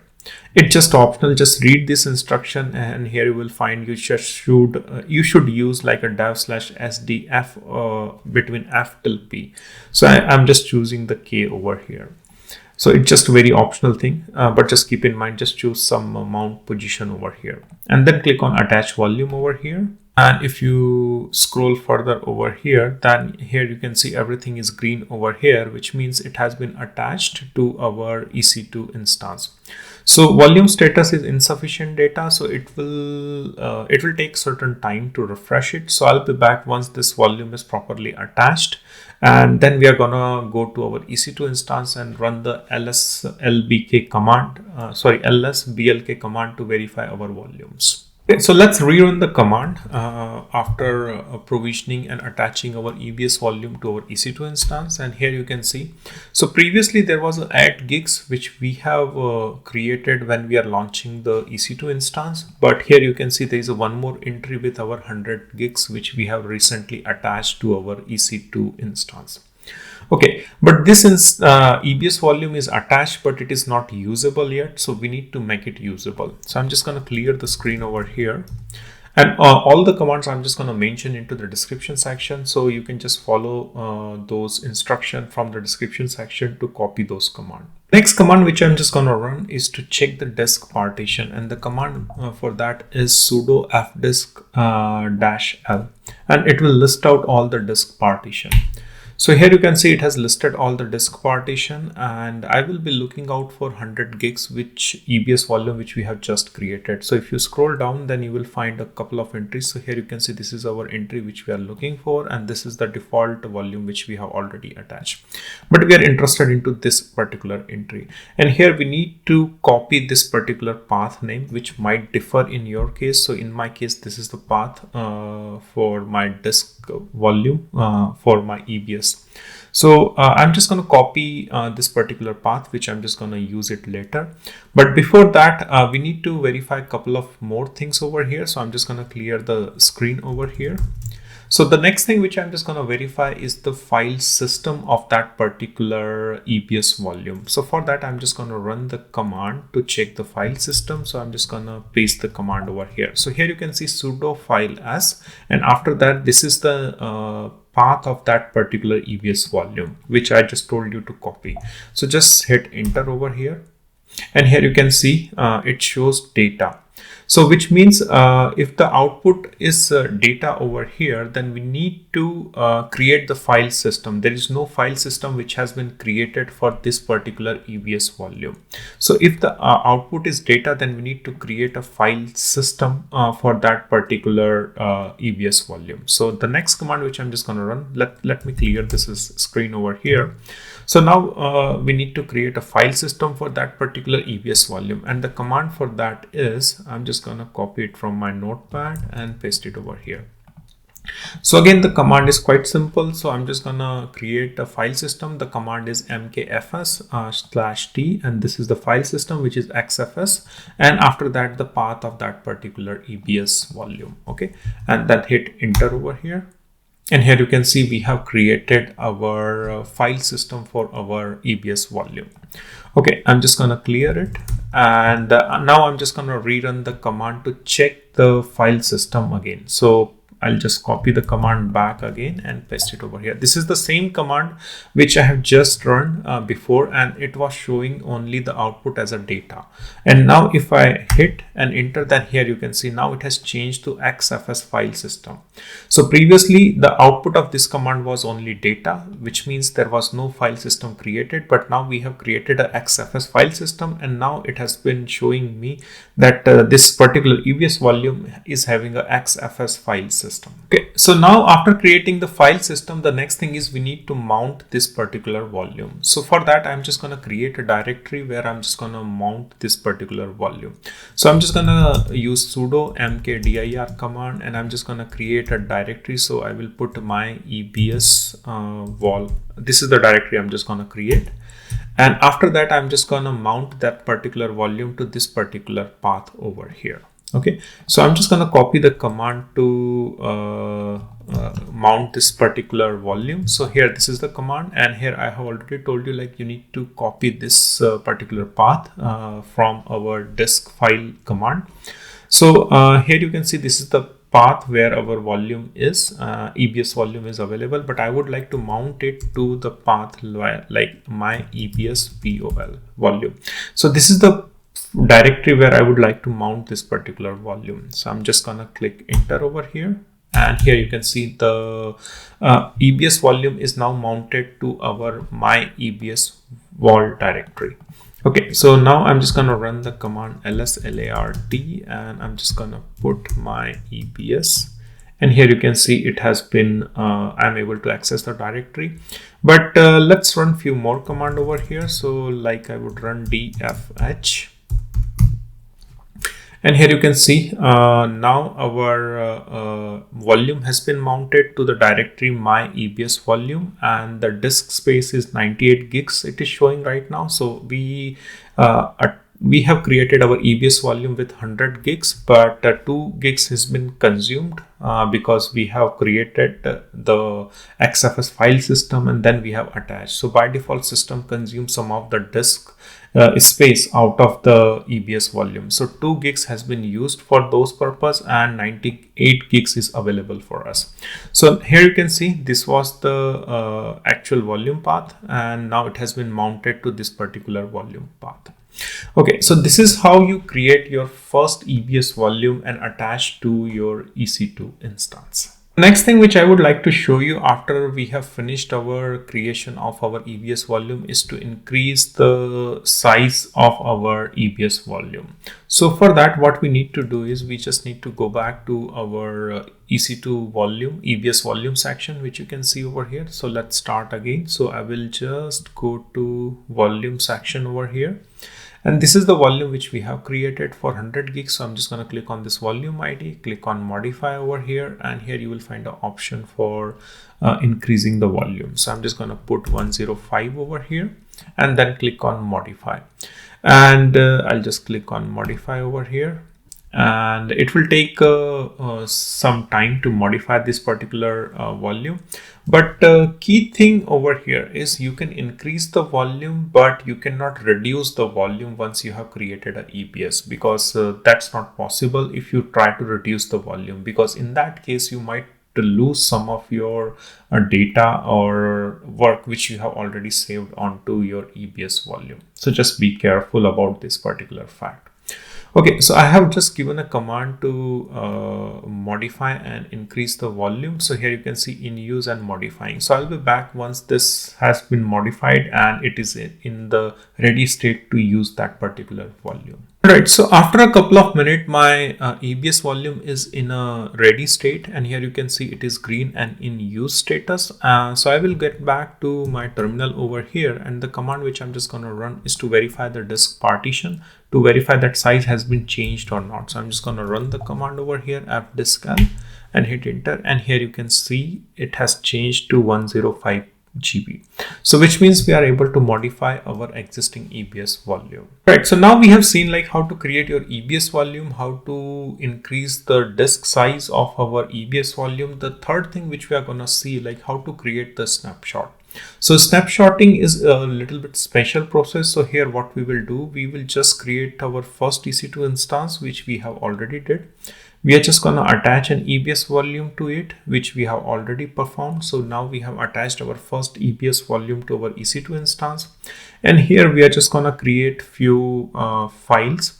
And after that, we are just gonna create a snapshot. So snapshot is just a backup disk which we are gonna create. So it is just gonna behave like a backup. So here in this EBS volume, we are just gonna create a 2 file with the name 1 and 2. And after that, we are just gonna create a snapshot out of that particular EBS volume, so that our file number 1 and 2 is stored inside our snapshot. And after that, once we have created a snapshot, then we are just going to attach this snapshot to another EC2 volume. So what will happen is that we are reusing our EBS volume to another EC2 instance. So here you can see this is our first EC2 instance and this is our second EC2 instance. But what we are doing, we are just creating a snapshot over here, and this snapshot is going to be used for our EC2 volume, EC2 instance, which is our second EC2 instance. And at the same time, this EBS volume, which from where we have created our snapshot, will continue functioning. So here initially there was 1 and 2 file which we have created when we have created a snapshot, and then we can keep on creating other file like 3 and 4. But remember, the snapshot was created on this 1 and 2 file. So this 1 and 2 file will be available for this EC2 instance, but 3 and 4, the other file will not be available because a snapshot was created when there were only 1 and 2 file. Okay, it sounds a little bit complicated, but let's jump over to our AWS console and see how we can do this. Okay, so I'm already into my EC2 instance, which is my first EC2 instance. So if we compare over here, then I'm talking about this particular EC2 instance, which is this one. So here I'm just going to create a file 1 and 2 over here. Okay, so I'm just going to go back to my terminal. Let's verify the path. And here you can see we are into home Ubuntu, but I would like to switch to the EBS volume path. So here I will choose EBS. It should be my EBS volume. Okay, I'll just switch to that particular volume directory. And here I'm just going to create a file touch1.txt. Oh, I need to put sudo over here. And after that, I'm just going to create a one more file, which is 2.txt. I'll just clear the screen. Let's verify both the files are there. So here you can see the file 1 and 2 are written onto that particular volume. Okay, so after that, what we are going to do, we are just going to create a one more EC2 instance. So again, go back over here and click on this EC2, click on launch instances. And here, let me copy that name. I'll just copy this name so that I can keep the similar name. So click on launch instances, paste over. Sorry, I have not copied correctly. Let me go back, copy this name, click on launch instances, paste the name over here. And here I'm just going to put to EC2 demo.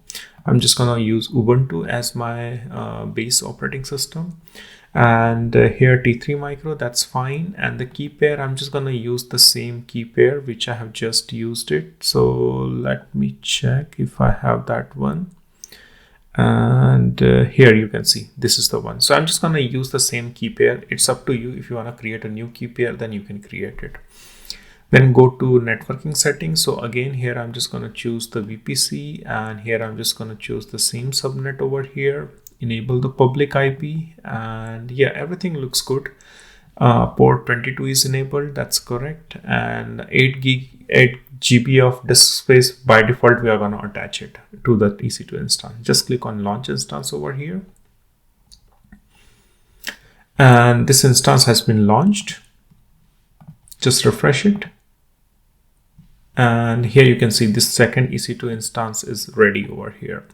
So I'll just click on connect over here, and from here I'm just going to copy this particular command and go back to my terminal. So I'm just going to split the terminal over here, and I'll just close it. Sorry, it's a bit confusing. So I'm just going to right click and split the plan vertically. Okay, and I'll just increase the size of this particular window so that it's visible to you, and I'm just gonna run few commands. So let's reduce the path size because it's too big for me.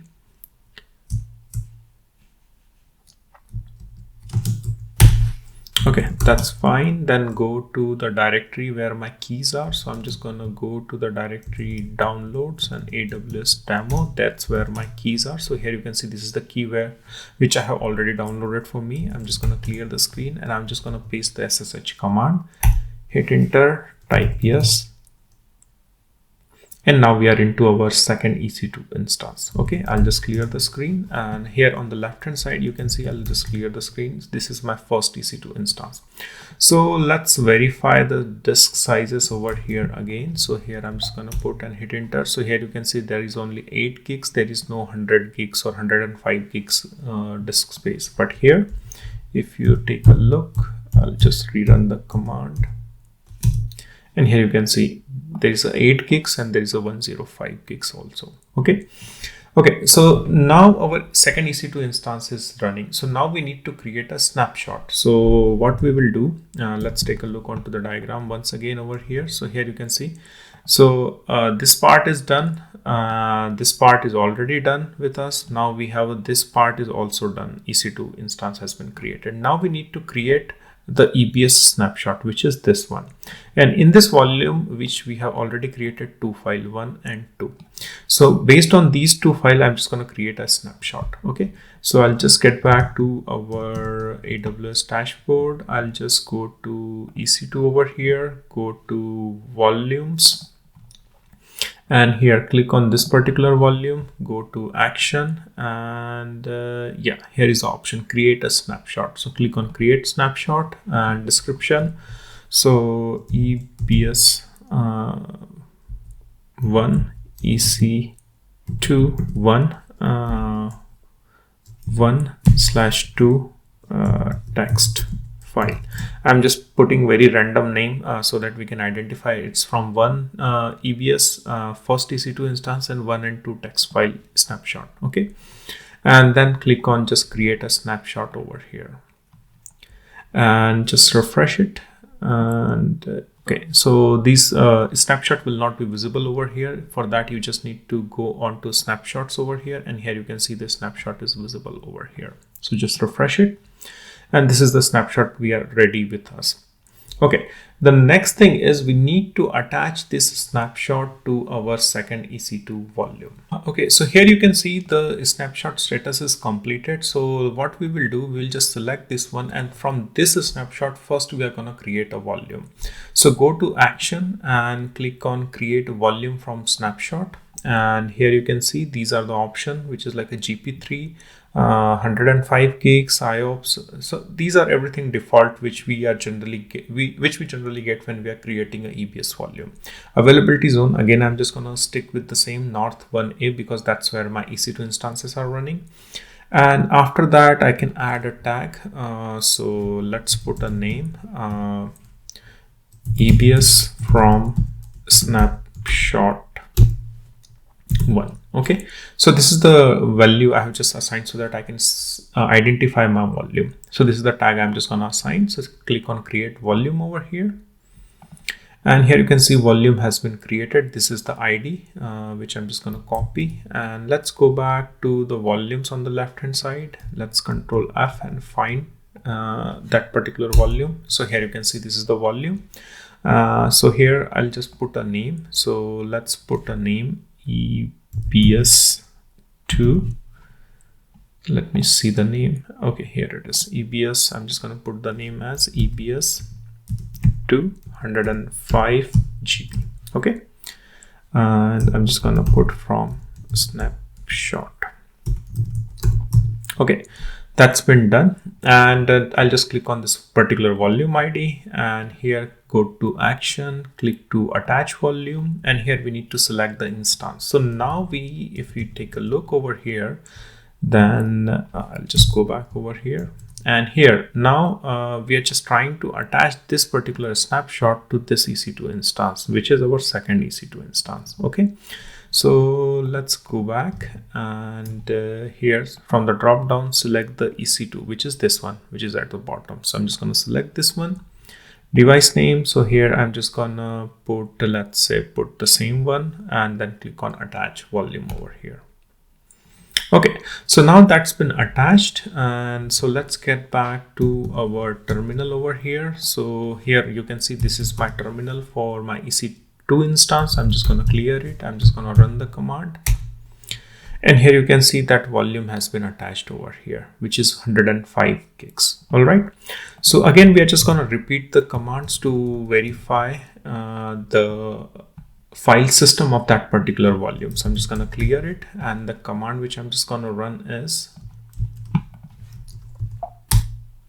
so here you can see it is already showing that it is a XFS file system. So the reason is this volume which we have created or attached from a snapshot, and before we created this snapshot we have already created the file system in our first EC2 instance. So when we were working over here, so we already defined the file system, so that's why we don't need to define a file system when we are attaching it from the snapshot. All right, so now that's been done. So let's go ahead, and the next thing which we are gonna do is we're just gonna create a mount point.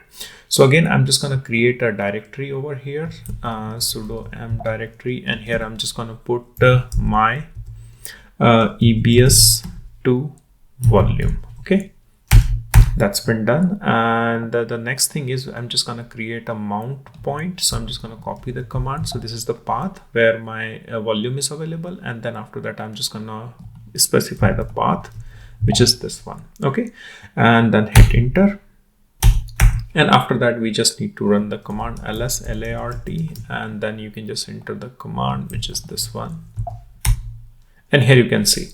So once I run the ls command on this particular folder where I have mounted the volume from my snapshot, so I can see the same file 1 and 2 which I have just created over here. So if I run the same command over here on the left hand side, then here you can see 1 and 2. Let me clear the screen, and here again. So sorry, I just need to go to that directory. So the directory was my EBS volume 2. I'll clear it and then run the command ls, and here you can see the 1 and 2. So once you create a snapshot, then you are just copying the existing state of volume as it is. So here I created a 1 and 2 text file, and then I created a snapshot and then attached to this particular EC2 instance. So as it is, all the files has been moved over here. And now if I create a file over here in my first EC2 instance, which is like a touch3.txt, and enter. Sorry, I just need to put sudo over here and then run ls. So here you can see now we have 1, 2, 3, but here in the second EC2 instance it will only be 1 and 2 over here, because that's we have created from a snapshot when there was only 2 files.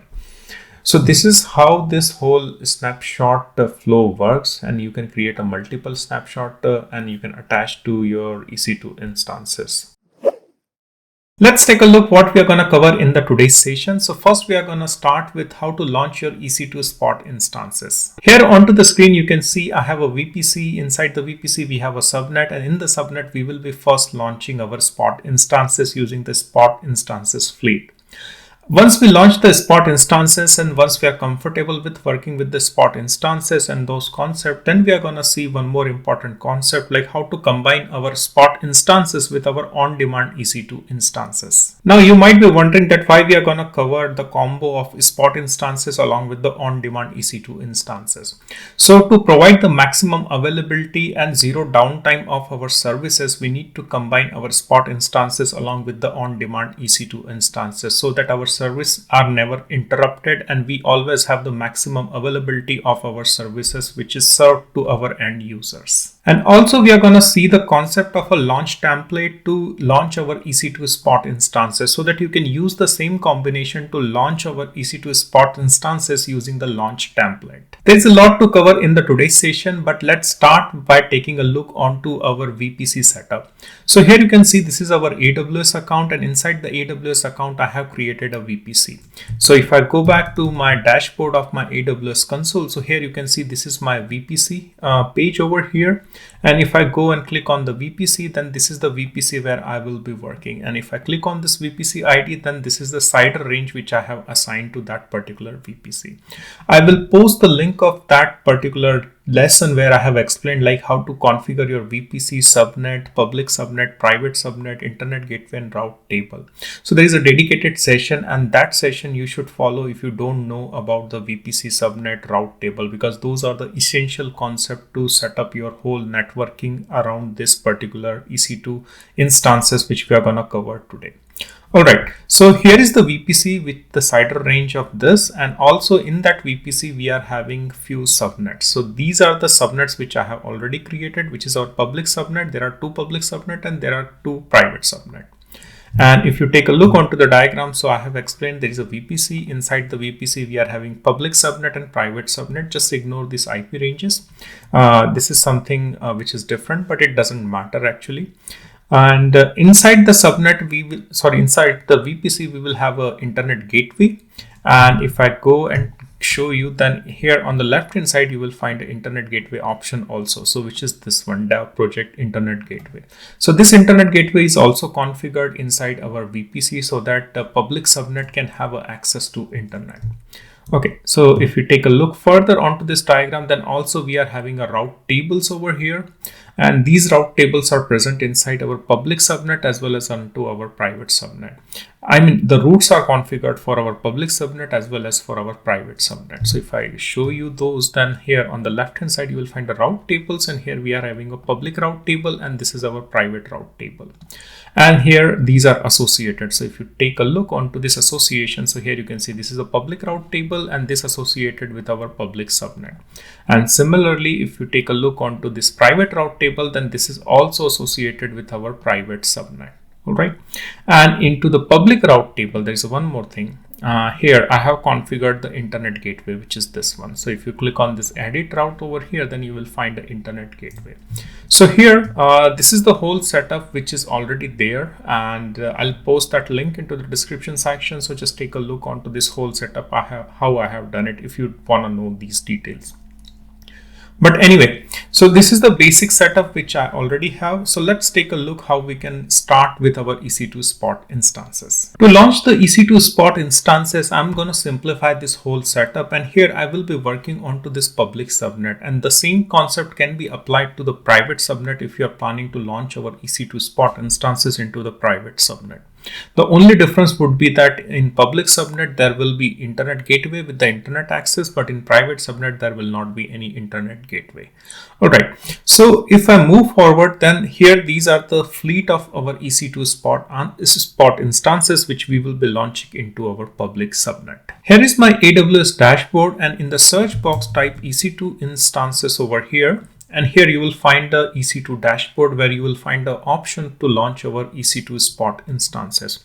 On the left hand side, you will find the options for a spot request. So just click on that spot request, and here you can see this is the page from where you can launch your EC2 Spot instances. So there are a couple of or the few runs I have done in the past, and those I have cancelled and deleted it, but I'm just going to create a new request over here. So click on the request spot instances over here, and here you will find the option to launch your spot fleet. So there are a couple of options which you will find to launch your EC2 Spot instances. One is manually configure the launch parameter and using the launch template. My personal recommendation would be to use the launch template so that you can reuse that launch template to launch these EC2 Spot instances again and again. And the same launch template can be used to launch your on-demand EC2 instances as well, which we are going to show, or I'm going to show later into this session. But anyway, so here I'm talking about the launch template. So first of all, before we create our Spot instances, we need to create our launch template. So for that, again, I would like to go to our EC2 dashboard over here. And here on the left hand side, I will just click on the launch template. And here you will find a launch template create option. So click on this launch template create option. So here I'm just going to enter the name. So here I'm just going to put EC2 Spot Instances Launch Template. And the version description. So here I'm just going to put the EC2 Ubuntu Spot Instances. Auto scaling guidance, I'm just gonna ignore as of now over here. If you want to put some tags over here, then you can just add a tag. So I'm just gonna put a name, and the value should be our EC2 Spot Instances. So here I'm just gonna add the tag over here. After that, we need to select the operating system, what kind of operating system you want to install inside your Spot instances. So I'm just gonna click on browse AMI over here, and here I'm just gonna search for Ubuntu. If you are specific about your operating system inside your EC2 Spot instances, then just search for that AMI which is available onto over here. So I'm just gonna search for Ubuntu. And here I'm just going to find this option. So I'm just going to select that one. And after that, once we selected the AMI, here you can see this is the AMI which we have just selected. And after that, we need to select the instance type. So I'm just going to go ahead and I'm just going to select t3.micro, which is this one. Just select this one. And after that, key pair login. So this is an important concept. You need to create a SSH key pair which consists of public key and private key. So here you can see, if you're not familiar with the SSH key concept. So here on the subnet, you can see there is a EC2 instance, and here on the left hand side, you can see a user. So this user will have the private key. So remember that whenever you're working with the SSH key pair, then you get two keys. So one is your public key and another one is your private key. So public key will always be associated with your EC2 instances. Those EC2 instances can be your Spot instances as well as on-demand EC2 instances. And the private key will always be with you onto your laptop or a working machine.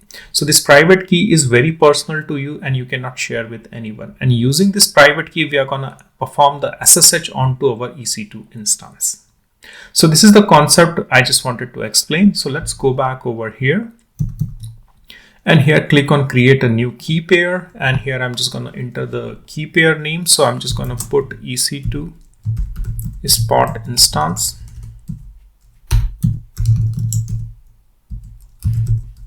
key pair, and after that click on create key pair over here. And here you can see this is the key which you can see which has already downloaded onto my laptop. That is going to be my private key with the name. So here you can see, so this private key has been downloaded onto my local laptop, and this public key is associated with our EC2 instances or the launch template. So this launch template will take care of this public key and will associate with our EC2 instance. So if you take a look over here, so here you can see this key pair has been associated with my EC2 instance launch template. Okay, moving forward, there are a few more settings which we can specify into our launch template. So I'm just going to choose the subnet. So I will be, as I told you, I will be working into my public subnet. So I'm just going to choose the public subnet over here.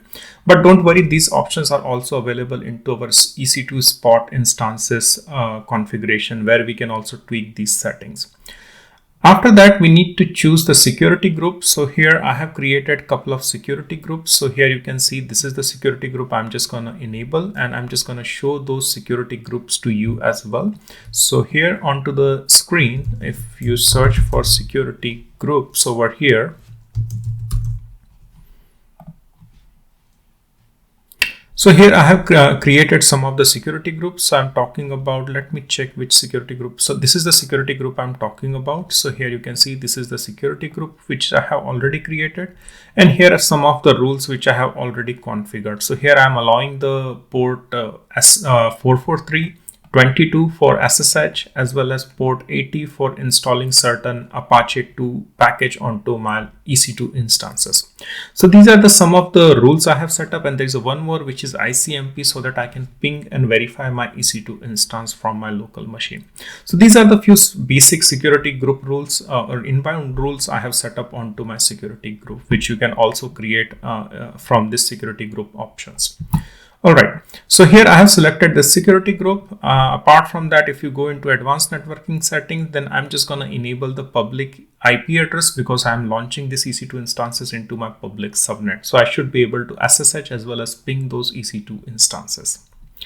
Okay, after that, I will just go further. EBS volume, if you are interested in increasing the size of those EBS volume, then just increase from here. Otherwise, you can just stick with the default one if you don't want to modify those settings. Okay, if you go further, then resource tag, if you are interested in creating some tags, then just create it. Otherwise, it's an optional settings for you. And there's an advanced detail. I'm just going to install certain packages into the user data section. So if you scroll further down, then here you will find the user data section where I'm just going to install some of the packages. So I'm just going to explain those to you as well. So here I'm just going to copy the script and paste it over here. So this is a very basic script to install the Apache 2, and that will create a very basic index HTML page. But here I'm just going to put the host. I have already put some variable. So this is the host name, which will be visible onto our browser once we access this page. So I'm just going to put to identify and differentiate the Spot instances. So here I'm just going to put the Spot instance host name over here. So once this is up and running, then we will be able to identify from where this request is served, from which EC2 instance this request is served. All right, so this is the script, and this script is quite simple. I'm just going to update the package manager, install the Apache 2, and this is the index.html which it is going to create, and then it is going to restart the Apache 2, and then click on create launch template over here. And here you can see our launch template has been created. Now back to the diagram once again. So here you can see VPC, public subnet, and now we are ready to launch our Spot instances inside our public subnet using the launch template. So let's go back to our AWS dashboard. I'll just go to EC2 dashboard over here once again, and on the left hand side, I'll just click on the Spot request. Click on request Spot instances. And here use launch template over here, and here in the drop down you will find the launch template which we have just created. Select that one, and it will just fill in all the details. So this is the AMI which we have selected over there. Just go further over here. So keep these settings default. You don't need to change it.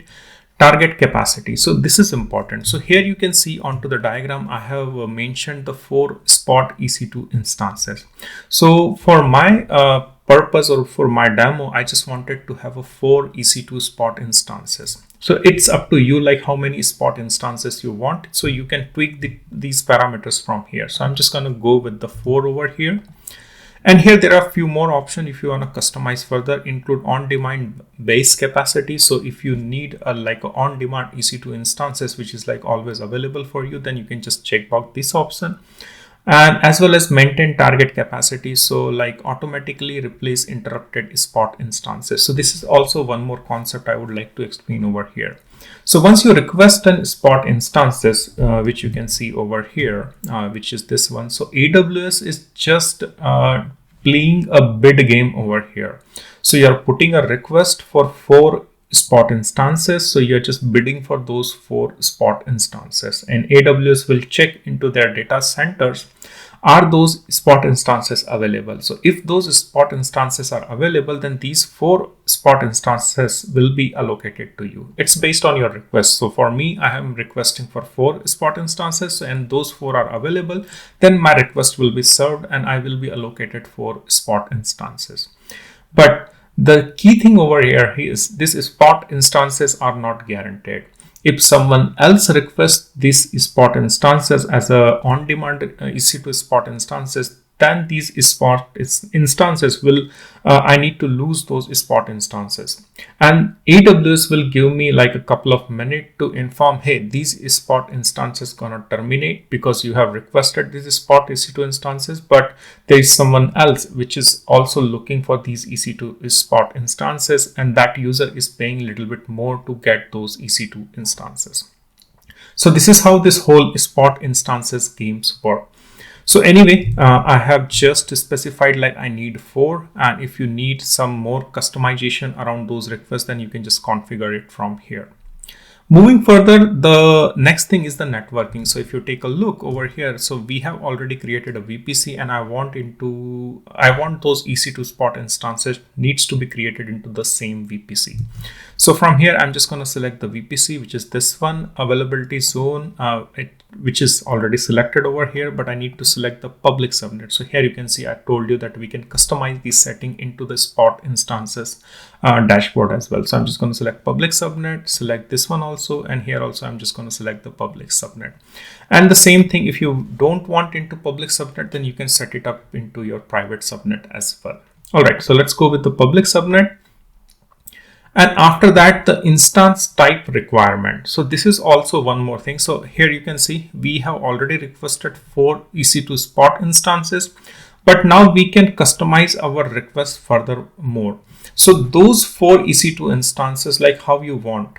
So we can say in those 4 EC2 instances, I can either have a 2 virtual CPU, or I can also have a 4 virtual CPU as well. So it doesn't matter. I'm just specifying this wide range of virtual CPU which I need to have into my our Spot instances. So here I'm just going to specify 2 minimum, and maximum I'm just going to specify 4. So if any of these combination is available, then it is going to allocate me a Spot instances. So that's about virtual CPU, but also I can specify over here like how many memory I want. So I can also define the range, like I just wanted to have between the 2 gigs, which is minimum, and 8 gigs, which is maximum. So in this range, if there are certain EC2 Spot instances available, then it is going to allocate me. Furthermore, if you go ahead over here, so here you can see preview matching your instance type. So based on the configuration which I have selected over here, so there are already 43 Spot instances which matching my need over here. So here you can see the CPUs are in the range like 2, 4, 2, 4, and memory also you can see in the same range like a 3, 7, 3, 7, 4, 8. So it is not exceeding beyond 8, and it is also not going below 2. So this is the range, and I'm just seeing that there are 43 instances which is available for me. But if you want to narrow down furthermore, then also you can select these options. So I only want C4 large, or I only want C5 large. So you can also narrow down your request of EC2 Spot instances by checking these options. But I'm not going to select those options here. I'm just going to go further over here. If you want to create tags, then you can create a tags also over here. That's also fine. And I think this is the fleet. Here you can see this is a quick glance on the fleet. So I'm requesting 4 EC2 instances. And here's the requirement, like at least I need 2 minimum virtual CPU, maximum 4 is also fine with me. The minimum memory requirement I have is 2 GB, and maximum I have is 8 GB. And there are fleet strength is strong, which means I have a high probability that I will get those requests served from my Spot instances. And these are the pricing. And here you can see the 64% savings on my on-demand EC2 instances. If I go with the on-demand request with this kind of a setup, then it will be 64 for Spot instances. It will save me 64% compared to on-demand instances. All right, so let's click on the launch over here. Sorry for a pause for this session, but one request from my side. I see a lot of you are watching this kind of a session, but you don't consider subscribing to my channel.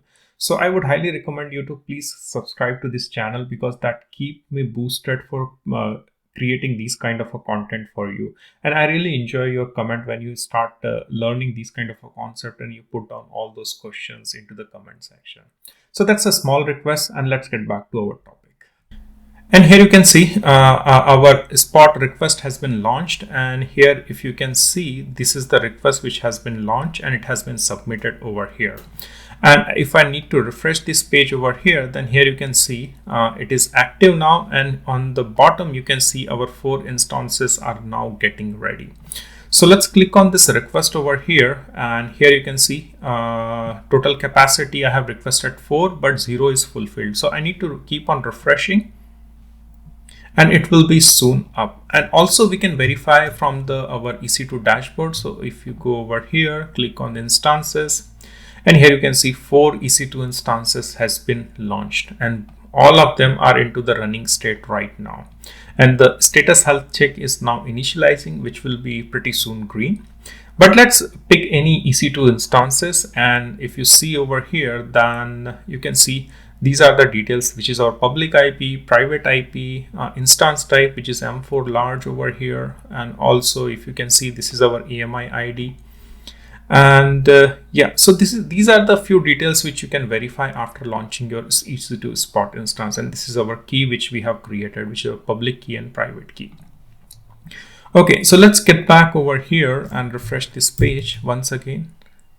And here you can see now that all the 4 requests for our Spot instances has been fulfilled, and the same is reflected over here as well. So here you can see I will put the state to running, and here you can see all our 4 EC2 instances are up and running. Let's try to verify our Apache 2 package, which we have installed as a part of our EC2 instances into our launch template. So click on this instance ID, copy this public IP, go to the new tab and paste it over here. And here you can see this is the name or the host IP address of my EC2 Spot instances. And I have also hard coded this value so that I can identify from where this request is getting served. So this request is getting served from this Spot instances. And this is the private IP of that particular EC2 Spot instance. Now, after launching our EC2 Spot instances, let's take this concept further. And in the same public subnet, we will be launching our on-demand EC2 instances. Why we are launching this on-demand EC2 instances along with our Spot instances? Because we want to have the maximum availability for our services which are running into our EC2 instances. These EC2 Spot instances can be terminated based on the AWS like a demand and resource pool. So if those got terminated, then we will have some on-demand EC2 instances into our public subnet to serve our incoming request. So let's see how we can launch our on-demand EC2 instances. So for that, let's go back, and I will just go back to my EC2 dashboard over here. And here you can see our 4 EC2 instances are running, but now we need to launch our on-demand EC2 instances. So just click on this launch instance over here, and here I'm just gonna put on-demand EC2 instances. And here I'm just going to choose Ubuntu, and here I'm just going to choose this AMI over here, and I'm just going to choose t3.micro. And remember, now I'm just going very specific because this is the on-demand EC2 instance I'm requesting. So here I'm just specifically telling AWS I only need t3.micro EC2 instances. Key pair, I have already created a key pair, which is our EC2 Spot instances key pair. So if you are trying to create a EC2 on-demand EC2 instances, then you can create a new key pair as well. And the concept is still same. You will have a public key and private key, and you need to keep your private key with you. But for the demo purpose, I'm just going to use the same key pair which I have already generated for the Spot instances. So I'm just going to attach that one over here. Go to the network setting, and here I'm just going to choose the VPC, which is my dev project EU Central 1 VPC. Subnet, here I'm just going to choose our public subnet over here. Enable public IP, I'm just going to enable it. Security group, so here select the existing security group, and here from drop down you can find the same security group which I have also configured for my EC2 Spot instances.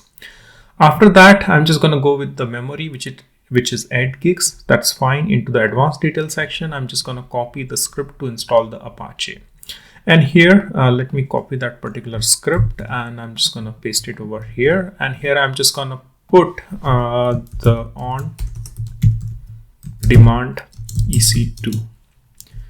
Okay, so here I have specified this particular value so that we can identify the request is landing on which EC2 instances, whether it's landing on demand or whether it's landing on our Spot instances. Once it is done, then I'm just going to click on 2 over here. I just want 2 EC2 instances, on-demand EC2 instances of this particular type.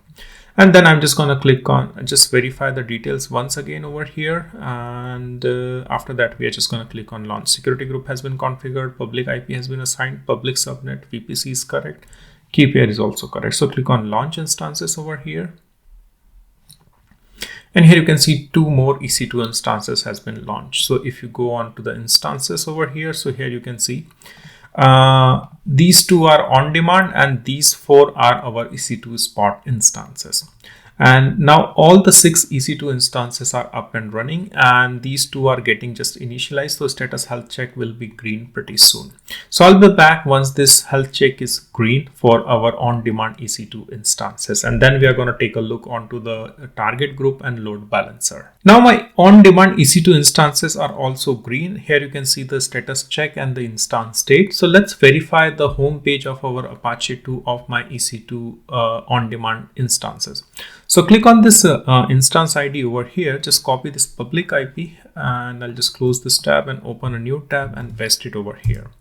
And I'm just going to zoom a bit over here. So here you can see our home page is up and running, and it is serving from on-demand EC2 instances with the private IP of this, which you can verify from here as well. So our on-demand EC2 instances are also up and running. So let's get back to our diagram here. So here you can see our Spot instances are also running. Our on-demand EC2 instances are also running. What is the next thing? So next thing which I'm just going to create is the target group. And in this target group, I'm just going to include our Spot instances as well as our on-demand EC2 instances as well.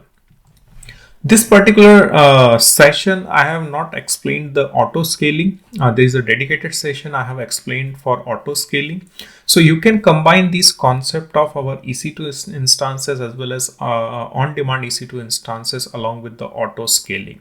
So if you are having millions of requests coming to your load balancer, then you can just use the auto scaling feature, and then you can scale in and scale out our EC2 instances, whether it's a Spot instances or your on-demand EC2 instances.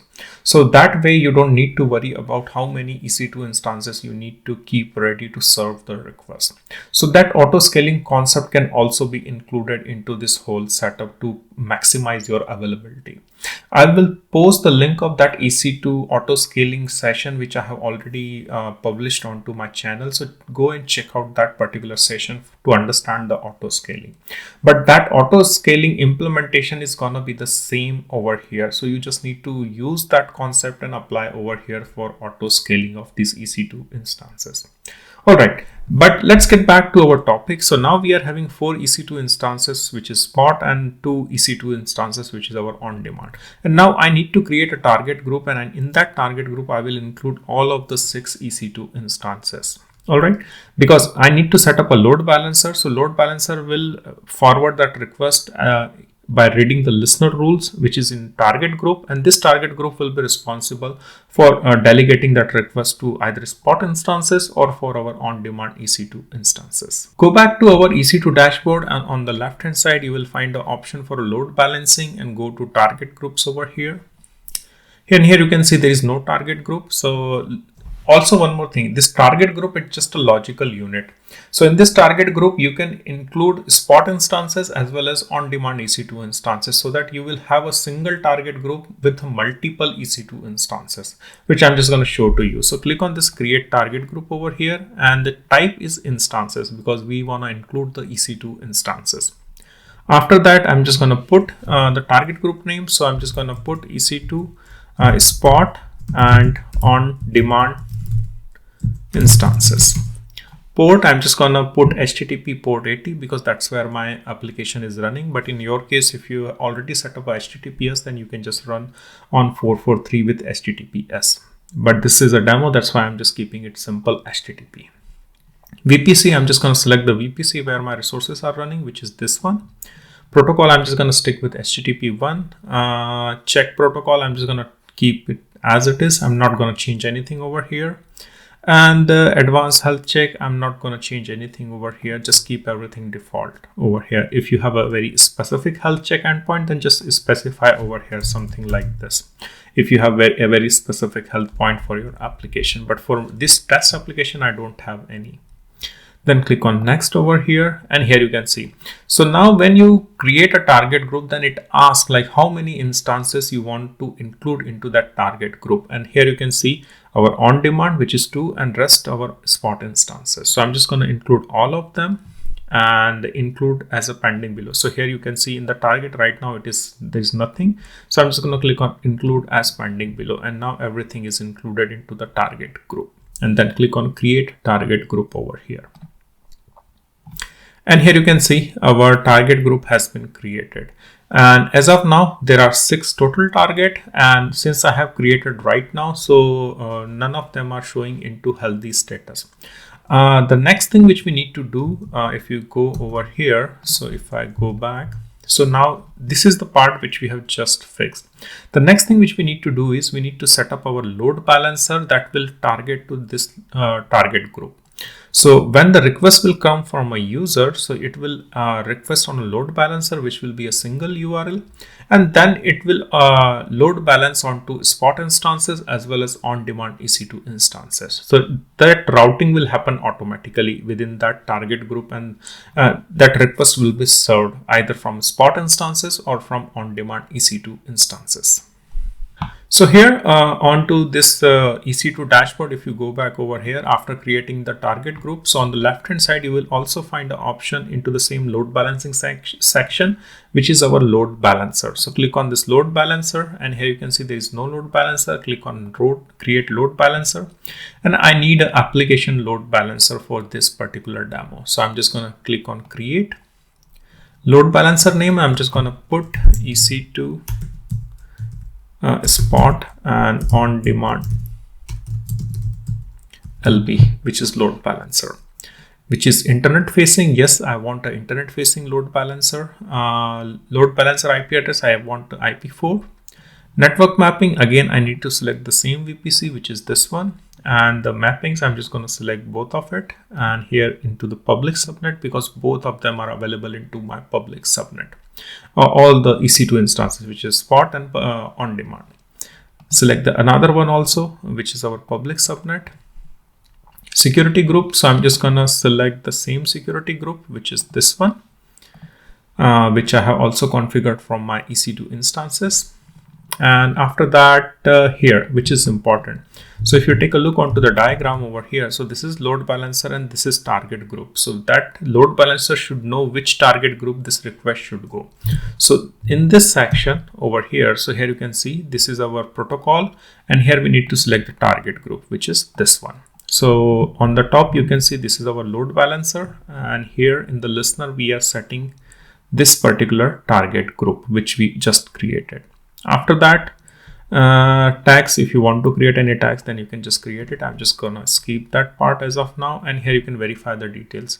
So this is our load balancer, this is our security group, this is our network mapping in this VPC and in this subnet, and this is our listener and routing for our target group.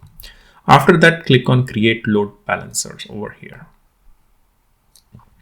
And here you can see the status is provisioning as of now. So it will take a few minutes. So I will be back once this load balancer is provisioned, and then we are going to try to access using the load balancer URL. Then you don't need to use any specific IP address of our EC2 instance. This load balancer will start now routing our request to either to spot instances or to our on-demand EC2 instances. After a few minutes, my load balancer into the active state, which you can see over here. And this is the DNS name or the URL which you can see for my load balancer. But before that, I would like to show you my target group where our instance state should be healthy. So let's click on this target group from the left hand side, and if you go over here, then click on this target group, and here you can see all the 6 EC2 instances now into healthy state. Which was previously unused. So once I have set up my load balancer, so everything is now green over here, which you can see. Now all the EC2 instances are green. So let's try to access our load balancer. So I'm just going to copy this URL, go to the new tab and paste the URL over here. And here you can see the request now landed onto our spot instance. So I'm just going to refresh it. And here you can see the request is now landed onto our on-demand EC2 instances, and the IP addresses are changing. I'm just going to refresh it. And here you can see spot. which is also request is getting routed quite a lot over here. So here now it is on to on-demand EC2 instances and the IP address has been changed. So this is how the request is getting routed and load balanced onto our Spot instances as well as onto our on-demand EC2 instances. And remember, we have not used the auto scaling feature here over here, which you can also include in this whole setup, and that will be a really good implementation where you get a maximum availability in the combination of your Spot instances as well as your on-demand EC2 instances. Now, as I was talking about that EC2 Spot instances can be terminated from AWS at any point of a time. So I don't know when this EC2 Spot instance is gonna be terminating, but I just want to simulate the scenario like AWS has requested to terminate these EC2 instances. So what I'm just going to do, I'm just going to keep this whole setup running, but I'm just going to select these Spot instances and I'm just going to click on instance state and I'm just going to start stopping those EC2 instances. So here you can see fail to stop. You cannot stop this because it is associated with one-time Spot instance request. You can only stop the Spot instances associated with a persistent stop instance request.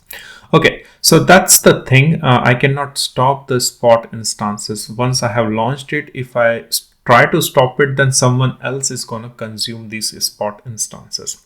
So that's a good thing from AWS as well, that if you stop it, then someone else is going to consume it.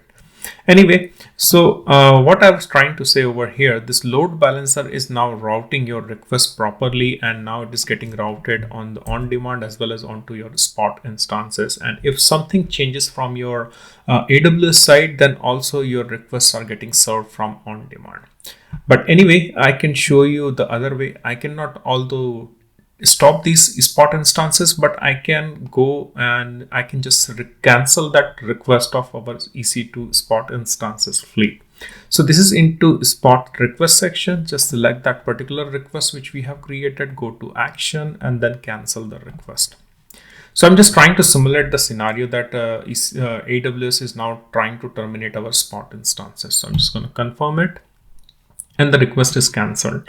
So if you go to our EC2 dashboard now, where it is, I'm just going to click on this EC2 dashboard running, and I'm just going to remove the filter. And here you can see all of the 4 EC2 instances are now shutting down. Okay. And now if you try to refresh the page over here, then it is now redirecting to on-demand EC2 instances.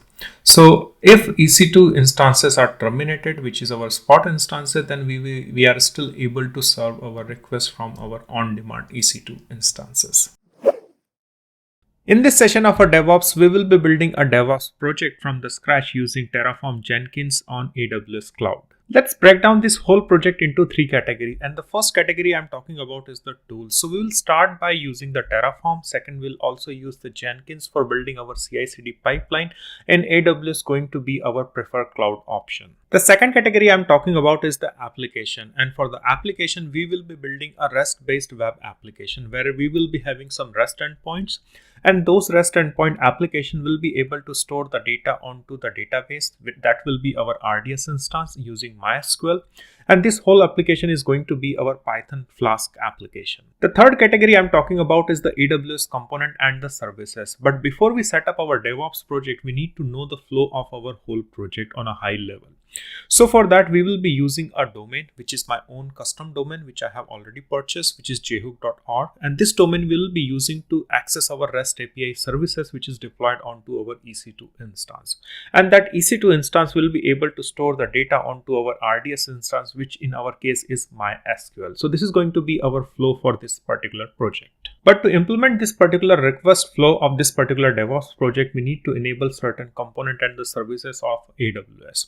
So let's take a look onto the components individually. So first we will also work on the Route 53, which is a AWS managed service for managing the domain request. Second, we need to set up the whole networking for this particular project, and for that we will be using the VPC, then we will be using the subnet, then we'll also try to set up our internet gateway, then we need to set up our route table, and at last we need to set up our application load balancer for our EC2 instances. One side note for you for this particular project, this whole implementation is very generic, and although we are using the Python based Flask REST API, but you can just replace that whole component with Node.js or any other application, and rest of the infrastructure infrastructure setup, CI/CD pipeline will still remain the same. Let's jump to the demo, and before we begin, I have divided the whole project into 3 different GitHub repositories. So the first GitHub repository I'm talking about is the Python application, which is our Flask-based REST API. So that is going to be our first GitHub repository. Second GitHub repository I'm talking about is the Terraform and AWS. So our whole infrastructure provisioning will happen with the Terraform. So all the infrastructure setup we will be doing using our Terraform as our preferred tool. And the third GitHub repository I'm talking about is the Jenkins, where we will be setting up our CI/CD pipeline using the Jenkins. I will also share the GitHub repository link into the description section, but here this is my first GitHub repository for my Python application, which is a REST-based application using the Flask. This is the second repository where I'll be storing my Terraform code for provisioning the whole AWS infrastructure. Here you can see all the certificate manager, EC2 hosted zone, all the networking and the infra related modules. Third is our Terraform Jenkins GitHub repository, which will help us to set up our Jenkins onto our AWS cloud. If it sounds overwhelming at this point of a time, then I would highly suggest to pause this video at this point of a time and take a look onto this particular slide where I highlighted like what are the different components I will be working in these 3 particular repositories. Alright, so let's move ahead, and the first component we will be setting is our Jenkins. And if you move to the next slide, then this is the Jenkins setup we need to do. And for any setup we will be performing throughout this DevOps project, we will be setting up our VPC. So for Jenkins, the first thing we need to set up is the VPC. So here you can see this is the first boundary where you can see our AWS account, but inside that AWS account you will see a VPC, and in the VPC you will see a IP range. So VPC is going to be my virtual private data center, and in this VPC we will be setting up all the components which relates to our Jenkins. Now we need to set up the VPC, so I would recommend you to just clone this particular GitHub repository, and here you can see onto my IDE I have already cloned that particular repository. And in this repository there are certain modules which I have already created, but these modules we will go one by one, and we are just start enabling those modules one by one. So the first thing which you need to take a look onto this particular GitHub repository is the main.tf file, which I have highlighted over here. So just open this main.tf file over here, and here you will see quite a lot of modules. There is a networking, there is a security group, there is a Jenkins module which will install the Jenkins, there is a load balancer target group, then there will be an application load balancer, and at last we will see a hosted zone for domain as well as for the certificate manager for managing our certificates. But we are just gonna target each module one by one. So the first thing is we need to focus on our networking. So first thing which you need to set up is the VPC. So for that, what I'll do, I'll just disable all these modules. So I'll just comment all rest of the modules, so that we only know like how to set up our VPC for Jenkins.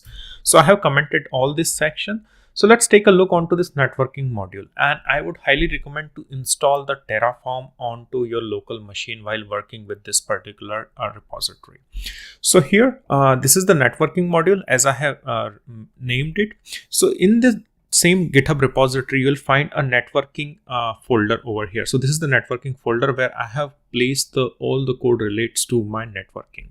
So just open this one, and you will again find a main.tf file that is going to be our module's main file.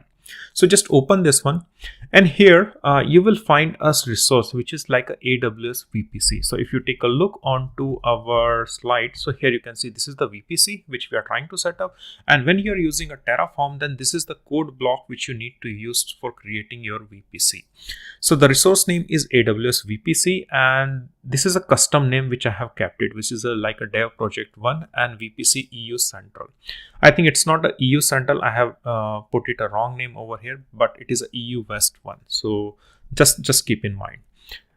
So this is the resource, and this is the custom name. It doesn't matter, just keep any name of your choice. And here, this is the CIDR block.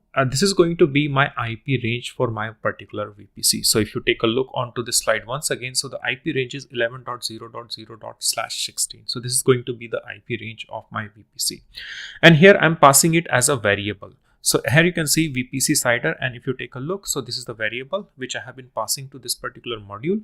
And if you take a look onto the main.tf, then here we will be passing that particular value from here. But here we have declared it as a variable. And where to find this value? So if you go into the Terraform tf.vars, then here you will find the VPC CIDR, and this is the IP range of my particular VPC. So this is the first resource block for creating your VPC. Now we have seen how to set up the VPC and the Terraform code, but before we provision the VPC, there are two more components which we need to take a look. So one is public subnet and one is the private subnet. So why we need a public subnet and private subnet? So any resource which need a internet access or which can be accessed from an internet, that will reside inside our public subnet. And any resource which doesn't need an internet access and that can only be accessed from internally from public subnet, then that will go into our private subnet. So what's the example of our private subnet resources? So for example, databases. So databases are only accessed from our application. So our application will reside into our public subnet, and those will be able to communicate to our private subnet. So whenever you work with the networking, so you need to set up your public as well as the private subnet within the VPC. Let's take a look onto the public and the private subnet infrastructure code inside our networking module.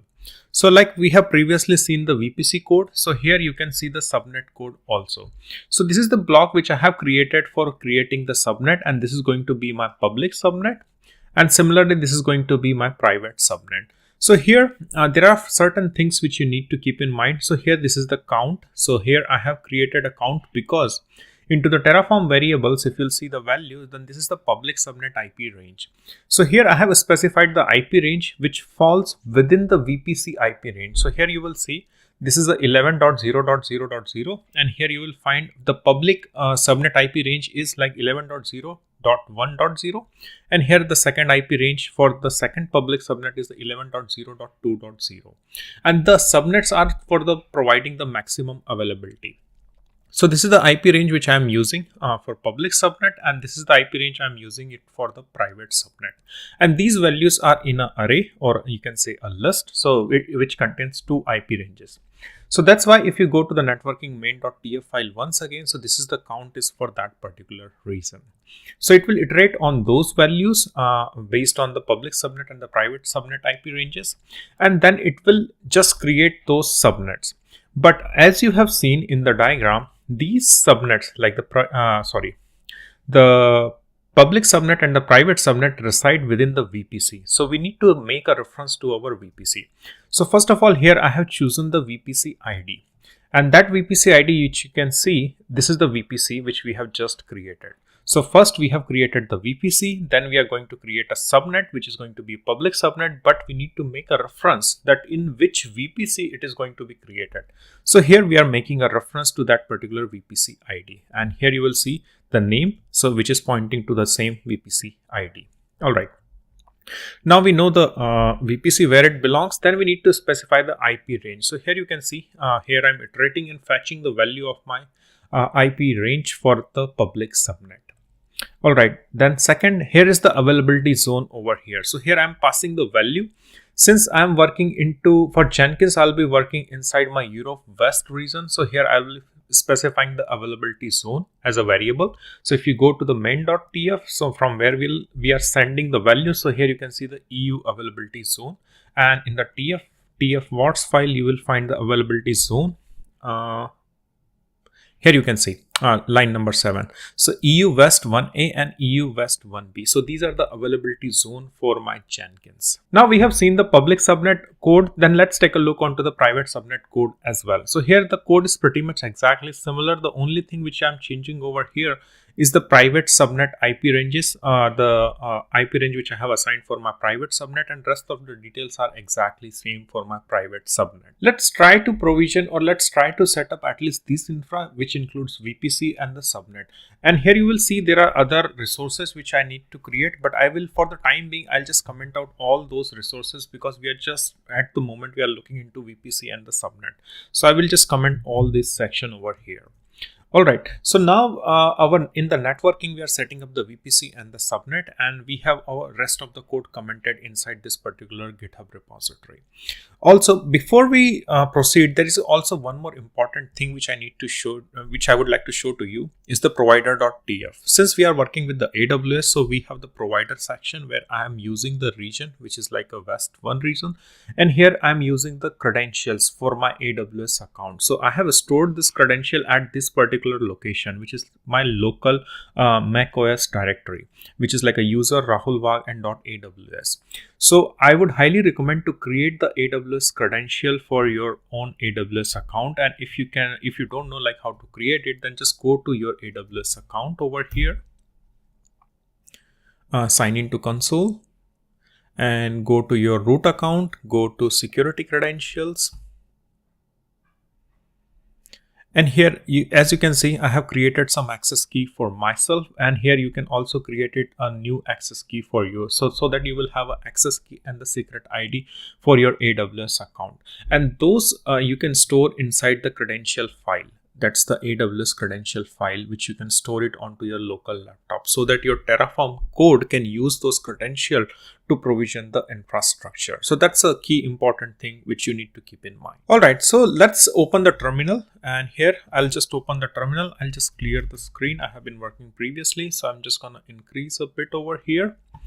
I'll clear it once again and just check the path. So I'm into the Terraform Jenkins directory, which is correct. And then I would like to run the command like a Terraform init command. So Terraform init command is really essential to initialize your modules as well as also download the AWS required dependencies so that Terraform can provision the infrastructure. So let's hit enter over here. And here you can see our Terraform has been initialized successfully. All right, so let's clear this screen. The next command which I need to run is the Terraform plan command so that we know like how many resources we are going to provision. And here you can see it's saying me like 5 resources it is going to create, which include 1 VPC, 2 subnet, the 2 public subnet and the 2 private subnet, which equates to 5 resources. I'll clear the screen and I'll show you like this is my AWS account. Go to the home page and we are provisioning this whole infra into the EU West region. I can show you one more slide. This is our target architecture into the different regions. So our Jenkins setup will reside into the EU West region so that our infrastructure code or application infrastructure is separate from our Jenkins. So that's why I'm working into the EU West 1 availability region, and that's the availability zone I have set up while using the VPC and the subnet. So that's the key difference. So just keep in mind we are right now working into the EU West 1 region. And since I have mentioned that EU West 1 region, so go to the drop down into the AWS console for availability zone or the region, and here you will find the option for the region that is EU West 1. So click on it,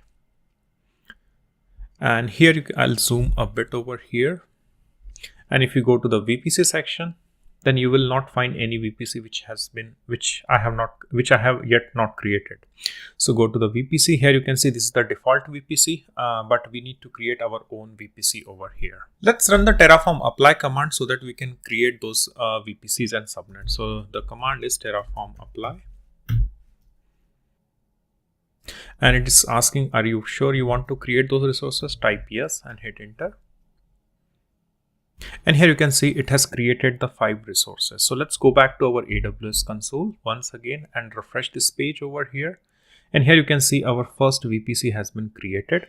And this is the VPC ID, which you can see over here. And the IP range, which you can see that is 11.0.0.0. So that's the IP range which I have assigned. So we have verified the VPC. The next thing which we need to verify is the subnet. So again, go to the left navigation menu over here and go click on subnets over here. And here you can see there are 4 subnets which we have created, 2 public and 2 private subnet. So let's open the public subnet over here, and let's open one private subnet over here. So to verify the details. So here, first let's check the IP ranges. So here you can see the public subnet 11.0.1.0 and the private subnet should start from 11.0.3.0. So 3.0 is and 4.0 is for private subnet, and 1.0 and 2.0 is for public subnet. And also you can see the VPC. This is our private subnet, but this private subnet should come inside our VPC, which we have just created. So click on this VPC, and here you can see this is the VPC which we have just created. So this is the way you can verify your VPC and the subnets. Now, after creating the VPC and the subnet, the next resource which we need to create is the internet gateway. And we need to create an internet gateway for our public subnet, so that any resource which we will be creating inside the public subnet will have access to the internet, and as well as anyone from outside world can access the resource present inside our public subnet through internet gateway. So let's jump to the code, and I'll show you like how to create your internet gateway. So this is my Terraform Jenkins repository. Go to the networking and open the main.tf file, and again we need to enable few codes over here. So next resource which we have commented previously we need to enable is the internet gateway. So here I'll just enable the internet gateway, and I'll comment the rest of the code. So this is the resource block which will be creating an internet gateway. And again, if you take a look onto this diagram, this internet gateway is still present inside this particular VPC. So here we will make a reference to the VPC ID so that we will be able to create the internet gateway within that particular VPC. So that VPC is there, and this is the name of my internet gateway. So let's create this internet gateway by using the Terraform plan and apply command. So go to terminal over here. I'll just clear the screen once again, then run the Terraform plan command. And here you can see it is planning to add a resource, one resource. I'll clear the screen once again, and I'll run the Terraform apply, and I'll supply the auto approve so that I don't need to type yes over here. But in production, just try to be careful. Don't use auto approve flag. I'll hit enter, and it might take a minute or so to create an internet gateway. And here you can see our internet gateway has been created. So let's go back to our AWS console and click on this internet gateway on the left navigation menu inside our VPC section. So click over here, and here you can see our internet gateway has been created. And this is the internet gateway, and this is the VPC which it has been attached already. Moving ahead, the next resources which we need to create for this whole infrastructure is the route table, and we need to create a two route table, one for the public subnet and one is for our private subnet. So these are the route table which we will be creating, and for that let's go back to our IDE, and here we are going to enable next line of code.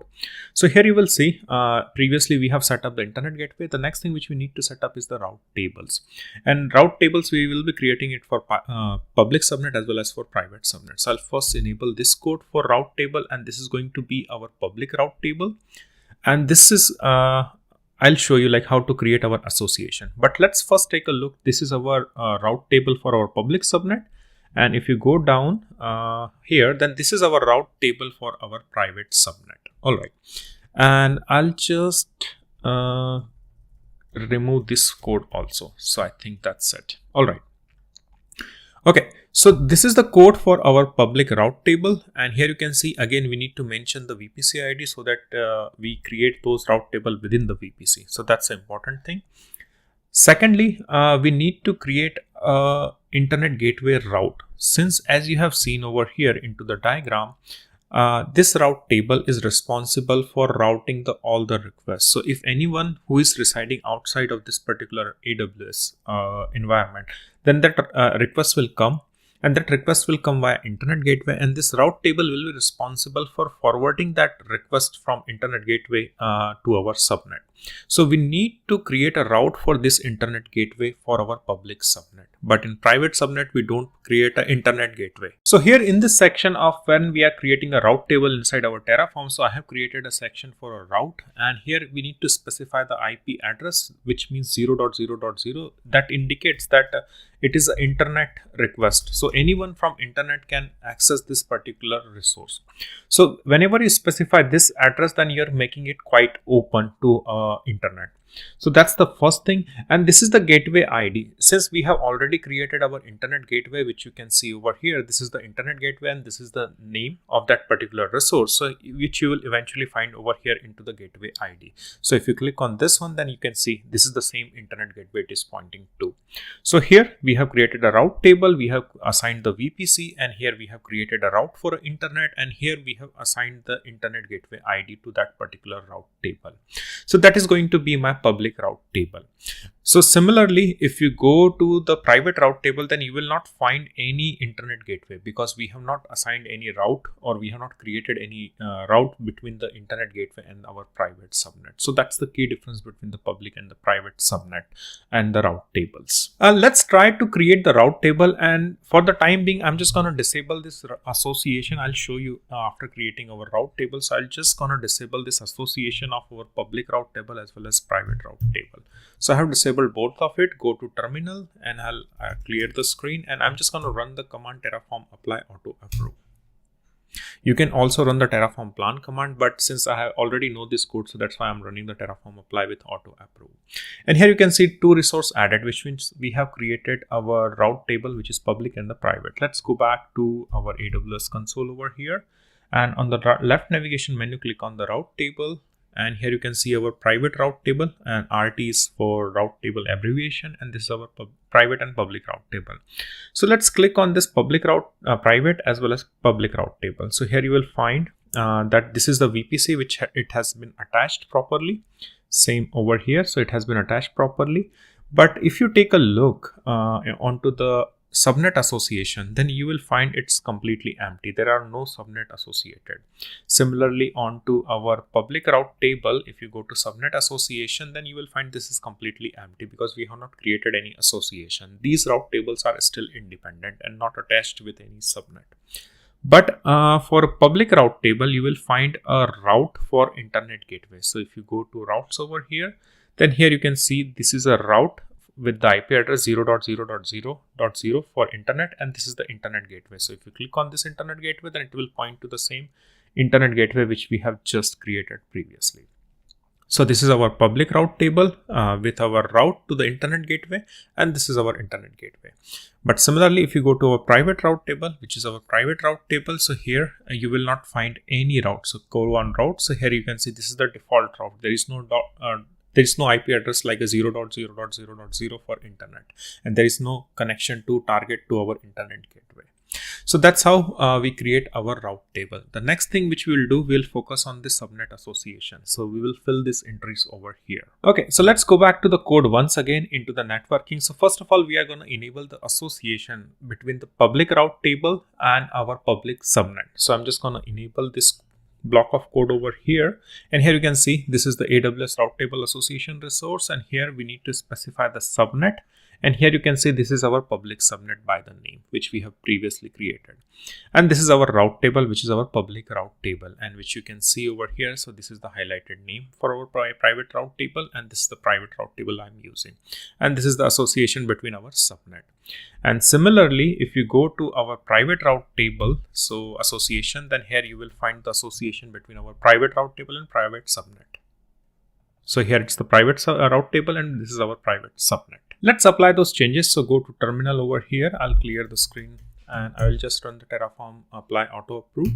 So it took a couple of minutes to create the association. So let's go back to our AWS console to verify the association. So this is our private route table. So I'm just going to refresh this section over here and go to subnet association. So here you can see our private subnet has been associated with our private route table.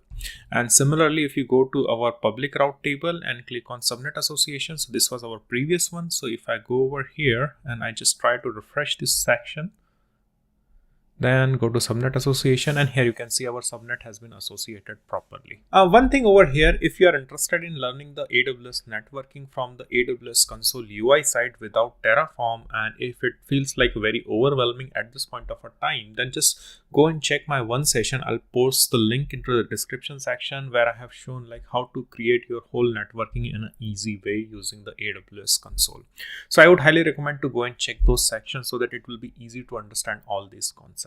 Let's move ahead with our project. Moving ahead, the next resource which I have highlighted over here is the net gateway. But since we are working into the public subnet, so we will not be creating a net gateway inside our AWS infra for Jenkins. And finally, we will be creating an EC2 instance where we will be installing the Jenkins inside our public subnet. But keep in mind that we have already set up our public subnet and private subnet, but since we will mostly work on our public subnet, so we will not be using private subnet that much for our Jenkins installation. But how the EC2 setup would look like? So here you can see this EC2 instance is again present inside the VPC and inside our public subnet. So first of all, whenever we create a EC2 instance, then we need to point to the correct VPC along with our proper subnet so that we can provision the EC2 instance inside our VPC or the networking which we have created so far. So let's jump back to our IDE and start looking into the EC2 code of our Terraform. Alright, so let's open the main.tf where we have mentioned our module. So as you have seen previously, we have created all the networking related module and we have provisioned all the infra related to networking.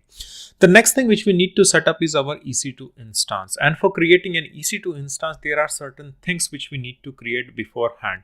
So the first thing is the security group. So here is the security group which we will be creating, and I'm just going to disable other modules over here. So there are certain security group which we need to enable. Security group are just firewalls for our Linux machine, which is in case our EC2 instance. So on a high level, whenever we create a security group, then we are just allowing and disallowing certain ports onto in our firewall. So on a high level, we will be enabling the port 443 for SSH. We will be enabling port 22 for doing the SSH into our EC2 instance, and also the port 8080 so that we can access the Jenkins running on our port 8080. Here you can see this is the module which I have created for security group, and this security group is responsible for enabling the port like a 22, 443, 8080 and the port 80. So if you go to the security group module over here under this Terraform Jenkins directory, there you will find a security group directory, and there is a main.tf file. So here I have created a couple of security group. In the first security group, I am just enabling the port 22 as an inbound rule, and then port 80, and then port 443. And the outgoing request, I'm allowing all the requests to go out from my EC2 instance. I'm not blocking any of the requests. And also there is a one more security group I'm enabling. It's for Jenkins on a port 8080. So here you can see this is an inbound request or inbound rule for port 8080. So these are the security groups which will be created once I will run the Terraform apply command. Let's open the terminal and run the Terraform apply command over here. So I'm just going to run Terraform apply auto approve. And it should take a couple of minutes or maybe even shorter to create those security groups. And here you can see our security group has been created. Let's go back to our AWS console to verify that. I'm just going to close. I'll just go to the home page, and in the search box type EC2, go to EC2, and in the left navigation menu you will find the option for a security group. So here you can see there are a couple of security groups, which is this one and this one. Although I have kept both the names same, that's one mistake, but it's not going to create any problem. We are just worried about the security group ID that should be different. So here you can see I'll open this security group and I will open this security group. So I will change the name later. Anyway, so this is the security group to allow port 8080. So if you go and check the inbound rule over here, then you will find that port range is 8080. So we are allowing the port 8080 on this security group for EC2 instance. And another security group rule, if you go over here, then here is the description which you can see like SSH22, port 443. And although I have mentioned 8080, but 8080 we have already created over here. So I just need to rename this one also, and also the port 80.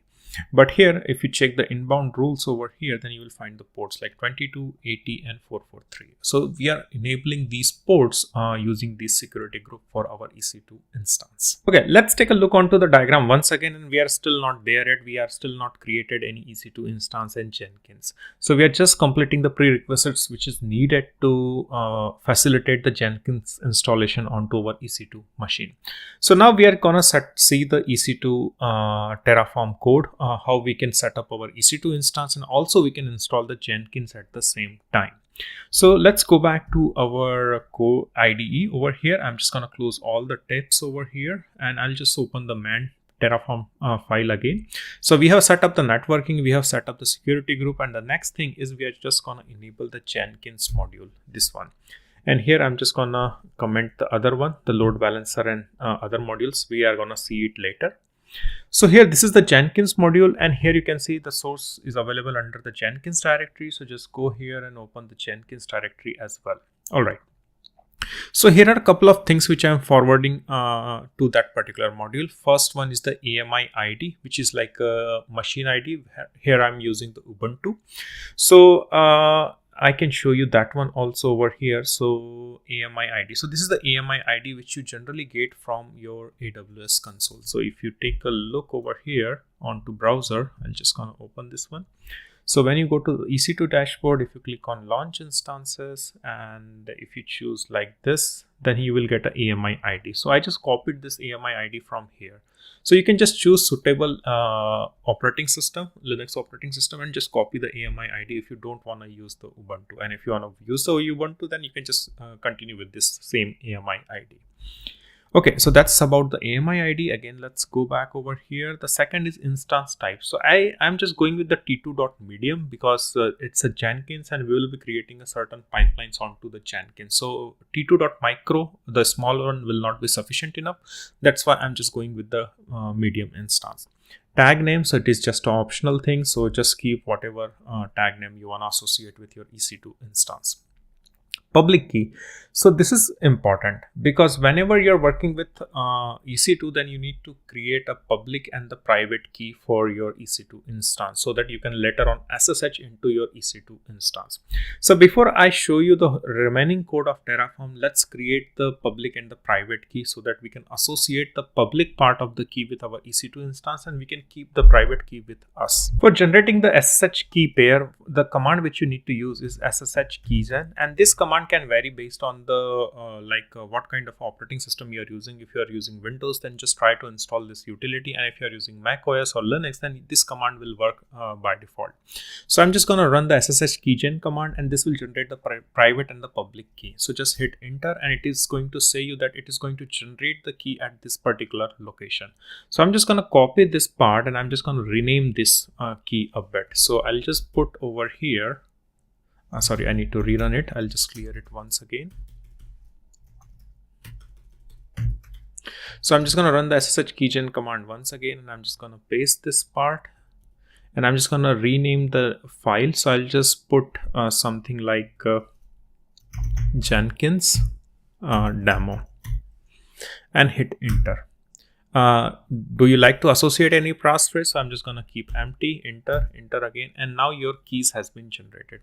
So what you need to do, you just need to run the command ls to verify the keys. So ls lart, and then go to the location. So the location is this part. This is the location where I have generated these keys. So copy this one and paste it over here, and here you will find the two key, which is Jenkins demo, which is private one without any extension, and there is a public key, which is Jenkins demo .pub. Pub is for public key. So now you have the public key and the private key. What you need to do, you just need to copy the public key part from this public key over here. So here is the public key. So what you need to do, you just need to run the cat command, and again same path. I just need to retype the path. So here I'll just use home Ubuntu. Sorry, it should be Rahul. No, it should be users and then Rahul and then .ssh and then Jenkins demo, and then I'll just use pub for public key. So here you can see this is the content. You just copy this content from here, and then you just need to go back to your Terraform code, and here you need to paste the content of our public key. So here I have already created a variable for that public key. So if you go to Terraform wars file, and if I wrap this code so that you can see the complete key over here. So here you can see this is the public key which I have already created and pasted over here. So just paste that public key content over here, and this is the public key variable. And if you take a look once again, so this is the content which you will see a quite similar one. All right, so this is the public key part which you need to paste inside this variable for your own use. Remember, if you'll clone this repository, then this public key will not work for you. You need to replace this key with your own public key. All right, so I'm assuming that you have replaced this key, and again go back over here, and here you can see the public key will be associated with your EC2 instance. And remember that private key is still with you. So this is the private key which is residing locally onto your laptop. So we'll use this key later on to SSH into that EC2 machine. Alright, but for this particular demo, I'm using this set of key. This is the key which I have generated previously. So this key which I'm associating over here, which you can see over here. So this is the public key which I'm associating over here. And later on when I'll SSH, so I'll use this particular key, AWS EC2 Terraform. So these are the key which I generally use for my own purpose, but I have shown you like how to create the keys for yourself also. Alright, so let's go back there again and subnet. So again, if you take a look onto the diagram, so this EC2 instance is present inside our public subnet, which you can see over here. So we need to supply the public subnet ID over here. So again, here is a subnet variable which I have created, and here I need to provide the subnets. So the subnets which I'll be providing is the public subnet. So here, since we have created a 2 public subnets, so I'll be providing only one subnet, because we can create an EC2 instance into one subnet. So that's why I am fetching the 0. I'm putting the 0 over here so that I can get the whatever first in the list, the public subnet, I'll just create it over there. So that's a subnet. Then the security group. As you remember, I have just mentioned you that we have created a 2 security group, and those security group we will be associating with our EC2 instance. So here, this is the security group variable, and here you will first specify the security group from module. So if you go to the security group module over here, then this is the one. So here, this is the first security group module from where we will be fetching this one. So copy this and you will find it over there. So yeah, here it is. This is the first one, but I can show you this is from output actually. So this is the first security group which I have created, and this is the output where I'm just using the ID of it. So this variable will be responsible for outputting the ID of this particular security group, and this output variable will be responsible for outputting the security group ID of port 8080. So these 2 output variables I'll be using over here. So here you can see this first one and this is the second one. So I'm just passing both the security group to my Jenkins EC2 instances. So that's another one. Enable public IP address. So I just wanted to enable the public IP address because I'm just setting this EC2 instance into public subnet. So as you can see over here, into the public subnet. So we need to have the public IP of this EC2 instance. Okay, that's done. And then the last part is where we will be installing the Jenkins. So all these things till now, we are just setting the EC2 machine. That's it. And that EC2 machine is just blank. There is nothing on it apart from the security groups. So here, this is the Jenkins installation script, which we will be installing using the user data. And if you don't know like what is the user data in AWS EC2, then I will just, I have already uploaded a video on explaining like how to work with the user data. So you can install certain packages onto your EC2 machine. So we are using the same user data concept over here, and here I'm supplying this particular installation script for installing the Jenkins. So I'm just going to show you this installation script of Jenkins to you as well. So yeah, these are the parameters which is needed to create an EC2 machine so that it can install the Jenkins along with the proper subnet and the security groups. Let's take a look onto the Jenkins installation script. So here I have uploaded that script inside the Jenkins runner script directory. So here left hand side you will find the Jenkins runner script directory, and here you will find the installation script. So first of all, it's just a bash script, very simple. And here I'll just explain one by one. So first of all, this is the syntax which is needed for a bash script to work. Here I'm updating the package manager so that my operating system is up to date with all the latest information on latest packages which is available for that Ubuntu. After that, I'm just installing the JDK 11 because JDK 11 is necessary to install the Jenkins. So that's the first requirement. After installing, I'm just sleeping 30 seconds. So I'm just waiting for 30 seconds so that my JDK installation finishes properly. After that, these are the instructions which I have copied from the Jenkins official installation guide. So if you go to browser over here, and if you click on Google and type Jenkins installation on Ubuntu, then you will find a link, this first link, and if you go down over here, then these are the instructions for installing the Jenkins. So I just copied these instructions from here and pasted inside my this installation script. So here it is just doing the Jenkins package updation, and then after that it is updating the package manager, and then here it is going to install the Jenkins. And after installing the Jenkins, again I need to wait for a little 30 or 60 seconds so that the Jenkins is installed properly and so that it can start the Jenkins services. So that's where I'm just stopping it over here. So these are the part where we will do the JDK 11 and Jenkins installation. And once we have installed the Jenkins, then also we need to install the Terraform onto that EC2 machine so that we can provision the other infra that I'll show you later. But from here, these lines of code 15, 16, 17 and 18 will be responsible for installing the Terraform onto my EC2 machine. So once the EC2 machine is up and running, then we will see Jenkins running over there, and we'll also have a Terraform also installed over there along with our JDK 11. And I would like to show you the Jenkins module code also. So in here the Jenkins directory, here is the main.tf file.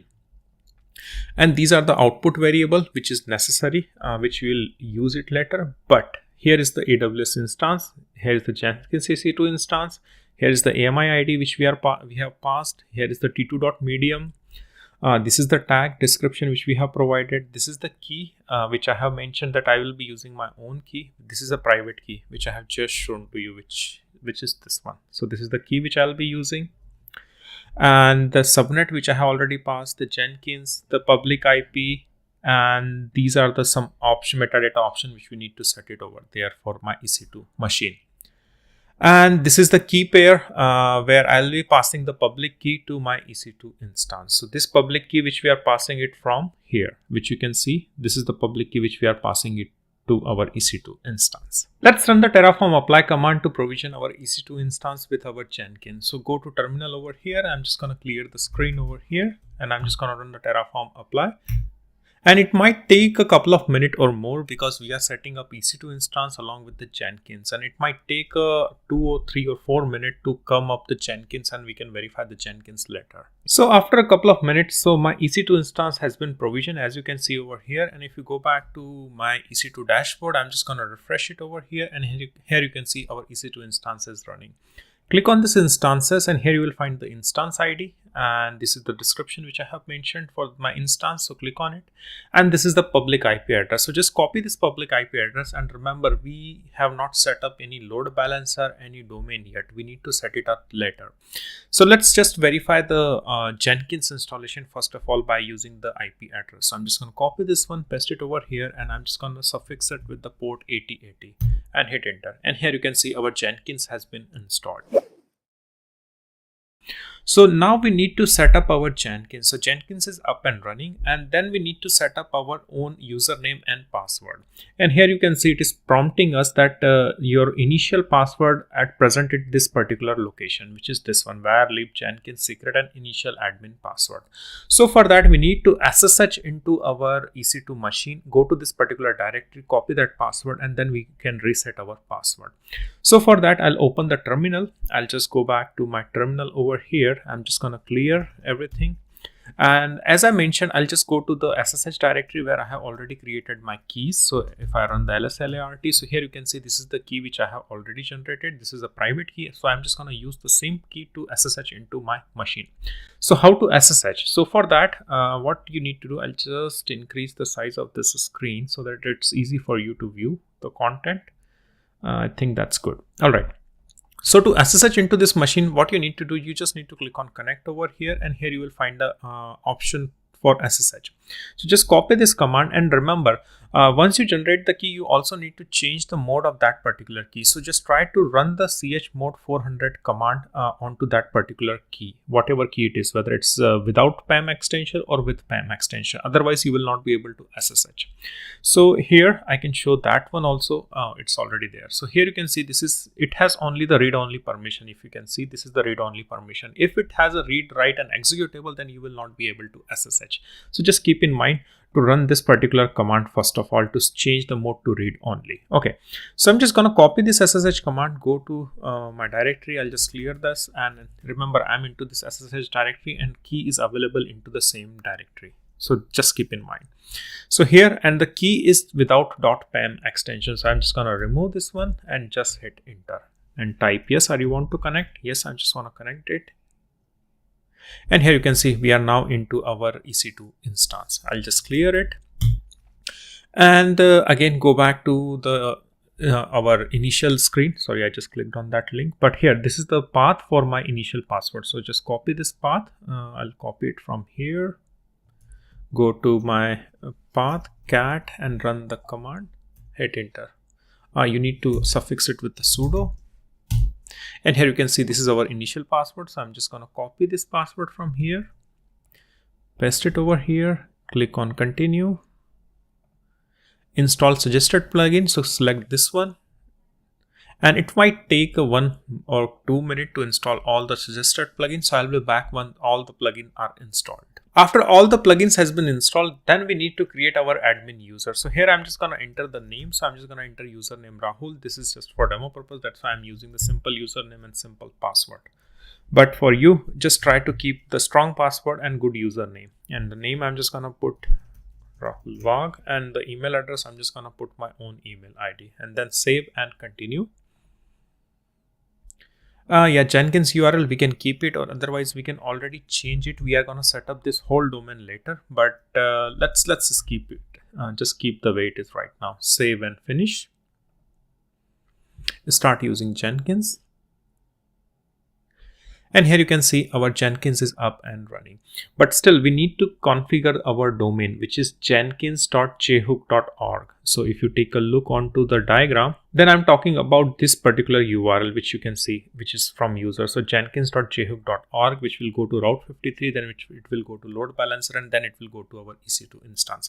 Right now, we are just accessing directly this EC2 instance using the IP address. Alright, so let's take a look onto the diagram once again, and here you can see this is the complete Jenkins setup which we are trying to achieve. And now the next component which I'm talking about is this particular load balancer. So we need to set up our load balancer so that we can point our domain to this particular load balancer using the Route 53. So let's go back to our IDE and start setting up our load balancer. So here, this is my IDE. I'll close all the tabs over here, and I'll just go to main.tf and I'll just take a look. So now we have seen the networking, we have seen the security group, we have seen the Jenkins, we have installed the Jenkins, and the next thing is the load balancer target group. So here, this is not a load balancer yet. We need to create a group. So load balancer target group. So target group is like a group of EC2 instances. So we'll create a group. In that group, we can attach multiple EC2 instances. So we are just going to create this logical target group using Terraform so that we can later on use that group inside our load balancer. So let's take a look onto this module again. So here I'm just going to disable the load balancer module as of now. So here, this is the code where my load balancer target group module exists. So here, if you go into the left navigation, so here's the load balancer target group. Open the main.tf over here. But let's take a look onto the parameter first. So first of all, this is the path which I have just shown to you. This is the name of my target group. So yeah, this is the Jenkins load balancer target group. Load balancer, we are going to create it later. So target group port. So as you have seen, my Jenkins is running on a port 8080. So here you can see this is the port which is 8080. So that's why I'm just using the port 8080 over here. The protocol which I'm going to use is HTTP for my target group. The VPC ID, again, everything we are working within the VPC. So here you can see this, we will be working in the target group within the VPC. Load balancer, we'll set it up later, but the target group will be still inside our VPC. Okay, so here is the VPC for that particular target group, and this is the instance ID. So as I have told you, this target group can contain multiple EC2 instances. So here we need to pass the EC2 instance into that target group. So yeah, this is the EC2 instance, which you can see. I think I can show you like this is the Jenkins. Go to main. And here is the output variable, Jenkins EC2 instance IP. So this is the instance IP. I'm using it over here. So if you go over here, so here you can see Control F and here. So I'm just passing this instance ID. So this will create a target group for that particular EC2 instance. And I can show you the code also. So here in the main, this is the code for target group. Here is the name, here is the port, here is the protocol which I have just shown you, here is the VPC ID, and here is the health check for that particular Jenkins. So I'll be using the endpoint URL, that is login, and after the port 8080 where the login URL is accessible. So this is the health checkpoint. So the target group treats that particular endpoint as a healthy, and it can attach to the load balancer.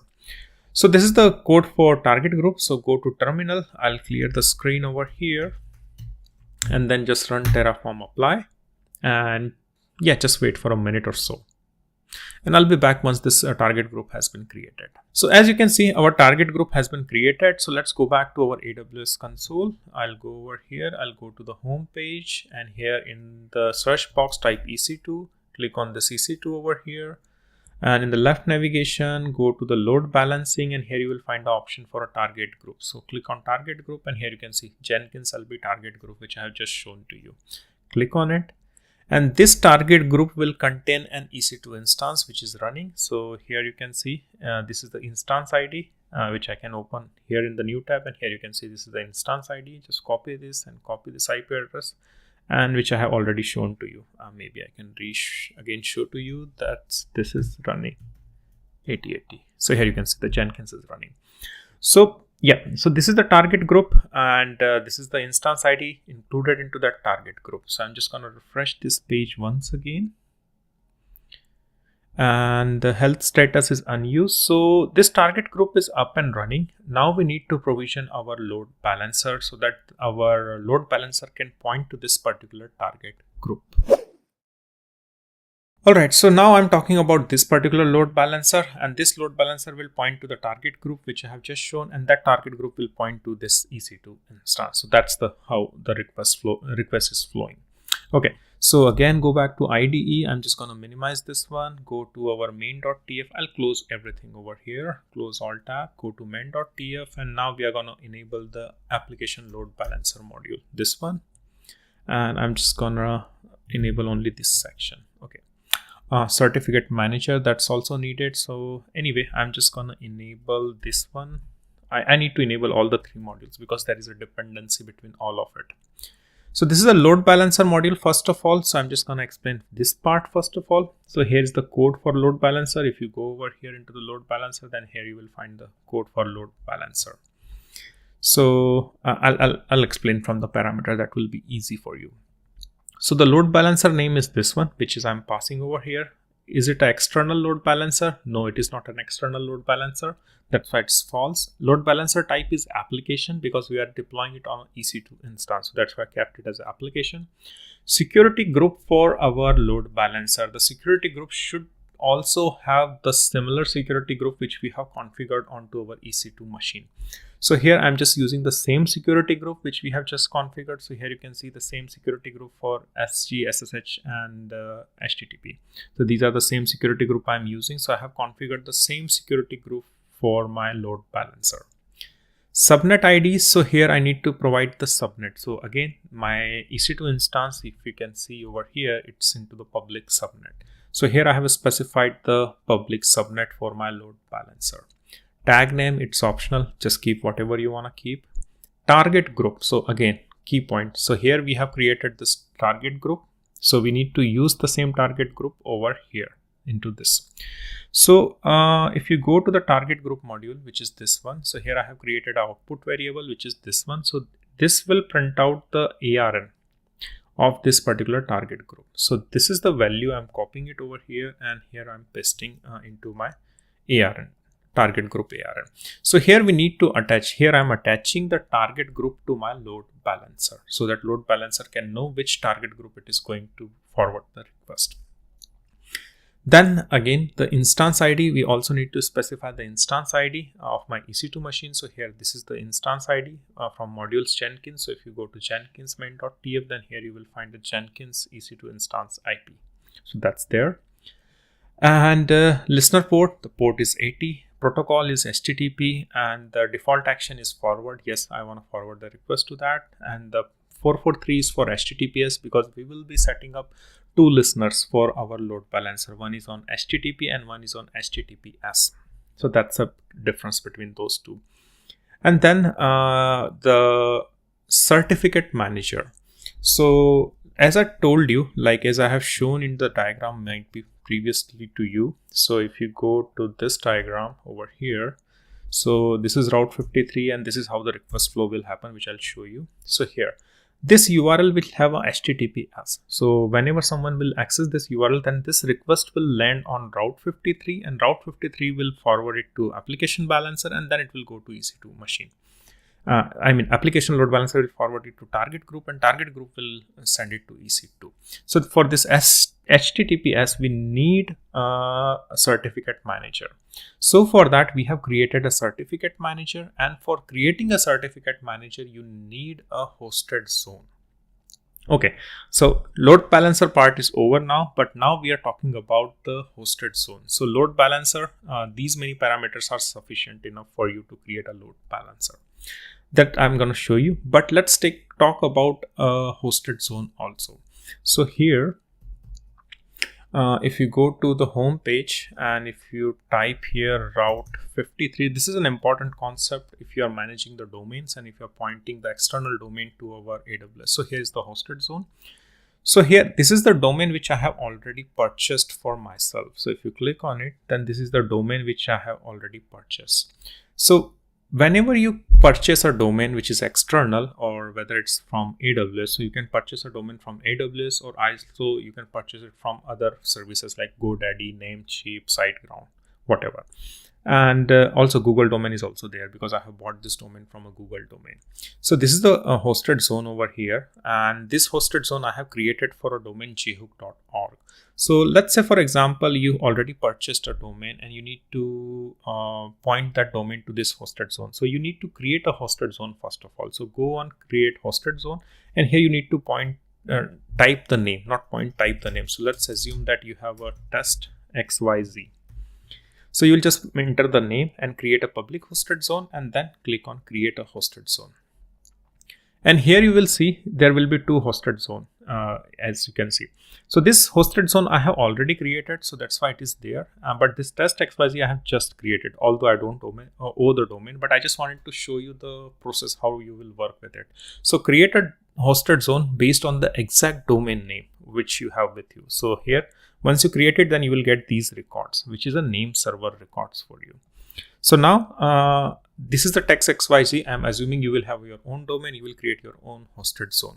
So similarly, if you compare with my jhook.org, then you will also find the same thing. So I just wanted to show you that there is nothing superficial I have done over here. I have just created a hosted zone, and these are the name server settings which I'll be using later.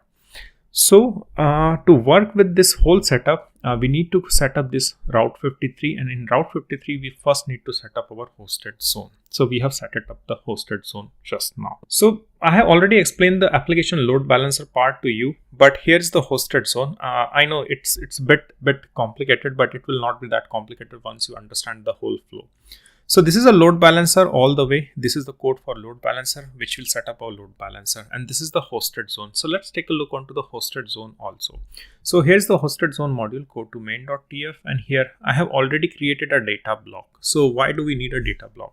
So hosted zone, I'm not provisioning with Terraform. I will create a hosted zone manually using the AWS console, which I have just shown to you, like how I have created for test XYZ. So here, these data block we will use for any existing resource on AWS. So this is the jhook.org hosted zone, which I have already created. So that's there. Then we need to create a record. A record is just a redirection record. So whenever we create a hosted zone, and inside that hosted zone, we will create a record, and a record will point to the load balancer. I can show you that flow also. So here's how it works. So if a user enters a URL, so let's say user enters jhook.org or jenkins.jhook.org, then that request will land on our hosted zone, then hosted zone, which is our jhook.org, and then it will check for the entries. So here the default entries are these ones, like a name server and SOA entry, which are default one whenever you create a new hosted zone.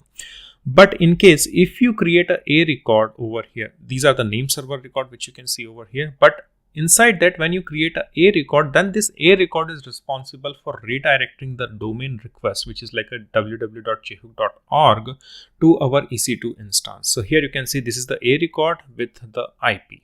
But in our case, instead of IP, we will be using a load balancer.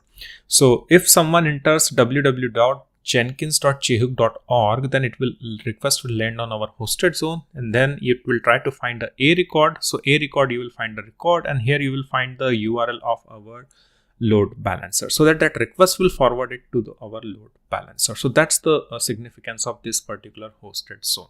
So if you take a look onto this flow again, so here is the existing hosted zone. This is the record, which is the A record we are trying to create. And here we are just trying to pass the load balancer name. So here you can see the aliases which we have created over here. And here we are passing the load balancer DNS name and load balancer zone ID, where my load balancer DNS exists, from which zone, and this is the DNS name of my load balancer, so that this A record should be created for my load balancer. I'll show you once we provision this one. Okay, so let's go back to our main.tf file. So this is about hosted zone, how it's working, and then this is the certificate manager. So hosted zone will just enable you the HTTP request, but it will not enable you the HTTPS request. So for that, we will use the certificate manager, and that we need to issue the certificate for each domain. So here our domain will be jenkins.jhook.org. It will not be jhook.org, but it will be a subdomain, jenkins.jhook.org. So whatever subdomain or how many number of subdomains you create, you need to issue the certificate for that particular subdomain or n number of domains. So here I'm using this one. So I can show you this one also into the certificate manager. Go to main.tf, and here you can see this is the resource which will create our certificate, and then after that, here is the record for that certificate. That record I'll show you, because once the certificate is issued, then those records also need to be inserted into our hosted zone. So here in this jhook.org, right now there is no A record. So once we will provision our load balancer along with our hosted zone, then you will see a record with the load balancer, and you will also see a record with our ACM, which is our application AWS certificate manager. So those records will get inserted over here. Okay, and here these are the validation, and here it also runs the validation, because AWS will try to verify whether I own that domain or not. So that's the key thing which you need to keep in mind. Okay, all right. So there is also one point which I would like to mention about the domain settings. So if I can show you one more slide and flow to you, which is this one. So right now I have bought this domain from a Google domain, and now we are trying to set up our hosted zone into jhook.org. So what happens is, like, when you create a hosted zone, then you get a new name server setting, which is this one. These are the name server setting from AWS, which I can show you over here. Here you can see NS652 AWS DNS 17, and which is exactly same over here. Here you can see. So these are the name server which is created, same name server records which has been created by AWS. But I already bought this domain from Google domain, jhook.org. So these also issue some DNS name server record from Google. But since we are working on AWS, so what we need to do, we just don't need to use this name server record.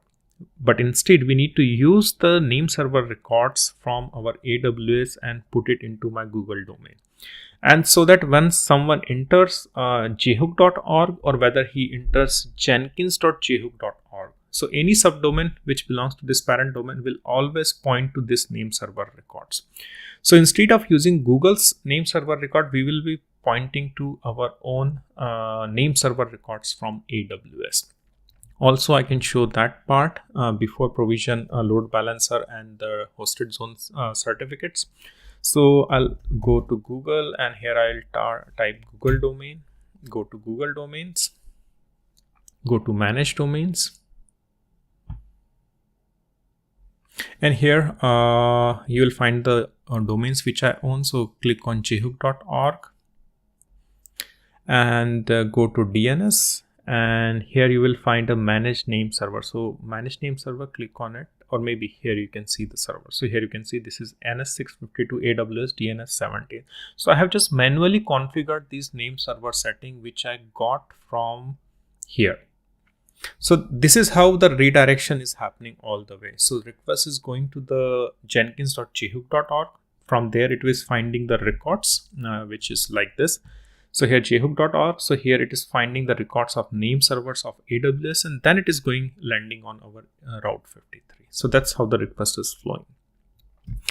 Okay, so that's being said, let's go to terminal. I'll clear the screen over here, and then I'll check whether I have enabled all the modules or not. Yeah, so I have pretty much enabled everything now. So now we should be able to access our Jenkins using this URL, which is jenkins.jhook.org instead of IP address. All right, let's run the apply. And it might take 3-4 minutes because it's a long process, because it will create certificate, load balancer, and then it is trying to validate my domain as well. So just be patient with this one. Sorry to interrupt you in the middle of this particular session, but I have seen like many of you really enjoy this kind of a content, but you don't consider subscribing to this channel. So this is a one small request from my side. If you really like this kind of a content, then please consider subscribing to this channel, because this will help you to grow my channel and to produce similar content in future. So here's the request from my side. Just click like this video and also click on the subscribe button. I would really highly appreciate that one. Thank you. Alright, so as you can see, my load balancer has been provisioned, my Route 53 A records has been created, my certificate has been issued. So let's verify all the details one by one. So I'll go to my load balancer first of all. So I'll just open the tab, and here you can see I have not refreshed this Route 53 page yet. So I'll refresh it a bit later once we verify all those load balancer detail. So here, go to EC2, click on EC2, and the left navigation menu, click on load balancer, click on, this is the load balancer which we have provisioned, and here you will find the load balancer details. So here you can see the HTTPS and HTTP listener for our Jenkins application. All right, but just copy this DNS name from here and paste it over here. So this is the IP address through which we have accessed the Jenkins, but I'm just gonna remove it and put it over here. So here you can see we are still able to access the Jenkins using the load balancer DNS name, but we still don't want to use the load balancer DNS name. We want to use the our own subdomain for that one. But anyway, we are able to verify our domain, the load balancer. The next thing is we need to verify our Route 53. So here, this was the page. So I'm just going to refresh this page over here, and you will see the couple of entries over here. So here you can see this is the first A record for that one, and this A record is pointing to my load balancer. So here you can see this is the load balancer URL which I have just verified. I can show you once again. I'll just close this one, I'll close this one, I'll close this one also. So I'll paste it over here, and here you can see this is our Jenkins page using the load balancer. But we already created the A record for our subdomain. So that's already exists. So just copy this subdomain now, and I'll open it into incognito mode and hit enter. And here you can see we are able to access the Jenkins.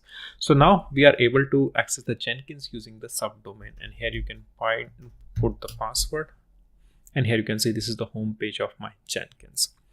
Okay, that's been done. And also there is one more thing I need to verify here is the ACM, which is like a certificate manager. So click on here.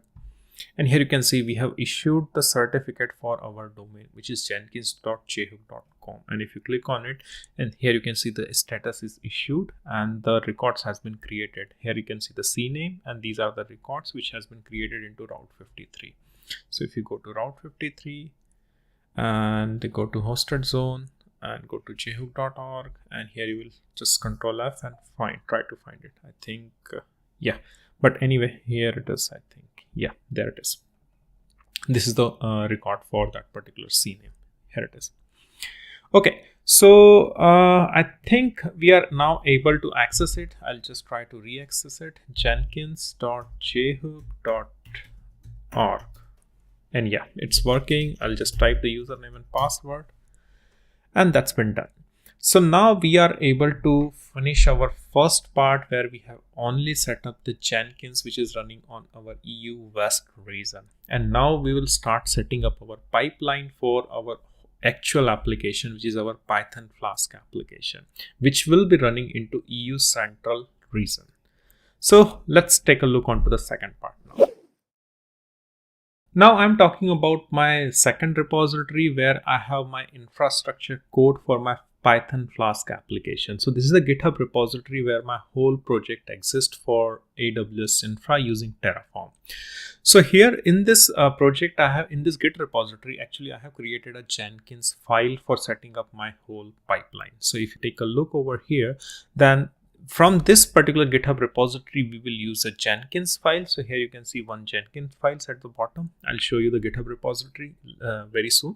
So we are going to use this Jenkins file, and with the help of this Jenkins file, we are just going to create our pipeline used in Jenkins, and that pipeline will execute the command terraform init, plan, and apply.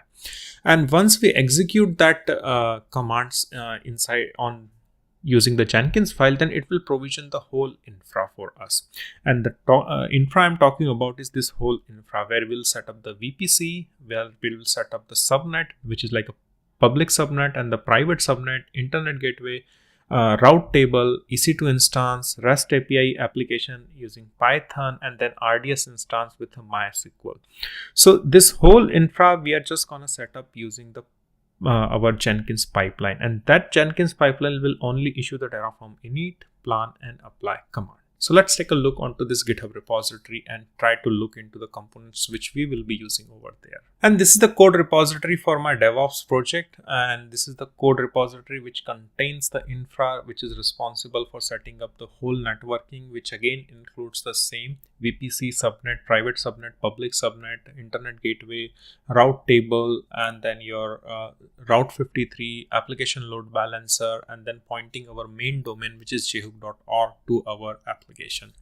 So here you can see these are the different module, which is like a EC2 module, certificate manager, which we have just seen. Then we have a hosted zone, load balancer, target group, load balancer, networking, RDS, our S3 for storing the remote state file, and then the security group, and finally the main.tf where we will be writing our own modules along with our all the infra. So here let's take a look onto the flow of this particular whole project, the DevOps project. So here this is the main.tf file, and again the project structure is exactly same, just like a Jenkins. So here again it's a networking section where we'll be setting up our VPC, public subnet, and private subnet, and I'm just not gonna repeat those things again over here because this is going to be the exactly same. Again, the security group for my particular EC2 instance, here I'm just gonna change the port. Previously it was running on a port 8080, but this time it will be running on a port 5000 because we are using the Flask API. A Python Flask API which runs on port 5000. This is the EC2 machine, and here EC2 machine again the same AMI ID. The instance type is t2.micro, tag name, public key. Again, I have already shown you like how to create your public and private key. The subnet, again I'm putting it into public subnet because our application will reside onto the public subnet. If you take a look onto this diagram once again, so here you can see this is our public subnet and this is our private subnet. So database will be into our private subnet, but this EC2 instance with our Python application will be into public subnet. So that's why this EC2 instance is belonging to my public subnet over here. Again, the security group which I need to enable, which will include the port 80443, our 5000 port. So these are the essential port which we need to enable for our EC2 instance. And also if you go further, then here we need to enable the port 5000. So this is the first security group, this is the second security group I have specified over here.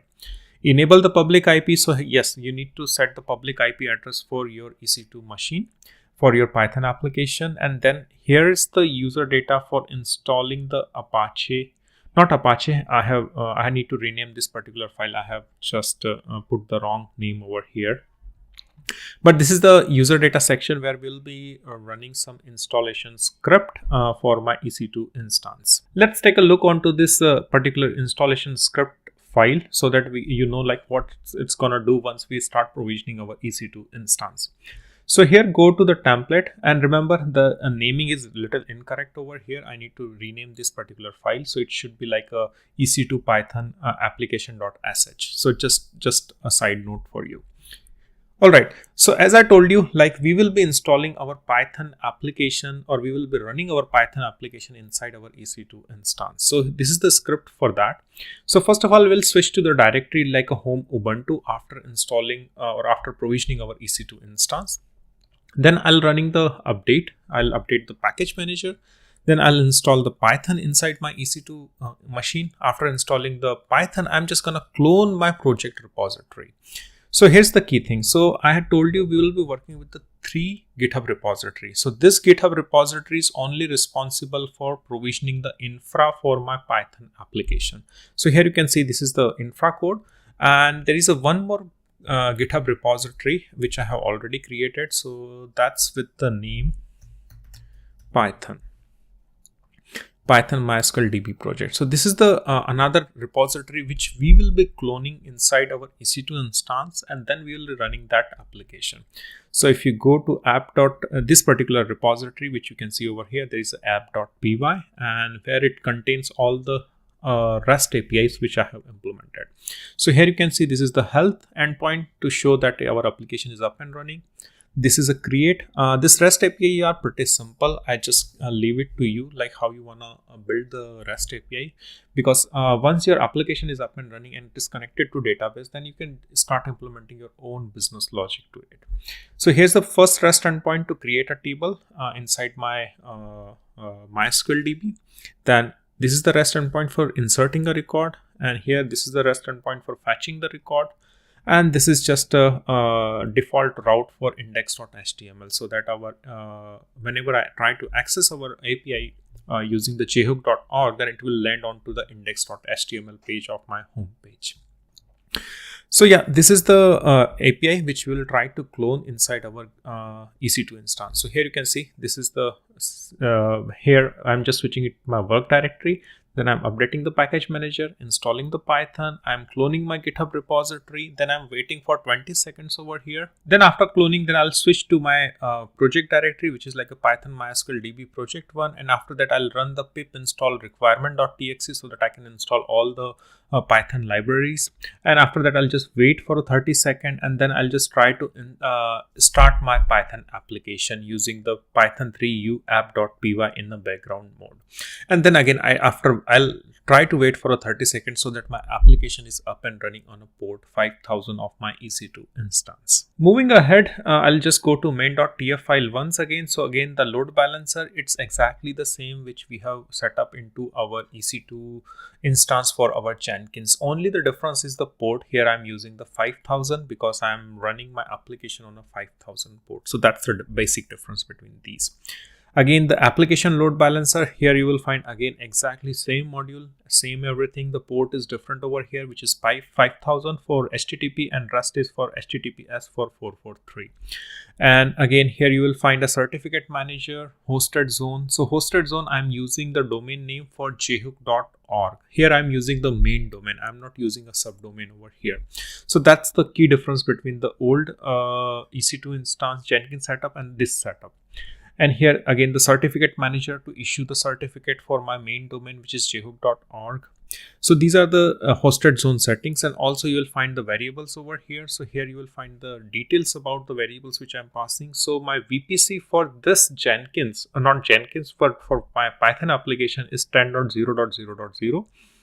The public IP ranges are 10.0, 1.0 and 10.0, 2.0, and for private it is 10.0 and 3.0 and 10.0, 4.0. Availability zone is EU Central 1A and EU Central 1B, but remember Jenkins was into West region. This is the public key which I have shown you, like how to generate those public key and put the public key here and keep the private key with you. This is the AMI ID for my EC2 instance. And this is the main domain name which I'll be using, which is jhook.org. This variable is just empty. I can just remove this later. All right, and also this bucket which you can see over here, this bucket I have already created manually so that we can store our remote state of my Terraform. So which I can show you if we go to our AWS console over here. I think I forgot to mention into the Jenkins setup, but just keep in mind these buckets I have created manually because this is going to store the remote state of my Terraform. So click on S3 over here. And here you will find a couple of buckets. So here you can see this is the bucket for Jenkins and this is the remote bucket for my Python project. So these are the buckets which I have created manually using the console and these will store the remote state of my Terraform. So that's one more point which I forgot to mention earlier. All right, and yeah, let's get back to main.tf once again. And here this is the RDS instance. So this is a new instance or new module which we are trying to provision inside this Python application. So here the source of the code is here. So here you can see this is the module code which is main.tf for my RDS instance. And if you take a look over here, the allocation storage is 10 gigs. Storage type is GP2, engine is MySQL, engine version is 5.7, instance class is t2.micro I'm using for database.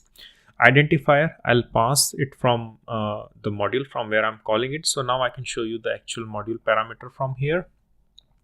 So here you can see this is the name of my subnet group and this is the subnet group which I have created. So subnet group, because this is a RDS instance and this RDS instance is going to be created into our private subnet. And to assign the private subnet to RDS instance, we need to create a subnet group. So here I have just created a subnet group and inside that subnet group, I'm just trying to pass my subnet ID over here. And also there is a MySQL security group ID because we need to enable the security group for that RDS instance because MySQL port is a bit different over here. I'll show you in the security group section. So probably in the security group, if you go to main.tf, then you will find a security group. Here it is, security group. So here the security group which I have created it for my RDS instance, which is 3306. So that's the security group I'm trying to pass over here, and the identifier is mydb, username is dbuser, password is dbpassword, and db project dev project db. So that's the db name for it. Although there is a one security fallback over here because I'm hard coding the password for demo purpose, but in actually we don't hard code those password. We just use some secret manager to store these password. So that's just a side note for you. Since I'm doing it for the demo purpose, so I just tried to keep it hard coded over here because I'm just going to destroy the whole environment after the demo. So that's a one point, just keep in mind. Okay, so this is the actual flow right now. So we have just gone through all the modules for our project. We have seen the Python code of our REST API, and now we need to set up our Jenkins pipeline. And it is going to provision this whole infra for us along with our domains, which is pointing to our REST API. So let's go back to our Jenkins and start setting up our pipeline. So I'll just open the browser over here and I'll open a new tab, and here I'm just going to type jenkins.jhook.org, and here I need to enter the name. So I'll just use the name and password. I don't want to save it. And also before we create a Jenkins pipeline, so just one more point. So this Jenkins will not be able to communicate with our Europe Central region because we need to provide the credentials for our AWS. So for that, what we need to do, we need to download one plugin so that we can create our AWS credential inside our Jenkins. So go to Manage Jenkins first of all. And here we need to click on plugins, click on plugins over here, go to available plugins, here type AWS steps, and here we need to install this AWS steps plugin. Click on install, and here you can see it's pending. It will install all the plugins soon for AWS steps. All right, so all the plugins for my AWS pipeline steps has been installed, and I can go back to my Jenkins over here. Again, go to Manage Jenkins because we need to store those credentials for my AWS. So here you will find a credential section. Into Manage Jenkins, go to System, go to Global Credential, and here click on add credentials over here, and here in the kind you will find an option for AWS credential, and this option will enable after we install the plugin which we had just did a couple of seconds back. Here I need to use the ID, so for that I'll just go to my code first of all. So let's just open the Jenkins file over here, and this is the Jenkins file. And here I'm using, I'll go through this Jenkins file very soon, but here I need to copy the credential ID because this credential ID we will be using inside my Jenkins file. So first of all, let's copy this ID here.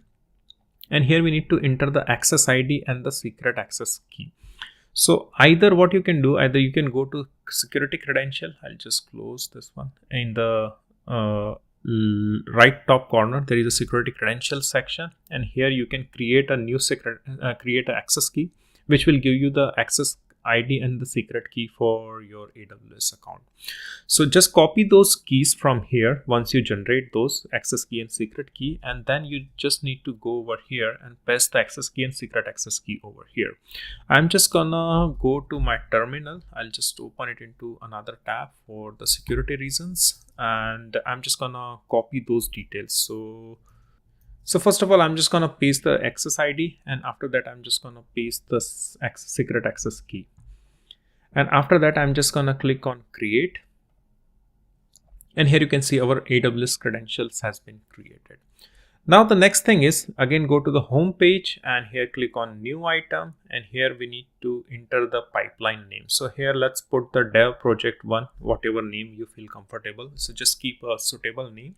And here select on this pipeline first of all and click on OK. And here we need to now supply the Jenkins file to this particular pipeline. So I'll go back to my ID and I can start explaining you the Jenkins file. So here in the projects, you will find the Jenkins file, which I have already pushed it. And here you will find the options. So I'll just go and activate it or soft wrap it. So here you will find a couple of options. So this parameter sections, I'll explain it because these are responsible for creating checkbox like when you want to run a Terraform plan command, apply command or destroy command. So these are the checkboxes for these parameters. I'm just going to run on any agent because in Jenkins you can have a multiple agents. So I just want to choose any available agents for me. So here, first thing which we will do, we will just try to clone our repository. So here, first I'll try to clean the directory. Then I'm just going to clone my DevOps project 1 GitHub repository. And once I clone this repository, then I'll just switch to that repository and I'm just going to switch to that repository using the credential, which is the credential ID, which I have just created, which is this one. And after that, I'm just going to switch to the directory infra. So if you take a look onto this particular GitHub repository over here, then if I go to DevOps project 1, here you will see this is the infra directory. And in the infra directory, you will have a main.tf file. So we need to switch to the infra directory. And once we switch there, then we need to run the Terraform init command. So this is how we are going to run the Terraform init command. And similarly, we are going to run the Terraform plan command also. And here we'll again switch to the infra directory. And then we are going to run the Terraform plan command using the same credential, which I have just created. And same for Terraform apply using the same infra directory and the same credential. But also here we have put the condition, if the checkbox is selected, then it is going to execute it, the plan command. And if the checkbox is selected, then it is going to execute the apply command also.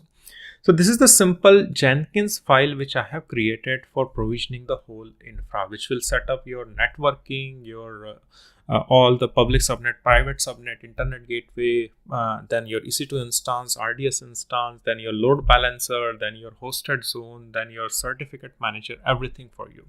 Okay. So now we have seen this Jenkins file. Then the next thing which we need to do is again go back to your Jenkins, and here we are trying to create the pipeline, but we need to point to that particular file. So if you go down over here, then here is it a pipeline script? No, it is not a pipeline script. It's a pipeline from SCM. So here we need to select this option, SCM, like it's for our version management. So here, which is our Git. So I'm just going to choose Git. Then it is going to ask the repository URL. So just go here and go to the repository. Here, click on this one and copy this URL from here. Go to again Jenkins and paste it over here. Since my repository is public repository, so I'm not going to use credentials. I'm just going to keep it blank. But in case if you have a private repository, then just put the correct credential for your repository. All right. Branch specifier, just check the branch. So here I'm working on a main branch, so I need to change it to main over here.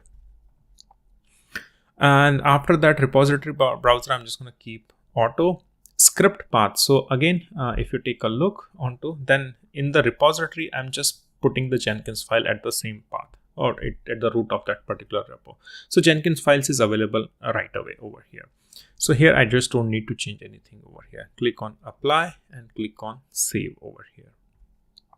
So now our pipeline has been created, but it has not run yet. So let's try to run this pipeline. I'll try to zoom a bit over here. I feel like the font is a little small. Okay, so to run the pipeline, click on this pipeline, click on build now. And here you can see our pipeline has just started. So click on this console output so that we can verify if there is something goes wrong with our pipeline. Here you can see our Terraform init has been executing. It has installed the AWS provider. And these are the different modules which it is trying to execute. So here you can see it's showing you success. And it has only executed the Terraform init because if you take a look onto the plan and apply. So here by default, all these params are set to false. So it cannot run the Terraform plan. It cannot run the Terraform apply. It cannot run the Terraform destroy. So for the first time, it will just run the Terraform init, which we have just seen. Here you can see it's only executed the Terraform init. Again, go back to the pipeline, click on build with params, and here you will find the checkboxes.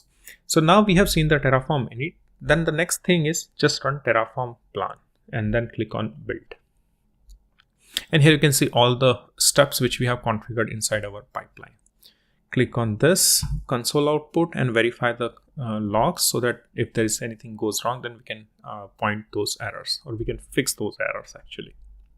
And here you can see it shows success. So let's verify the output over here. So here you can see it is planning to add 28 resources, which includes everything. Here it will find all the resources which it will create once we set up the checkbox to Terraform apply true. So let's test our pipeline. So go back over here, click on build with parameters, select plan as well as apply, and then click on build.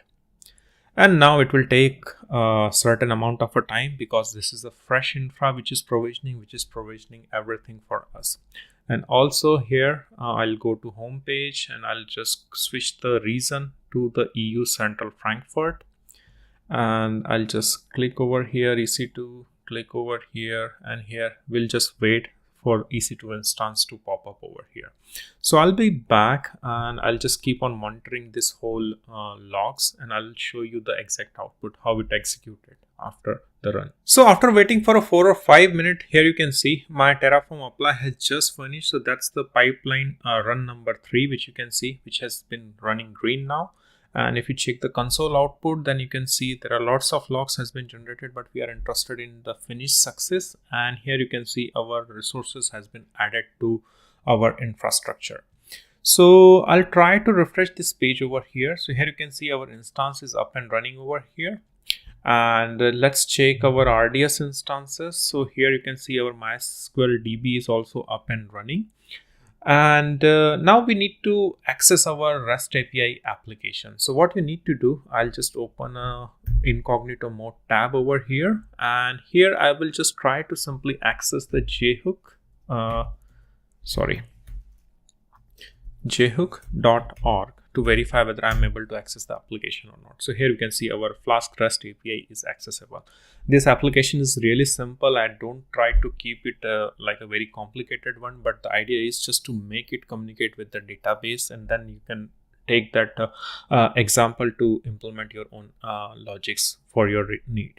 All right, so here you can see this is our API, but the thing is, if you take a look onto our code, which I have shown over here, probably I'll just move this side over here.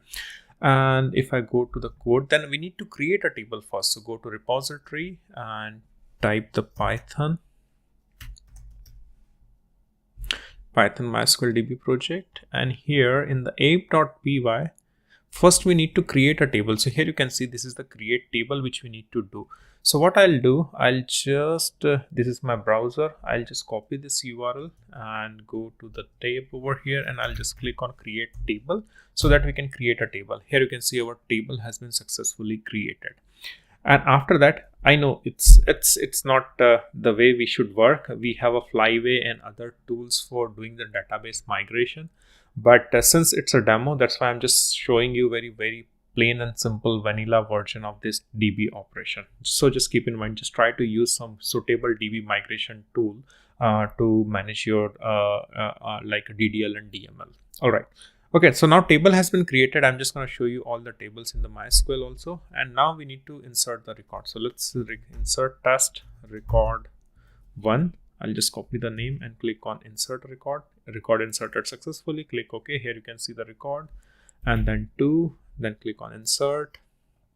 And here you can see. So now I'm able to access my application, and now I'm able to perform some CRUD database operation using the REST API using the Flask Python app. Let's try to access our MySQL database using the MySQL workbench. So here I have already opened my workbench. So I'm just going to open a new connection over here. And since we are using our SSH keys, and also we need our SSH connection to go through via our EC2 instance, because that's our RDS instance is running into our private subnet. So here I'm just going to choose standard TCP over SSH. The SSH hostname I'm just going to use. So go to EC2 instance, and here we just need to copy the public IP, paste it over here. Username, we are using Ubuntu over here. SSH key, so I'm just going to supply the private SSH key. So this is the SSH key which we have created, so select that one. Host name, I'm just going to copy the RDS host name from here, copy this one and paste it over here. Port is 3306, that's okay. Root, and for that I'm just going to use the username. So this is the username I'm just going to use, and then click on test connection. And here it is going to ask for the password for our database. So I'm just gonna supply the password, which is this one, and paste it over here. Click OK, and successfully made the MySQL connection. Click OK and click on OK.